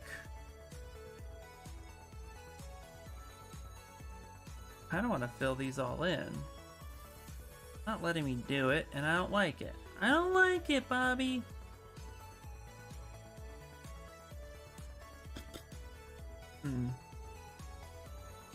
When have...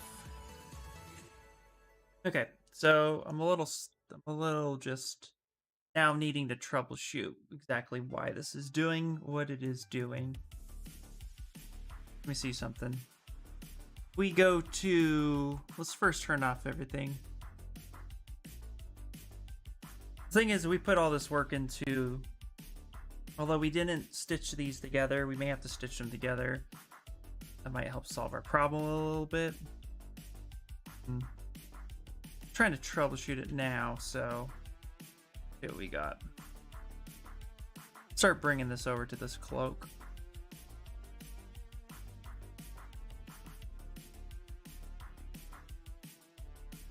I think we may just have to stitch this together first, then go from there. I think that's the best solution.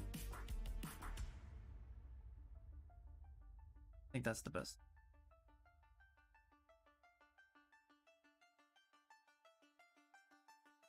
Pick a direction and we'll go with it.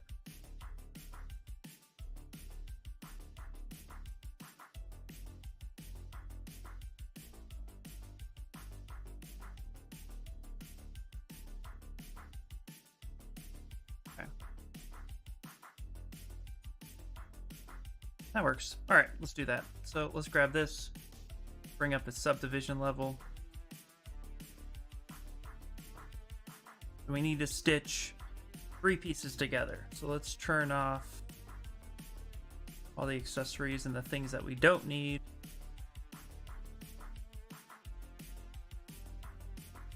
And then within the jacket, let's go ahead and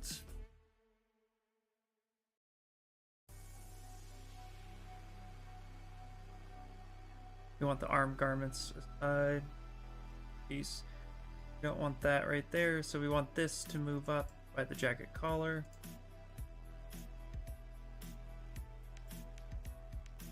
I want this to move up as well. So we have the collar, the jacket, and this little bit right here. So let's go ahead and take this and let's merge it down. Yep, merge it down and merge it down. We want this to be relatively one piece. Hey, Emmy! Thank you so much for lurking, and thank you, by the way. You caught me in the middle of, like, troubleshooting this jacket.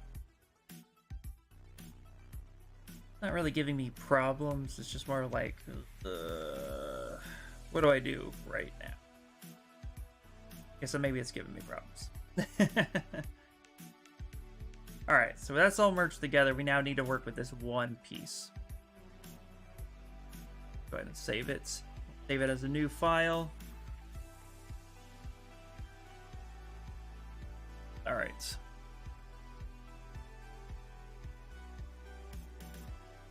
And I just need to reposition. Now let's work with it. All right. So what I'm thinking.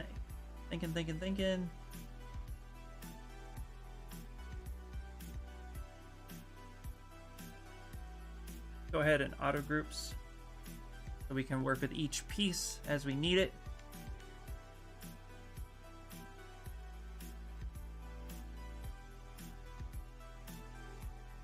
Try to push that in.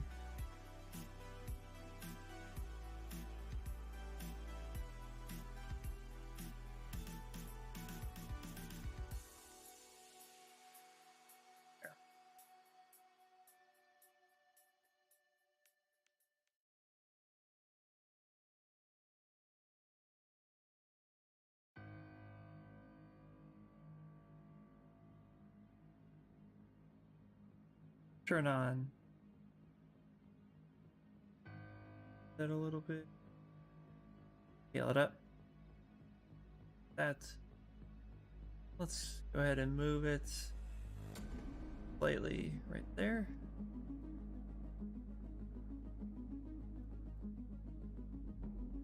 Probably the most fancy I've seen jacket.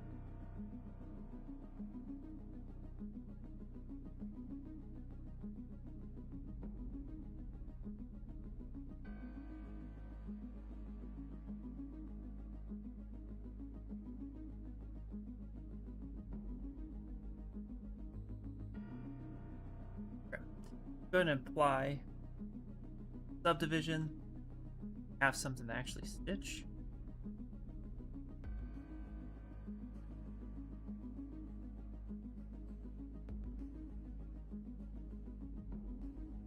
Yeah, perfect. All right. Take this. Save it real quick.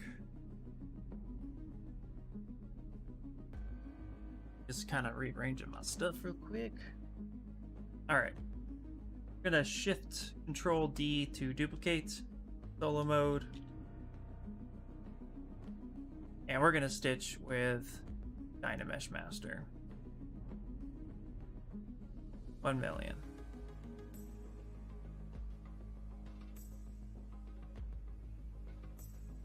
Wow, that looks really gross. That means there's holes there.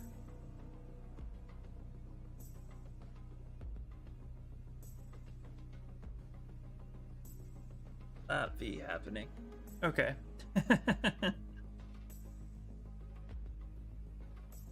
And look, you'll get.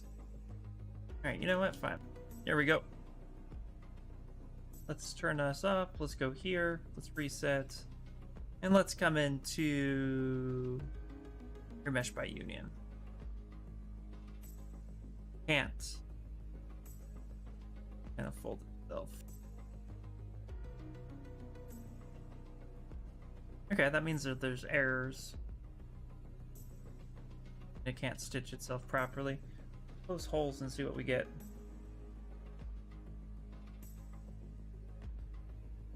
We get problems, and a lot of them. All right.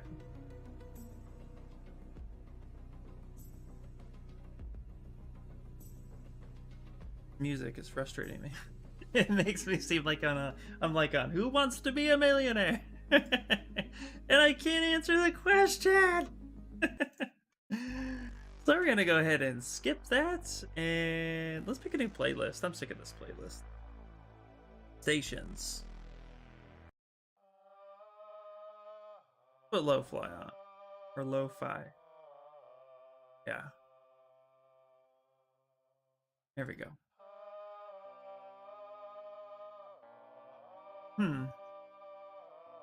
Well, guys, I'd have to say, this is a fun little problem.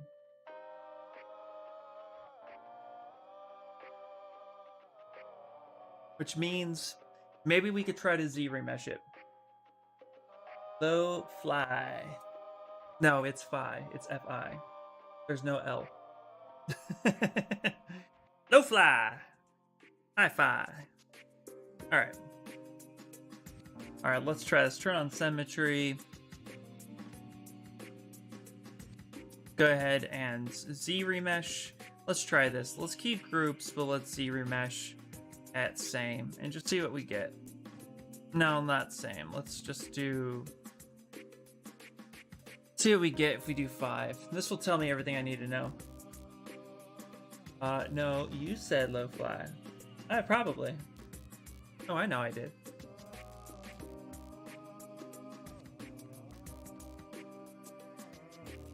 Okay. Alright, so that tells me everything I need to know.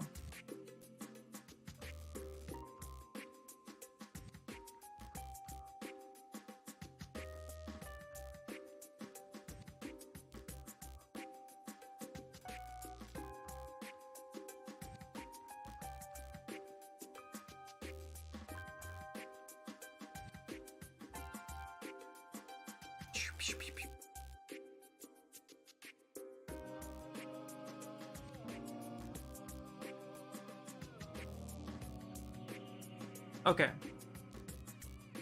This kind of tells me what I need to know, and I can do a couple. I can go a couple routes from here.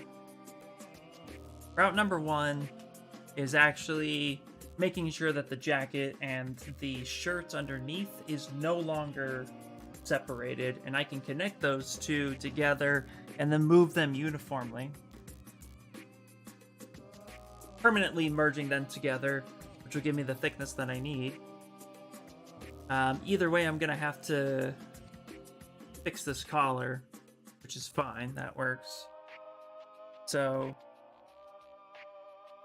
go to... What happens if I delete higher? Okay. Go to the jacket. Let's actually delete this there. There's definitely some things I need to do with this bad boy right here.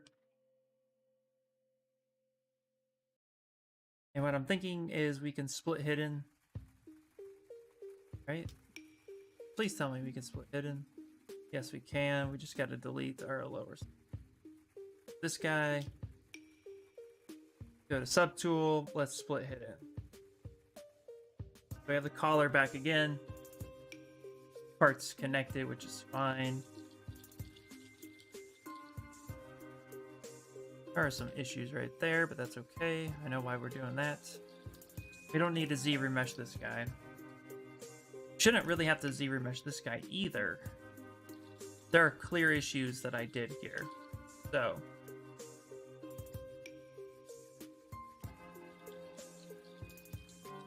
see if we can tolerate this. See, the main issue I have right here is that I kind of screwed up. I did the panels. So what I have to do here... Let's actually do this. Let's try some Z-remesh. Needs to grab the right face. Let's go ahead and do an extrude all. And just extrude that up a little bit. Like that. That should give us some proper thickness now. Yeah. Yeah, that works. Okay.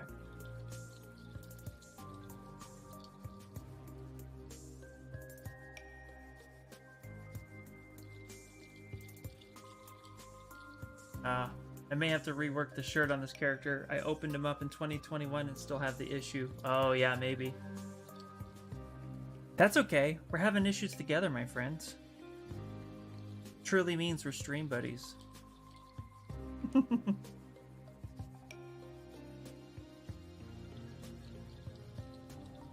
Okay.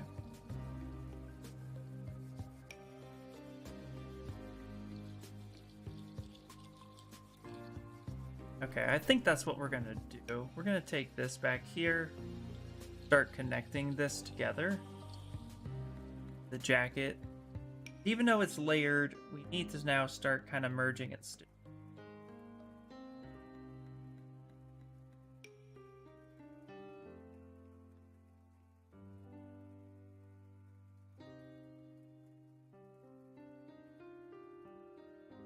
Just don't like doing work twice. Oh my goodness, dude. I don't think anybody likes doing work twice. I feel you, man. Go ahead and get that pushed in there. That's where we get to be creative. Get to kind of figure it all out. We're not going to stitch anything together though until we make sure that the pose is set. That's going to give us problems if I try to do that now.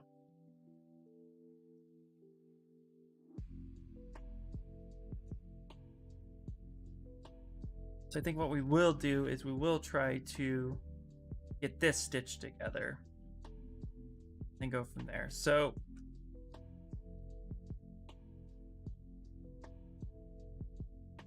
this out, do mirror and weld, keep that the same.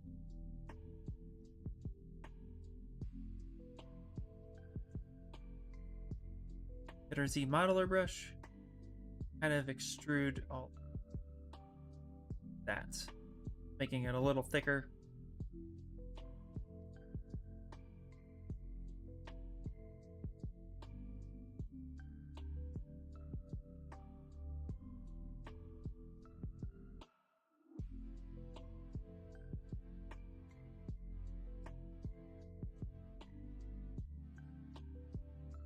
Sometimes we gotta get creative, guys. That's actually what I love about sculpting. Much as sometimes it can get frustrating, trying to figure out a certain problem is and can be very fun. Look at all this. I mean, because we have all this cool panel work. So there's really no need to sit here and like try to reinvent the wheel. We want to keep this as much as possible. So while we have this here, set this home.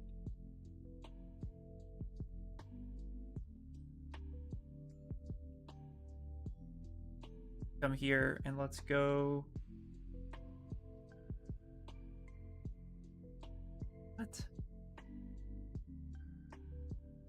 Same subtool. Not the same now, manifold. Talking about.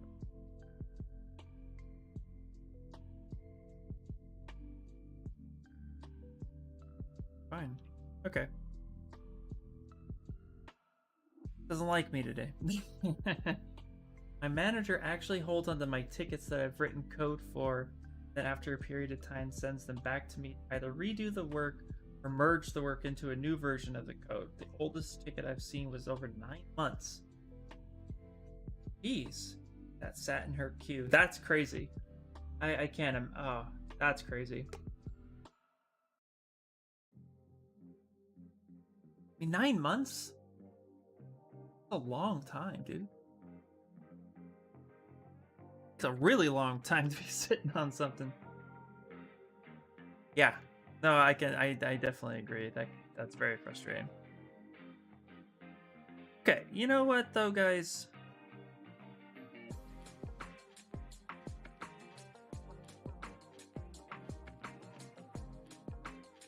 Got this. Got this.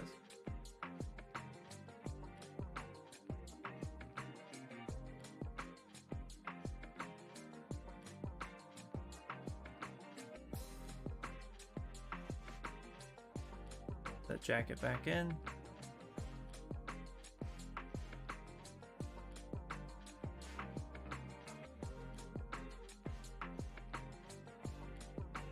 All right.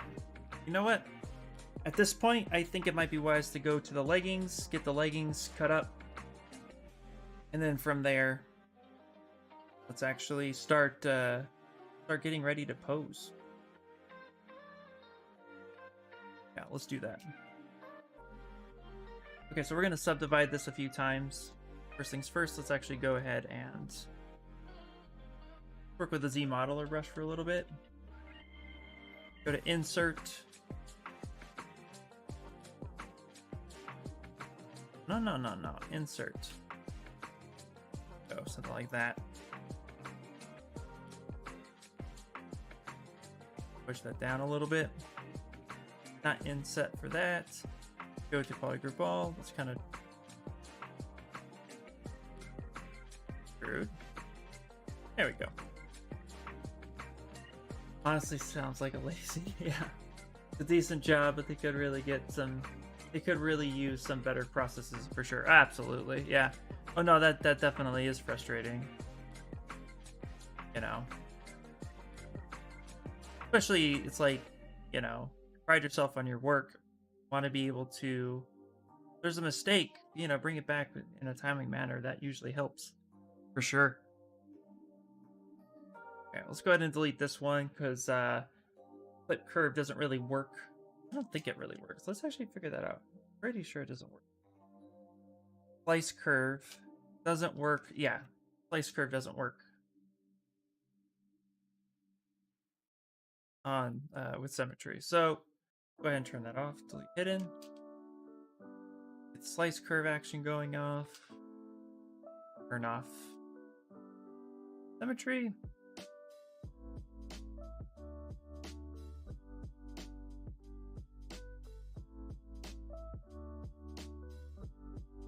We're gonna make a few slices like that.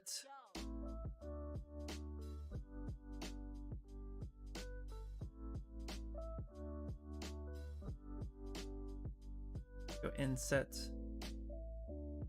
Go. Then we'll go to extrude. That up a little. Okay. Make this beautiful. Now let's go to geometry. Let's go to edge loop, and we're going to go to group loops, and we have panel loops. The panel loops thickness. What happens if we make that all one group and hit panel? Nothing. Back this up a little bit.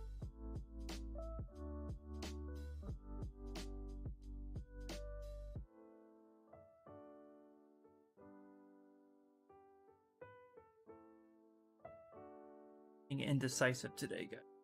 Don't mind me. Delete that one. Delete hidden. There we go.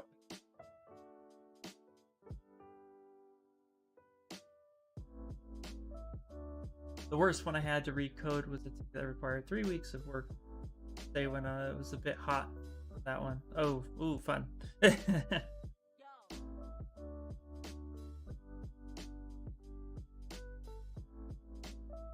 Yeah. Okay.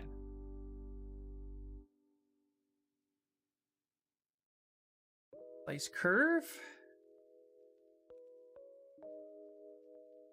We're gonna do, like I said, very similar to what we did with the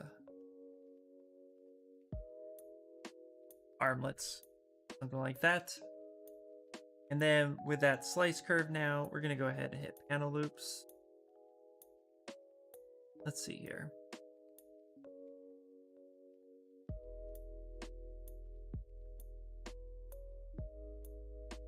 Subdivide that a few times. Get something a little bit different.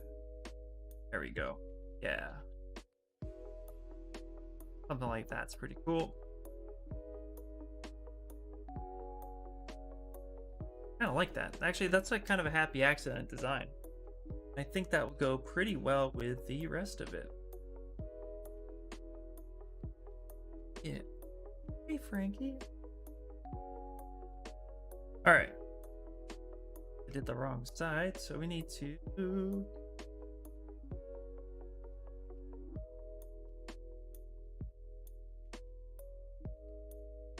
She only admits she needs to be more organized. At least she can admit it. That's always that's the good part, right?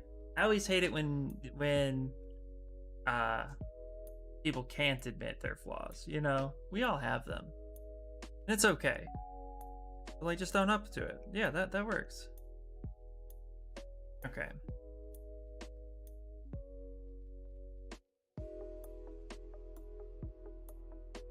Grab our move brush. And we're going to go ahead and kind of arrange this way just so we can work with it. We're going to come back here. What we're going to do now is we're going to do mirror and weld. Turn on symmetry. Mirror and weld without local, or else you get that issue.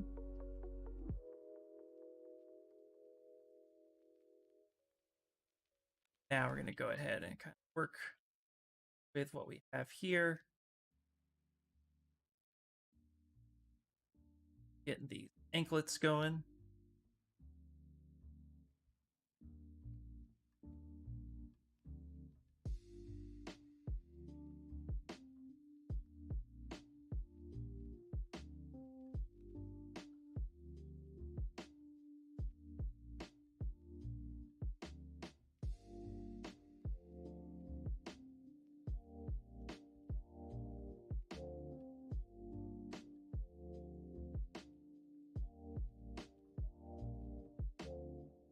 Okay.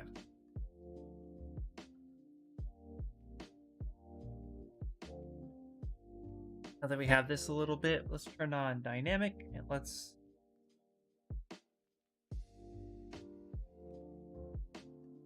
Oh, okay. Auto groups. All right, we're not going to turn on dynamic.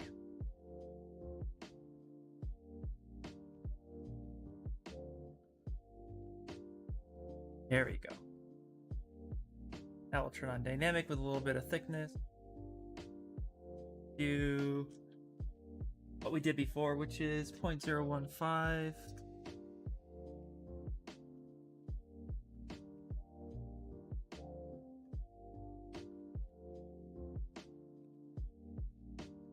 That works.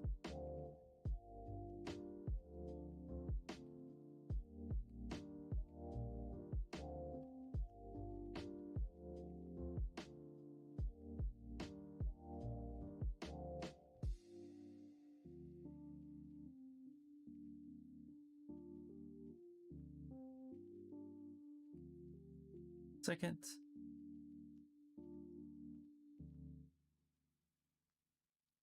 Local.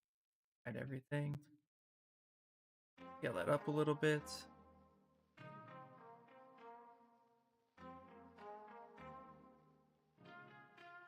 Got just a minute. Dream Raiders.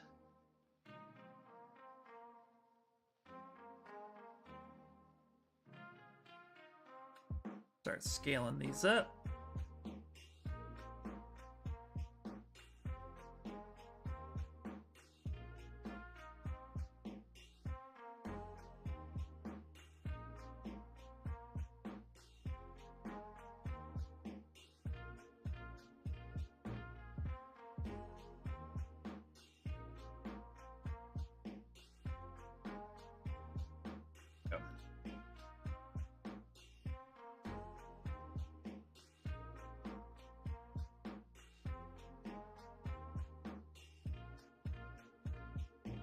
Oh, interesting. Okay.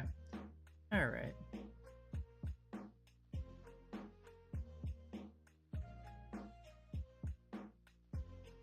Okay.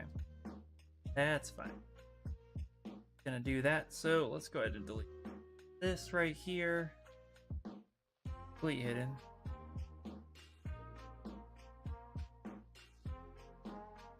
Gonna go ahead and set this over here. Here in weld. Turn on symmetry and stick them back over. I hear Stream Raiders is ready. Scale it back down. Local sim.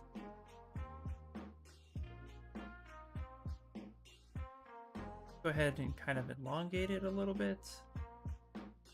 Let's move it so that it makes a bit more sense. Up, and out. Kind of making these work for us.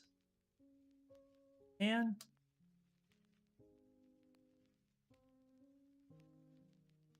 again, we can't really see how it looks in the concept, but we can pretty much guesstimate that. Very similar to arms we got going on, right? Sure.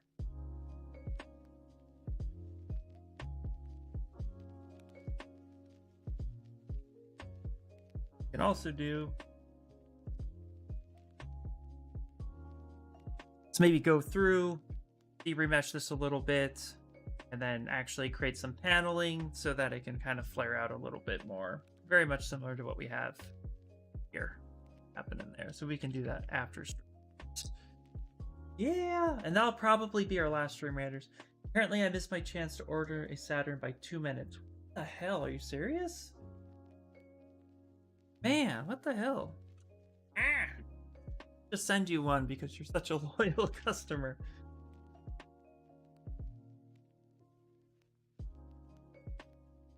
I'm sorry, that sucks, bud. All right, Stream Raiders time. Clicking the wrong button. All right, here we go.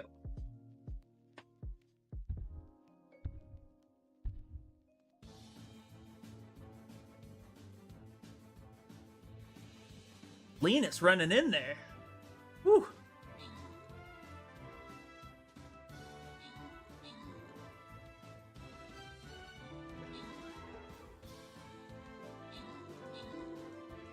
Get it, get it, get it! Oh yeah.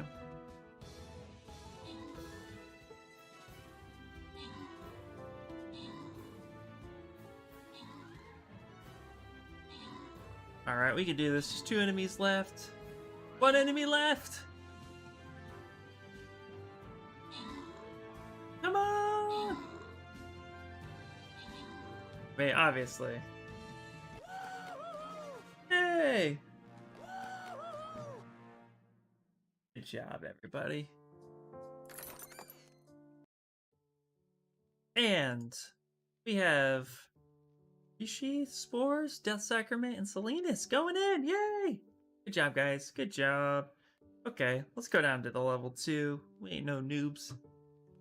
No level 1s. Well, soft music. Now let's change the playlist. How about upbeat dance? Try that.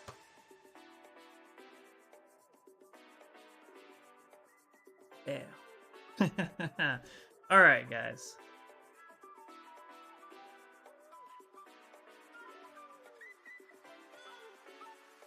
Now that we have this piece right here, let's turn on dynamic.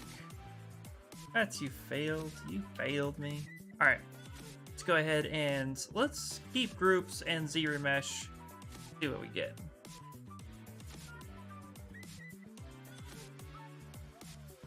Ugh, ugly, ugly, ugly.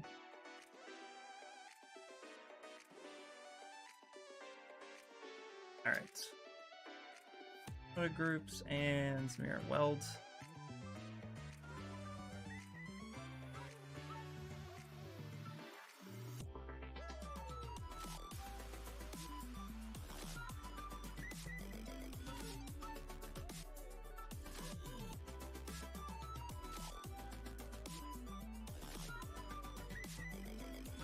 Go.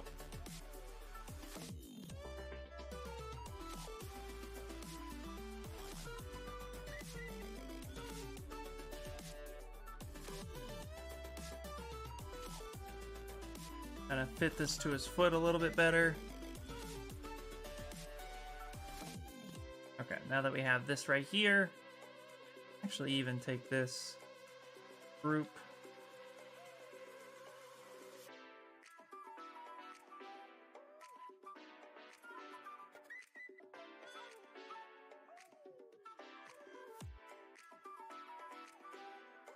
Something like that. Oh my god, GeForce game. Ready drivers available. Computer wants to update. Gonna have to wait. Right. Alright, what we're gonna do now is let's save it. Go to plugin, Dynamesh Master.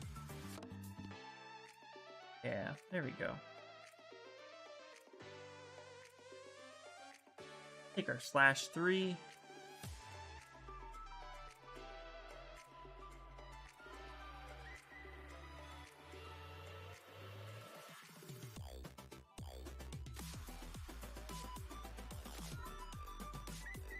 Play around with some of these.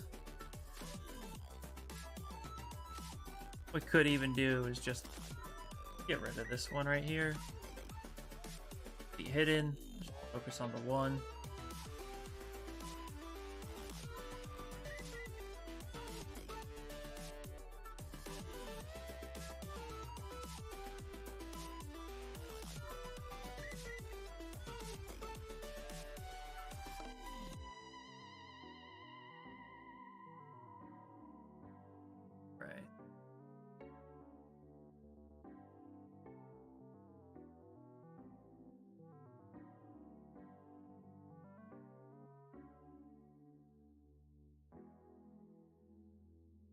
And we can see we have little imperfections here, so we can actually come on up.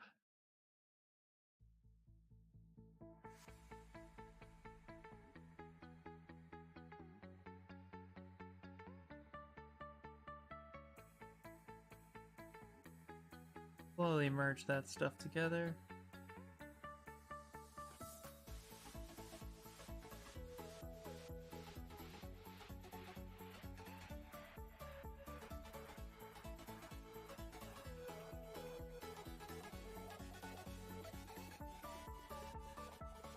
Music's bumping.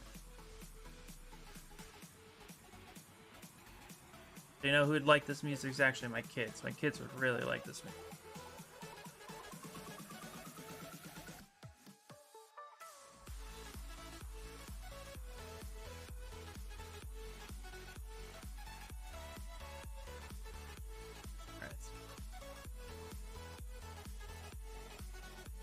Really just taking my time to want to make this anklet here, toes going.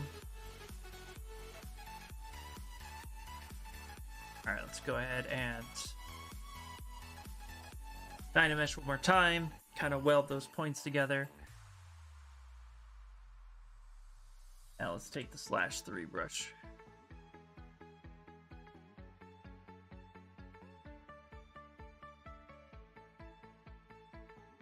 Actually carve right in there.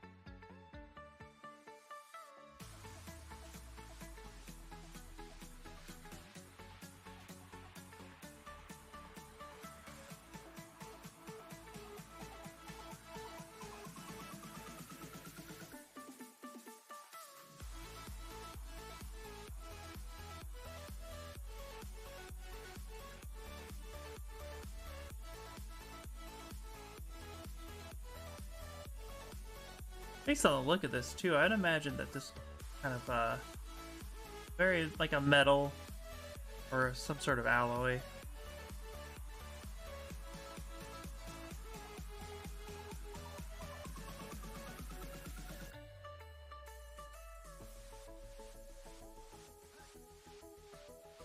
It'd be really cool if the Mandalorian was actually going this way. Man. As you know, the Jedis aren't always the good guy.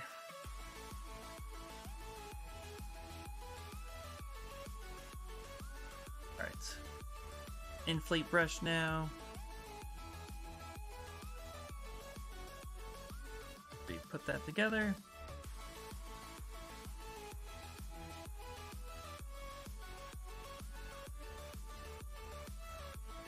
Take the clay polish, not the clay polish, but we'll take the H polish. Turn up preserve. Edge. Make sure that kind of lightly take off some of those imperfections.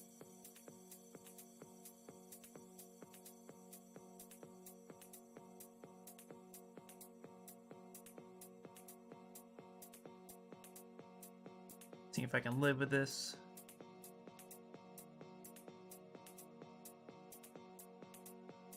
Yeah. I think I can live with that. Let's grab this. Let's go ahead and mirror and weld it. Not locally. I gotta stop doing that. Alright. I'm gonna hide this. Save this as a new version. Go 9. And then at this point now, we're gonna go ahead and Z-remesh it. So, go up to Z-remesh. Geometry, and let's say, I think I'm going to do something more like around 10. So let's go Z-remesh, try 10. We do want to keep groups, I think. No, there's no groups. That's fine. We do want to detect the edges. Let's see what it gives us. Might take a second. Oh. Especially if symmetry is not turned on. So let's make sure that's turned on.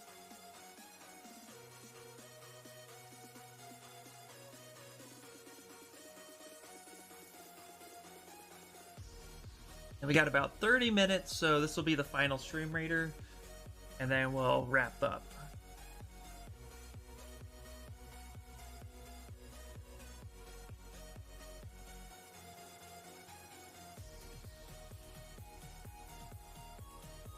It's okay.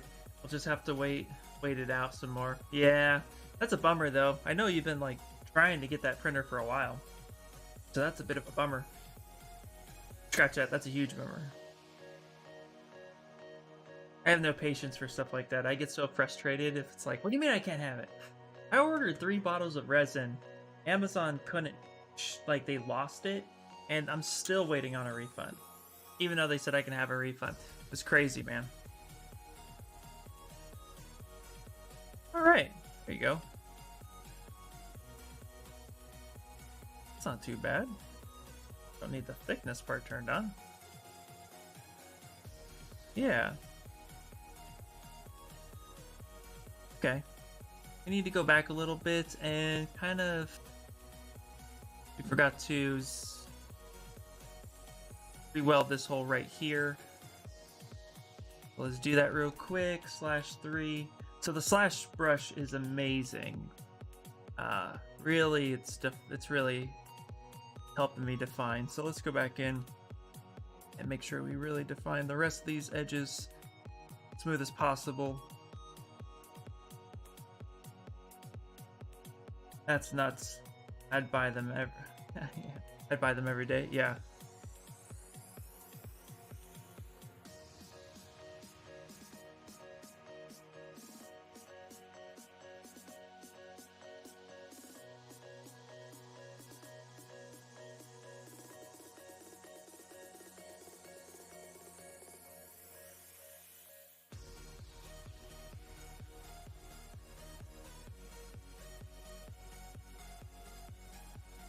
Oh, you bug them every day.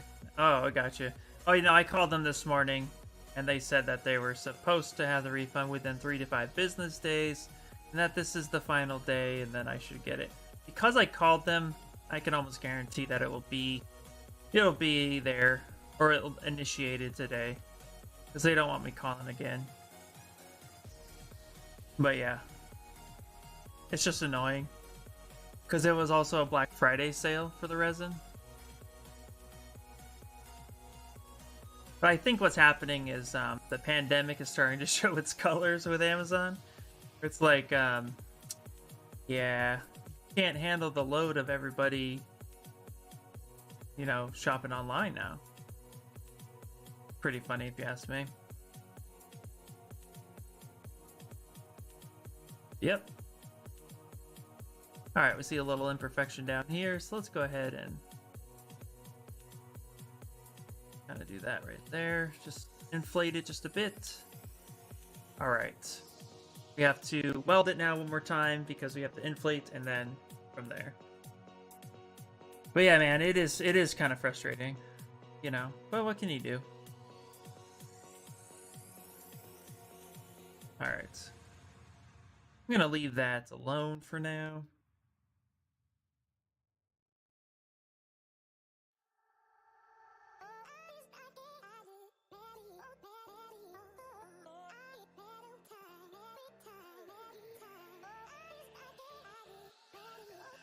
Go ahead and take the move brush now. Now that's the inflate brush. Move it. There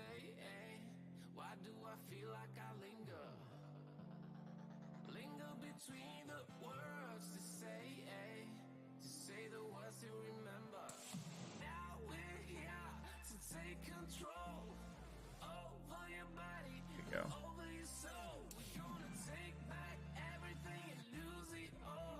All right. Almost like a pair of Grogu pants at this point. All right, now what we're going to do is we're going to come back to here and let's do our official Z remesh. You liked it at 10, detect edges. Do it.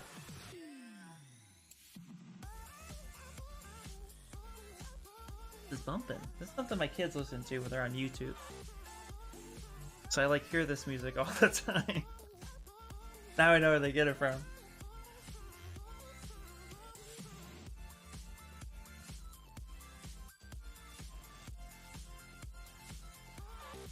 Z-remesh! Hey, did it. There we go.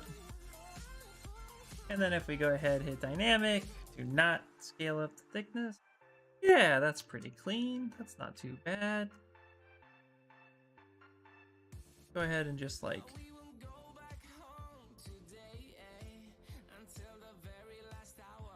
turn off accessories right now.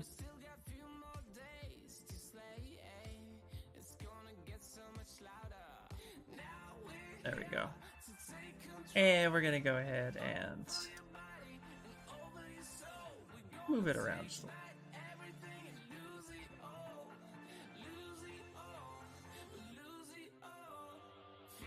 Go.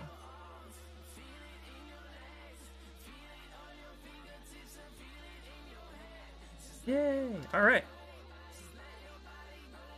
I think. Take a look.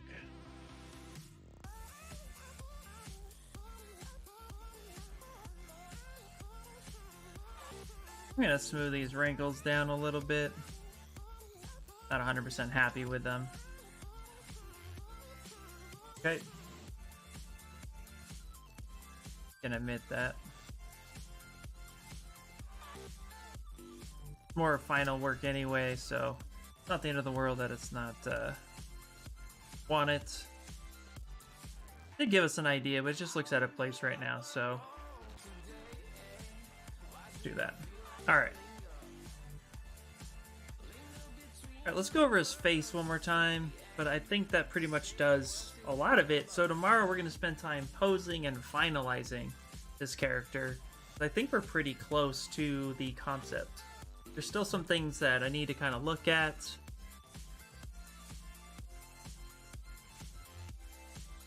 I think it's getting there. I think it's getting there pretty close too. Just a little happier in my version.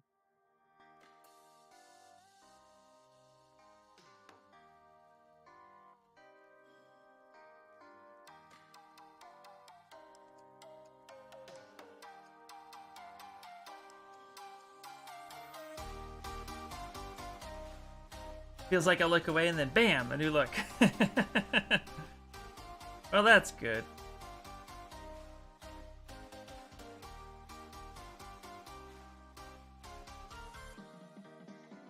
Apply.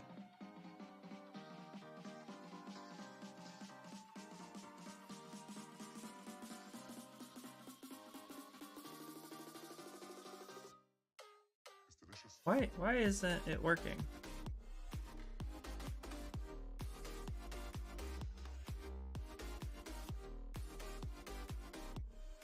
What's happening? The ad? The heck? Is there a mask on I don't know about? Save and restart. Yeah, I think I may have to. Not quite sure why that's not working. Okay. Turn the accessories off and go. Save it. Yeah, let's restart Zbrush real quick. I don't know what happened there. Zbrush wants to update. That's what happened. Zbrush's like, come on, man, what are you doing to me? I've worked enough. Any features? A newer Zbrush is available. Okay. See? Look at that. Told you. We'll get there, my friend. We'll get there.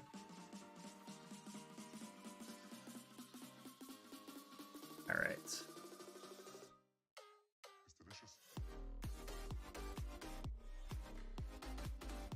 Yeah, there it is. Yeah. When in doubt, try turning it off and on again. Thank you, brother. All right. Now we're just kind of trying to get that neck looking like a neck. Not gonna see a whole lot of this, but more for just me at this point.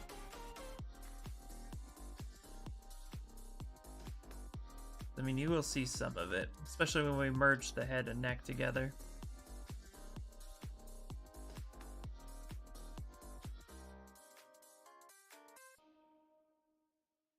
Good call.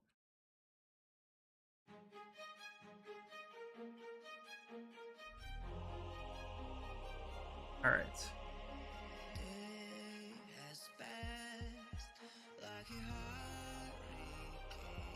And we still have to do the headpiece on him as well. So we still have that to build.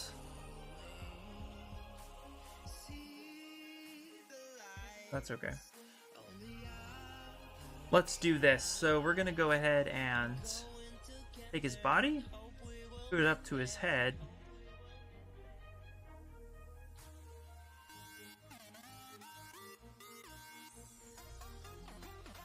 Turn everything off. Except for these two things.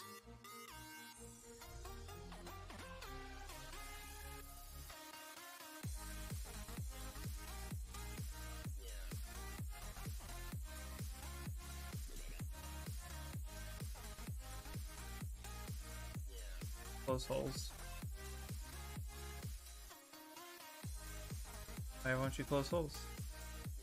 Oh, there's subdivision levels. Fine. I delete ire. Close holes. That's fine.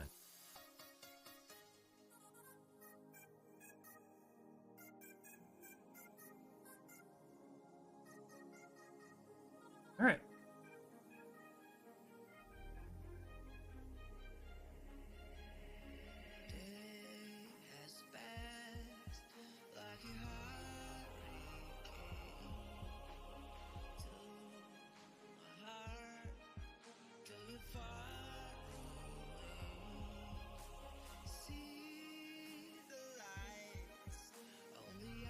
Now I'm going to try to just match his expression as best I can.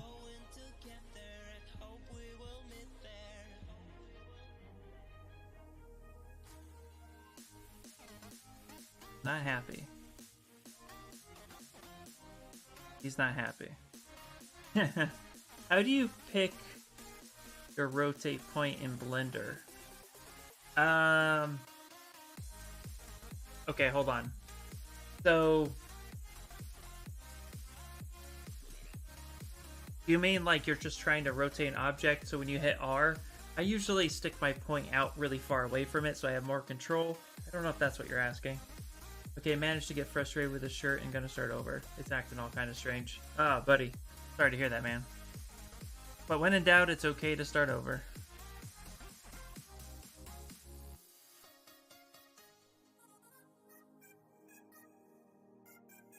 You watched me retopo a shirt today.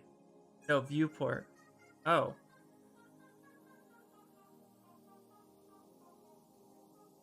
I don't know. Without trying it, I don't know. I wish I was more versed in... Like, in Zbrush, you just touch your mesh.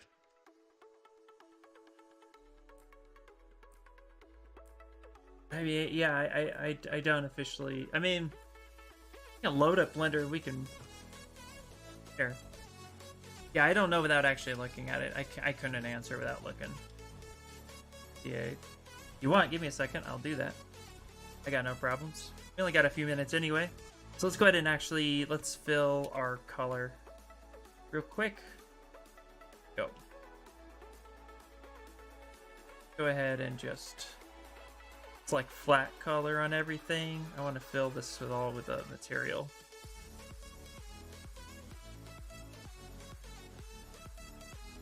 Okay, perfect.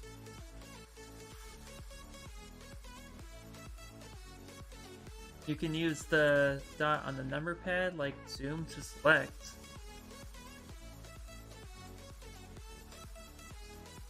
Here.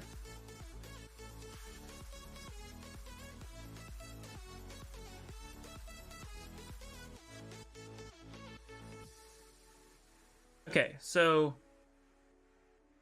let me see if I understand the question correctly. How do you pick your rotate point in Blender?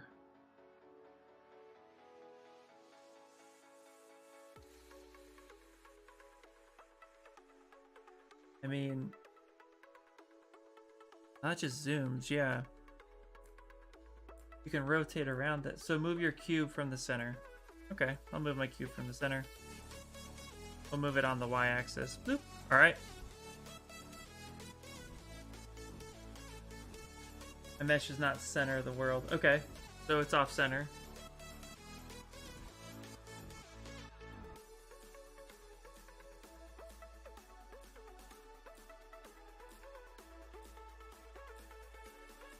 Okay, now yeah, if I hit the period on the numpad, it would actually go to that point. If I select another object and hit, and it'll do it. I could just rotate. Yeah. Yeah, I thought you meant like, how do I rotate it? Because like, let's say if I wanted to adjust this, I would hit R. If you're far away from it, you have more control. Like if you're far away from it, you have more control. But if you're really close to it, it rotates really fast. So I tend to come all the way out here with my mouse and hit R. That's what I thought you meant. Thanks, worked. Thanks, Peter. You learn something new every day. Woohoo! Peter. The IR sculpts of Blender.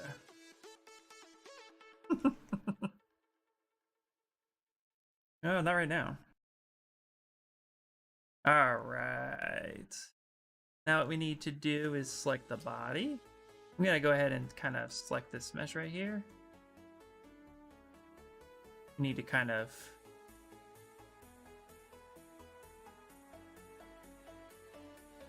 that in. All right.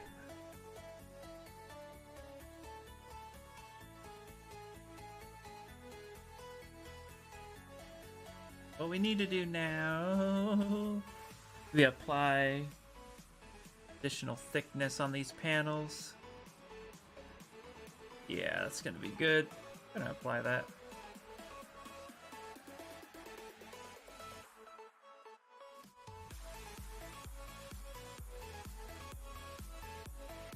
Right now, I'm about to be the Aura sculpt of whipping Zbrush's ass.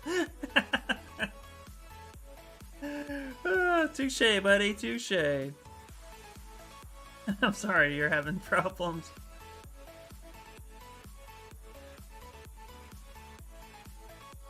All right.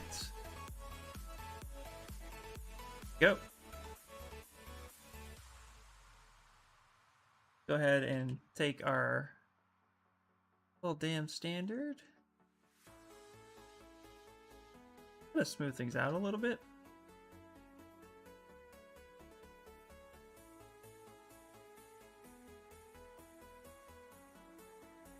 All right. Now we're not gonna see his butt. We're gonna go ahead and flatten this out a little bit. Accept subdivision levels.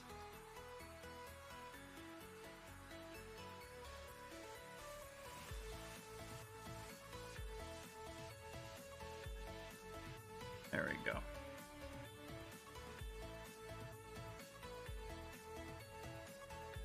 Then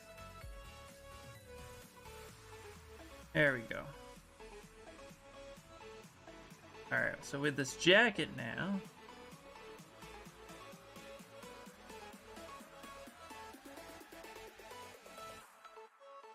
okay, Retapa Flow is pretty damn good. Yeah, Retapa Flow is pretty damn good. Did you get it, which version do you have? Retapa Flow or Retapa Flow 3?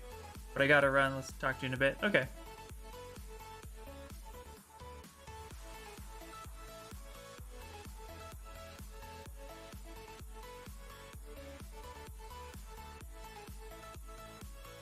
$3.1. Did you pay for it? I know you have to go. I'm just curious.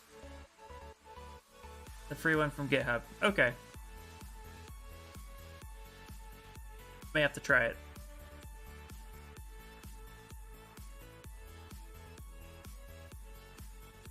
Okay. Now what we're gonna do is on this pendant real quick. Let's finalize. I do eventually want to share him on the internet. I haven't even done that yet. Not. Believe it or not. All right, later. Be safe, dude.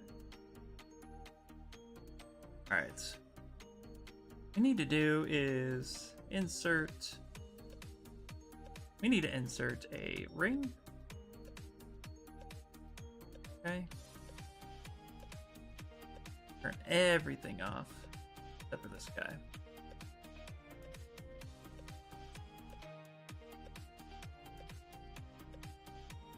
Bring this down, scale it up a little bit, rotate it in.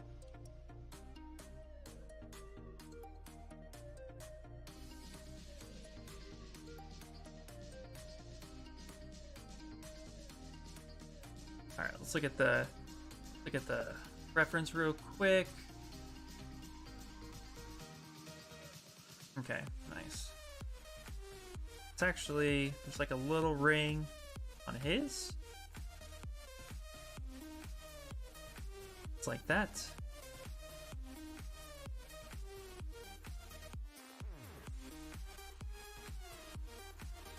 Let's insert a cylinder. Actually turn it this way. Delete edge loops. Then we're gonna go ahead and mirror and weld. I'm gonna go with a former or a bend arc. Where is it? Where are you? Bend, curve, and arc. Where's my arc? Bend arc. Go.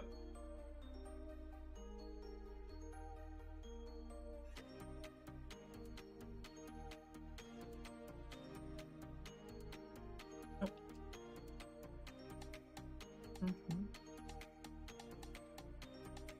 Okay, fine. You know what? We're not going to do that.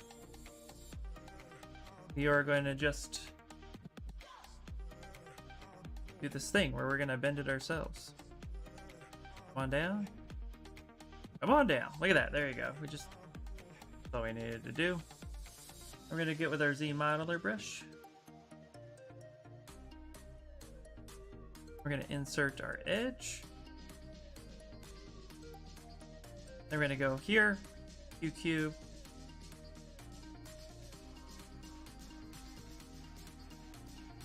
Mesh, I mean, come on.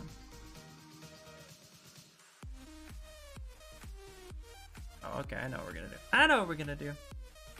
Poke myself in the eye. We're gonna go to polygroup. Gonna touch that. Go with our select lasso. Gonna delete that inside like such. Go ahead and delete hidden. Turn on double for 5 seconds. Not counting. Okay, we're gonna go ahead and grab a curve bridge. Click the point.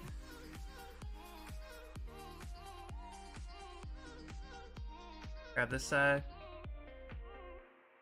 Grab that side, let it do some math. Now we create like a ring. Perfect. Except that, which is awesome.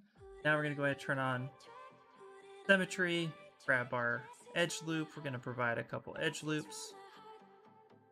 So now when we hit dynamic, we get kind of this ring shape here.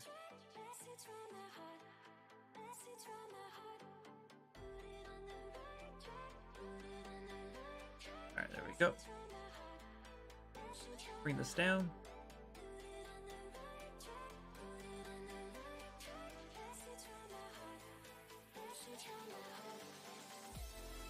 It has kind of this like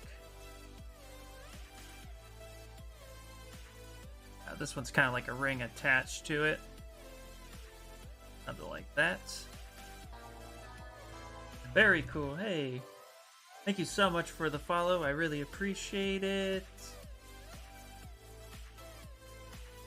While shaking my head in the air. Damn you, Zbrush. Now it's working. There you go. Yeah, that's always frustrating, isn't it? Alright. Okay, so what we're going to do now is we have this color. We're going to go ahead and fill this color. RGB all the way. Fill object. Name here. Fill object. Just pop these right into the accessories spot. Alright. Kind of rotate. And we can always sit here later and kind of detail it a little bit, but right now it's super small. And it fits perfectly fine right here. Also, let's look at the subdivision levels. We have 5 subdivision levels on this guy. So let's go ahead and just merge down. And merge. Now we can move this whole piece like that. And then last but not least, before we take off, so let's call this, just call this a pendant. So pendant.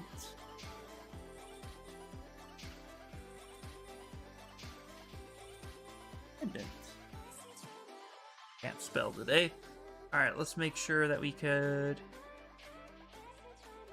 just for right now, we'll get a ring. What we'll do is we'll actually deflate this a little bit and make it our necklace rope. So let's go to deformation, inflate. We're going to take that way down.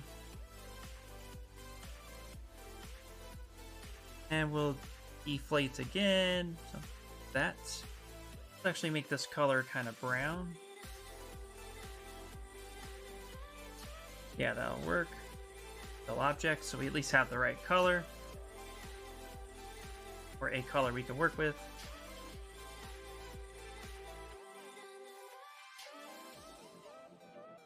Actually, kind of stretch that a little bit.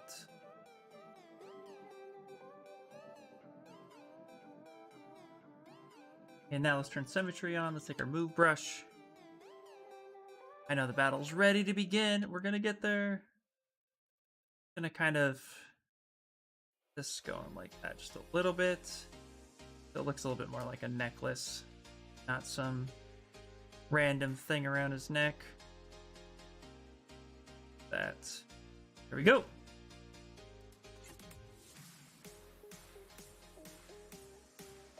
There we go, guys. Okay, so this is our Darth Grogu, guys. This is just day 2.5 since yesterday's stream was kind of all over the place and we had a lot of technical issues. So I think right now we've put a total of 12.5 hours of work into him, getting ready to pose. And here's our concept real quick, where we are coming from. Here's our concept. So this gives you an idea of where we are at right now. We definitely need to start getting to the pose, and then eventually texturing will come next. But I'm pretty happy with this block out. I think it's coming along pretty nicely. Again, we have a lot more details to add to this, so there's still a chunk to do. Even still, like, his ears feel a little bit small in my sculpts, but it's all getting there. So now it's going to be fine-tuning and tweaking, getting the colors in, getting all the important textures and so forth in. But here's a block out that I think we can pretty much, like, at least show the block out at this point. I've been ignoring Twitter with it for a while. Awesome work. Thank you so much, man. So let's finish up Stream Raiders. Let's call it for a day. Thank you, everybody, for hanging out with me. Yeah, let's get to it. Stream Raiders! And tomorrow is Thursday, so I'll be streaming for only a couple hours tomorrow.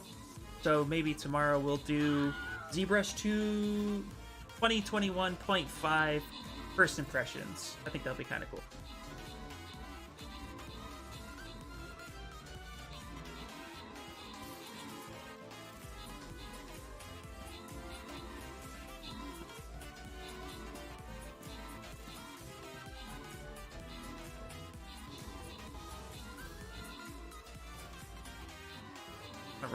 Alright, get it! Boom, boom, boom, boom, boom. One more enemy, do it! Yeah, look at that. Come on, guys, we know what's up. Alright. Let's open chest, and the winners are... Cacabrail? Hopefully I said that right. Vinogor. Gorn. Hopefully I said those names right. Thank you guys so much for playing with me. Alright, guys, so that is it for the day. Again, this is where we are with our sculpt blockout. Pretty much done on the blockout phase. Now we're going to start doing all the fun posing and detailing. That's all going to come next. So, again, I will be on tomorrow from 9 to noon, and then on Friday from 9 to 3 Pacific Standard. Again, thank you guys so much, and let's see real quick. Let's see if we can raid somebody. On YouTube, also, guys, thank you for hanging out with me over there. Let's go over to Twitch and see who we can raid. That'd be fun. Ooh, Kana is going. Let's do Kana. If you like what I'm doing, you'll like what she's doing as well. Alright, so let's go ahead and let's raid her on the Twitch side. Raid. Got it. And the Kana. Alright. Guys, again, thank you so much, and I'll see you all tomorrow. Bye.